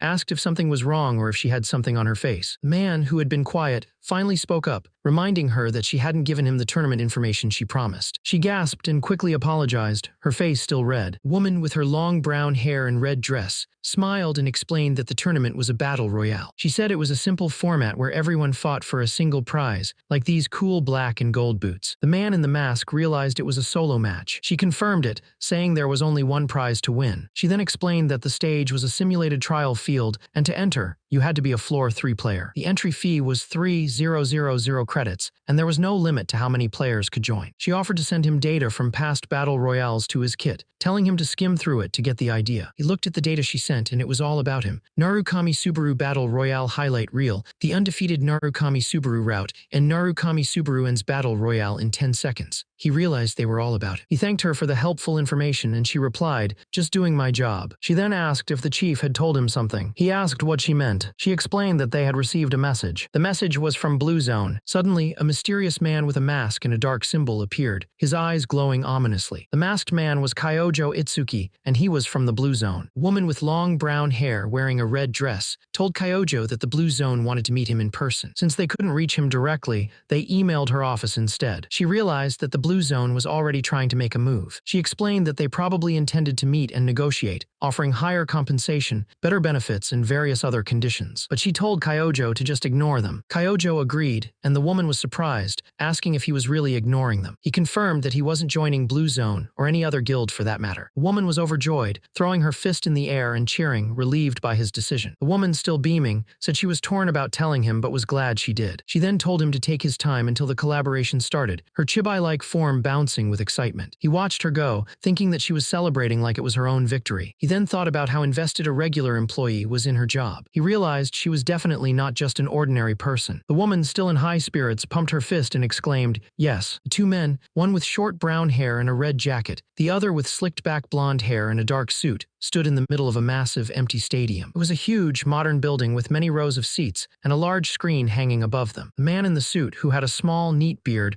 looked at a glowing blue device in his hand and said, "So this is today's project. An original versus new Narukami Subaru talent comparison test." He then turned to the younger man and asked, "How is it? Cool idea, right?" The younger man, who had his arms crossed, replied, "I like how you just charge straight ahead with your ideas. You know what? If you lose, you'll take a huge blow too, right?" The man in the suit smirked and said, "Bring it on. Results are results. Whatever happens, we accept it. This is how we earn the viewer's trust." He then looked directly at the younger man, his eye glowing with a golden light, and challenged, "But hey, have I ever lost a battle?" The older man with the golden eye replied, "Don't act all high and mighty. In the end, it all depends on Narukami, doesn't it?" The younger man, who had spiky brown hair and wore a red hoodie, just smiled and agreed, "I guess that's how it is." Suddenly, a woman's voice called out, "Chief." Both men looked over, surprised. A woman with long brown hair and a red dress, holding hands with a man in a black mask and a dark outfit, walked up to them. The man in the mask simply said, "Good work." The older man, surprised, greeted them, "Oh, you're back." The younger man in the red hoodie looked at the masked man with a wide, excited grin, his eyes glowing yellow. He thought, "My chance to become a star shining in the sky is finally here." The masked man looked around and commented, "This place is awfully huge. Did they rent this whole thing?" The younger man reached out a hand to him, saying, "Hello, hello." The younger man, with spiky brown hair and a bright red hoodie, introduced himself with a wide smile. "I'm Hawkeyes, your friendly streamer." The masked man, Narukami Subaru, shook his hand. "I'm Narukami Subaru. Nice to meet you." Hawkeye's eyes widened. "Whoa, this feels like meeting the real Narukami Subaru. I can't believe I get to meet the trending guy. I'm a fan." Subaru felt a little embarrassed. "I'm still a newbie streamer. I'm nothing compared to you." Suddenly, a tall man with slicked-back gray hair and a sharp suit, along with a woman in a red dress, appeared. The suited man said, "Okay, save the bonding for when we're live. Streamers should get friendly like that on stream. Then let's continue during the broadcast." A blue system window appeared, announcing, "Hawkeyes has started a live stream." Hawkeyes was now in front of a camera, smiling brightly as he greeted his viewers. "Yo, it's Hawkeyes. Thanks for tuning in today." The viewer count showed 328 people watching, and comments like "Sup" and a collab. "That's rare" flooded the chat. The viewer count kept climbing, flashing numbers like 2, 810, then 3, 104, and quickly up to 4, 754. It jumped again to 5, 965, then 7, 203, finally hitting a massive 12,000 for viewers. Hawkeyes looked a little overwhelmed, a bead of sweat rolling down his face. He knew the announcement about the collaboration had created a buzz, but 12,000 viewers right at the start was insane. He grinned at the camera, telling his audience that today was the moment everyone had been waiting for. Then he announced that he had brought that guy with him. A sleek, high-tech boot with glowing blue accents stepped into view. Hawkeyes proudly introduced the man standing next to him. "Ta-da, Narukami Subaru." The new guy, Narukami Subaru, wore a dark mask that covered his entire face,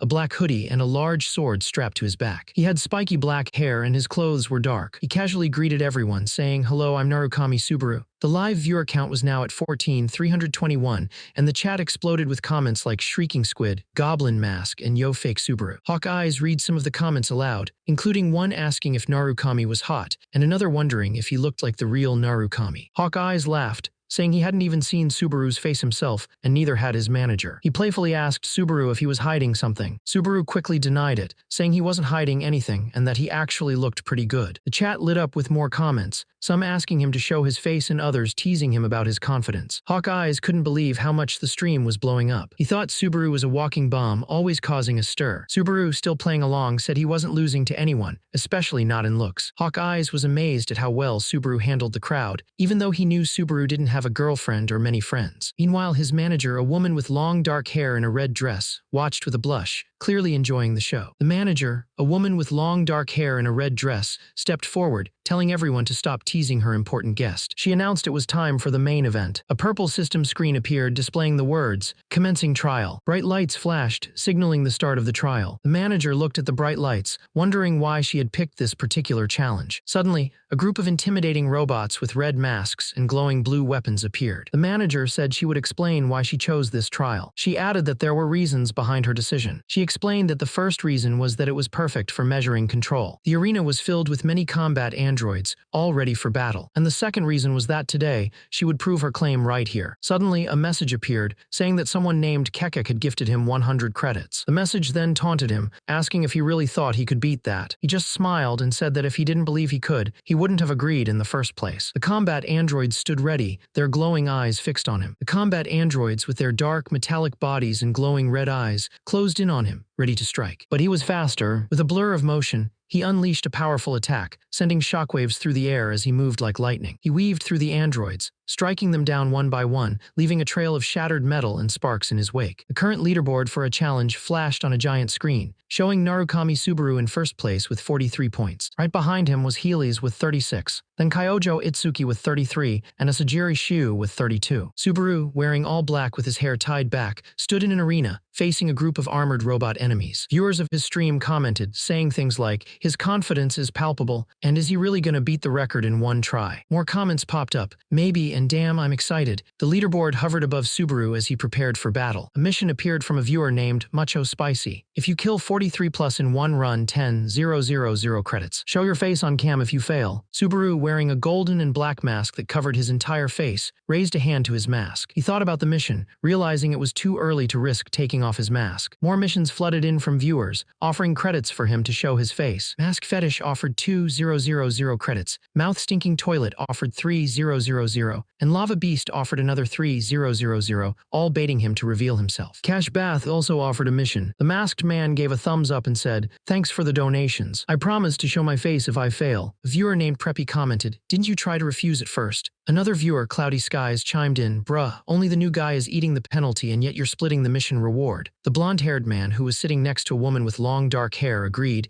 "Yeah, fair point." He then told the masked man, "For this mission, all credits will go to Narukami." The blonde-haired man grinned, holding a golden stopwatch. "All right, let's get this started." He declared, "It's showtime." He pressed the stopwatch and a blue system screen appeared showing 0300 kills, 0. The small, dark-clad figure of the protagonist was surrounded by a horde of armored enemies, each holding sharp blades. They lunged at him, their weapons glinting. Suddenly, a golden aura flared around him and a system message popped up, activating thunder. With a powerful burst of energy, the protagonist unleashed a devastating attack, sending the enemies flying back as the ground cracked beneath him. He moved with incredible speed, a golden streak of lightning, grabbing one of the armored foes by the head. He moved like a blur, a golden streak of lightning, grabbing one of the armored foes by the head and slamming them into the ground. A system message popped up showing kills, 1. The crowd watching the stream went wild. "One hit," one person typed. "Why me? He's not even using his demon blade." Another wondered. "As game," someone else added. A young man with spiky brown hair and a red jacket, watching intently, grinned. "I can't believe I'm seeing Thunder live. He didn't even need his blade." With a swift, powerful kick, he sent another armored enemy flying. He spun around, delivering a series of lightning-fast kicks and punches, knocking down 3 more enemies in quick succession. He leaped into the air, dodging an attack from above, and then crashed down, taking out another foe. A timer on the screen showed 0239. The chat was buzzing. "Bro is too fast," one viewer said. "Theoretically, this is a 70 kill pace." Another calculated. The remaining armored enemies, their faces like red skulls, charged at him with renewed aggression. "It's gonna get harder though," a viewer commented. The hero, with his black hair and dark clothes, stood firm, surrounded by a swirling red aura as he prepared for the onslaught. The enemies rushed him from all sides. He moved with incredible speed, a blur of motion as he dodged and struck. A timer in the corner of his vision showed 0203. He spun through the crowd of enemies, a golden light erupting with each strike, sending them flying. Viewers watching the live stream were amazed, calling it an iconic scene. He then launched himself into the air, showing off his aerial combat skills, a specialty of the legendary OG Subaru. He gripped his wicked-looking dagger, ready for his next move. He moved with incredible speed, a blur of golden energy as he attacked the surrounding enemies. His dagger, now glowing with power, sliced through them like butter. He tore through the enemies, leaving behind a trail of destruction. A system window showed his kills, 26. The people watching were in awe. One person named Legenduck typed, "Holy shit." As he continued his rampage, more comments appeared. Dragoon Scholar said he is definitely taking second. Chicken Seeker added he might actually make IT. Beggar Neat chimed in with, Elmao ripped to everyone who gave him the mission. The man with the orange jacket watched, a single tear falling from his eye. The timer showed 13 seconds left, and he had 41 kills. He dodged a punch from one of the robot guards, then spun around and delivered a powerful kick to another, sending it flying. A blue system window appeared, showing he now had 42 kills. He stood ready, his black mask covering his face as the timer ticked down to 5 seconds. Another robot guard, wielding a sharp sword, lunged at him. With only 3 seconds left, he moved with incredible speed, dodging the attack and kicking the robot hard. With only 1 second left, he spun around, delivering a powerful kick that shattered the robot's head. The system updated, showing 42 kills, then quickly changed to 43 as the timer hit 0. A purple system window appeared announcing, the trial has ended. Total kills 43. He stood in the middle of a room filled with destroyed robots,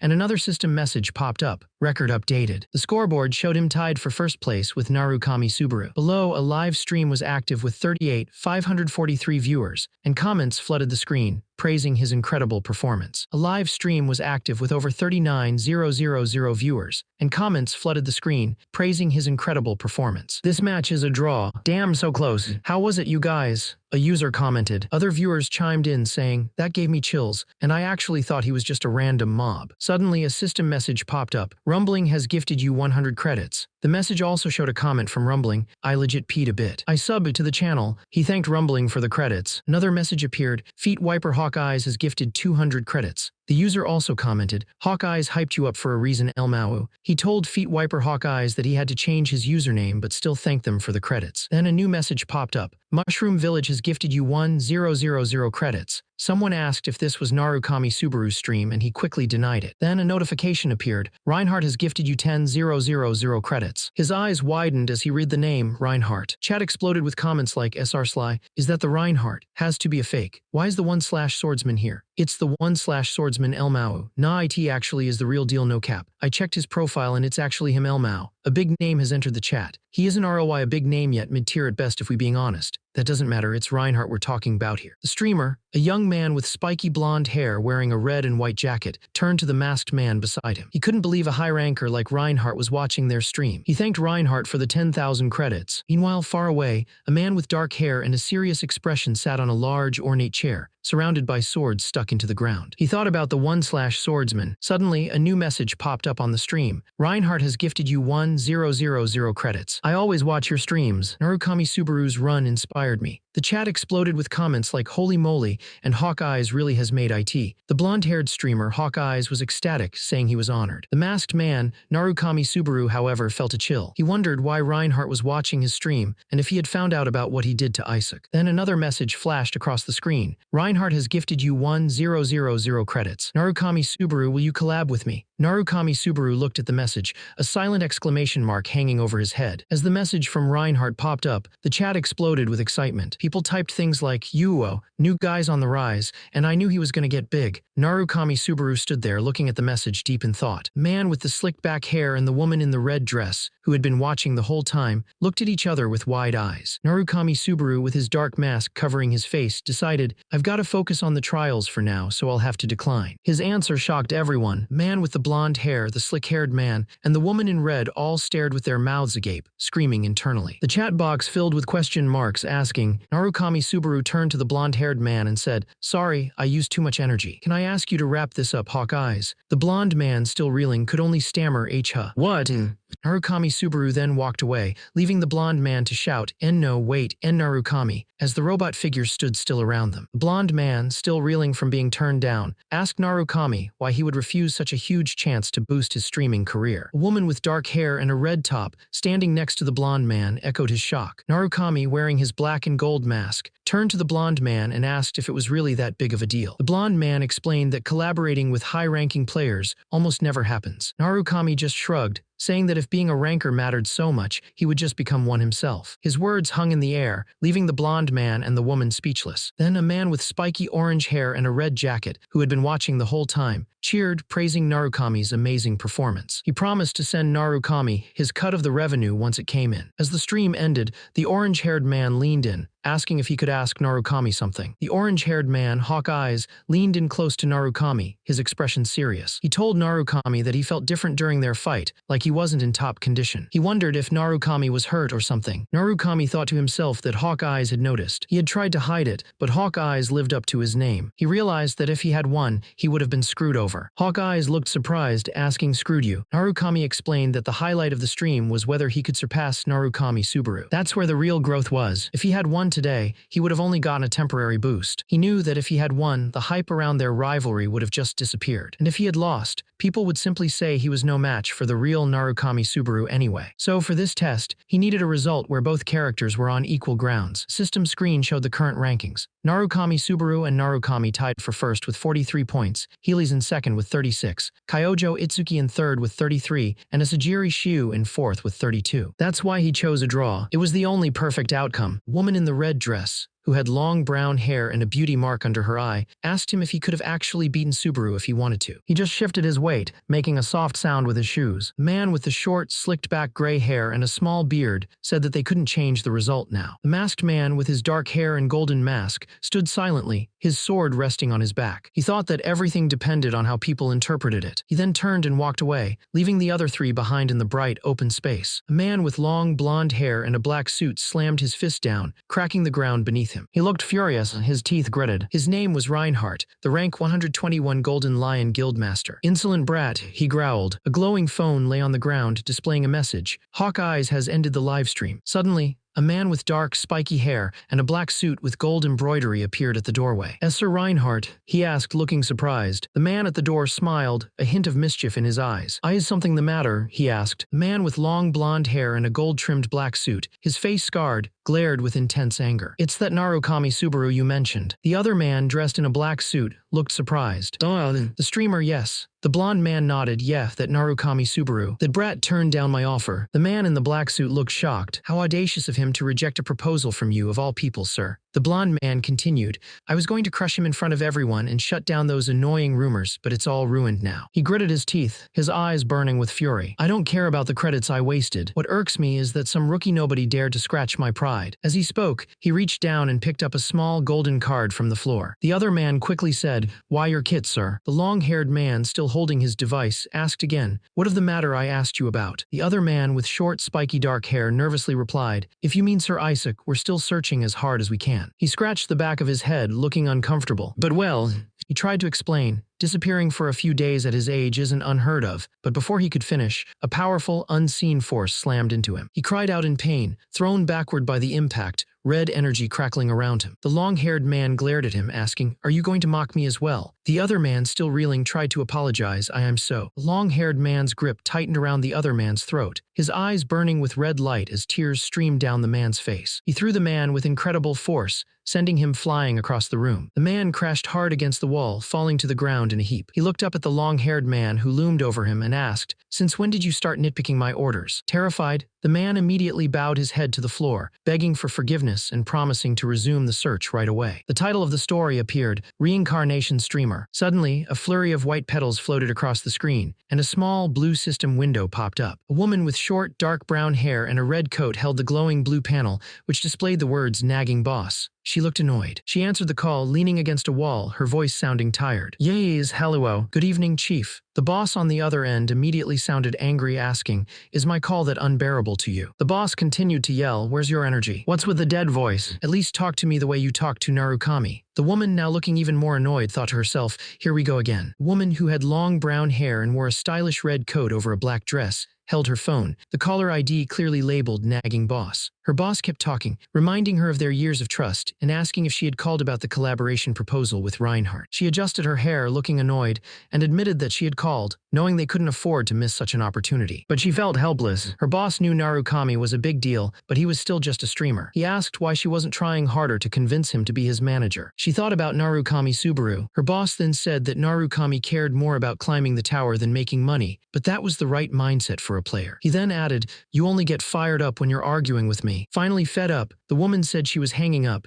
leaving her boss to call out to her in protest. The woman, who had short brown hair and wore a red coat, sighed. She knew she had talked a big game, but deep down, she felt like this really could be a huge opportunity for him. She decided to give it one more try and knocked on his door, calling out, "Narukami." The door opened, and a man with spiky black hair and a dark gray hoodie stood there. "Yuika," he said, surprised to see her. She looked equally shocked. He was wearing a golden mask that covered his eyes and nose. "Do you always wear your mask?" she asked. He replied that he felt more at ease with it on, at least for now. He then asked if she was curious about his real face, which made her flustered. "Why, I mean, and no," she stammered, backing away slightly. She explained that the mask was how viewers recognized him as Narukami Subaru, and she knew he was Narukami Subaru. But she still hoped that one day, he might show his real face. He wondered if everyone was so obsessed with Narukami Subaru. A woman with long brown hair, tied back with hair sticks, and wearing a red coat, thought about it for a moment. She said there were a couple of reasons, like how he was a low-level Earthborn with bad stats, or just how cool he was. But most importantly, Narukami Subaru was their hope. He looked at her, his masked face tilted slightly. "What do you mean?" he asked. She looked at him with a serious expression. "You probably don't know this," she began, her voice taking on a more somber tone. She explained that, when she first came to the tower, there was literally nothing there. Monsters were everywhere, there was nothing to eat, and no way to make money. Stability was just a dream. There was only one way to survive: keep climbing the tower. If you climbed, you earned credits, and with credits, you could settle down. Slowly, people started to believe that this world could actually become theirs. Back then, the greatest players gave them hope that this tower could be conquered. They believed this was a world they could win in. And the one who stood above them all was Nakagami Subaru. His achievements weren't just about clearing floors. He was the first person to prove that climbing the tower was even possible. The man with the black mask looked at the woman with dark hair tied in a bun, who wore a red jacket over a black dress. He asked if she thought the same. She smiled, saying that her thoughts were a secret, just like what was behind his mask. She hinted that maybe she'd tell him someday. Suddenly, she remembered why he was there and apologized for asking so many questions. She suggested they talk inside, opening the door for him. But the man seemed flustered, saying it wasn't a big deal and quickly announcing he was leaving. He wished her good night and walked away. The woman stood in her doorway, a blush on her face. She thought about how she had blabbed so much, and now she didn't even feel like teasing him anymore. She wondered why he always tried to invite her inside, making her heart jump. Meanwhile, the man with his black hair and golden eyes walked away,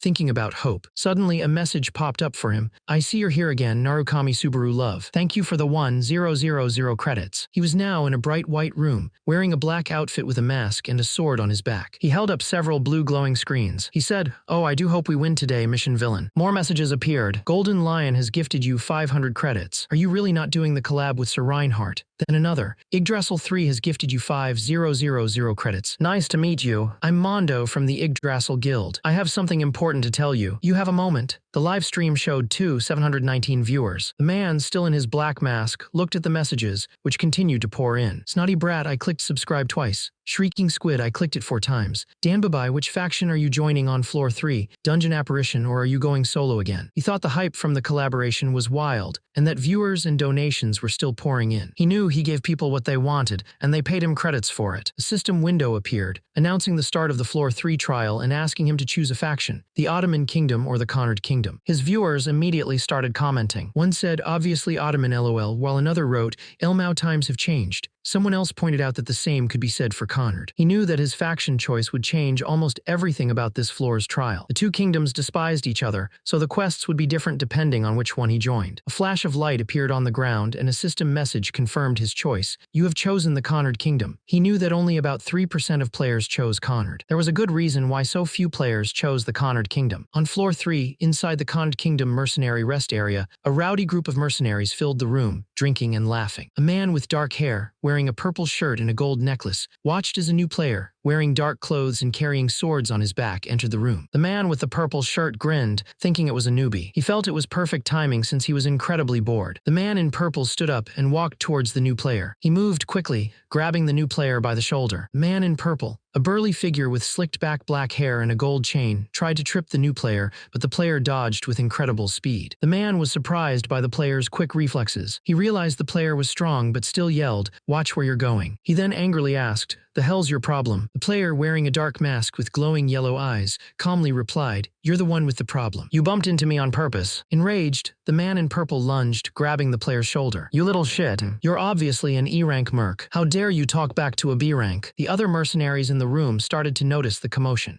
Is it a fight? One asked. Who's the newbie? Another wondered as a third commented, vultures picking on an E-rank again. The player, Subaru, just looked at the man in purple. B-rank? Great. Let me test something. As he said this, thunder began to crackle around Subaru's leg. Before the man could even react, Subaru's foot shot out, connecting with his face. Blood splattered as the man cried out in pain. The B-rank mercenary was sent flying across the room, landing in a heap. The other mercenaries watched in shock. What just? He flew back. One of them wondered if they had just seen a flash of light. The man with the mustache, who was wearing a brown coat and gloves, scoffed. You don't launch yourself backward when you're sick, idiot. Another man with dark spiky hair and a black scarf chimed in, no, he kicked Vulture. I saw it. Why's an E-rank showing off? The man on the ground, Vulture, struggled to get up, his face twisted in anger. He yelled, you bastard. I'll rip that mask off your face, skin and all. This will be your grave, newbie. The masked man's golden eyes narrowed, a cold intensity in his gaze. In an instant, Vulture and all the men around him were on the ground, groaning in pain. Vulture looked up at the masked man, his face pale with fear. What the hell is he? He's not human. A man with a dark beard and a black coat, who had been watching from the... Want more content right now? Check out Dungeon Crawler Carl for completely free on Amazon. It's the highest rated audiobook with over 135 hours of pure dungeon chaos. Grab the first book completely free with the Amazon link in the description.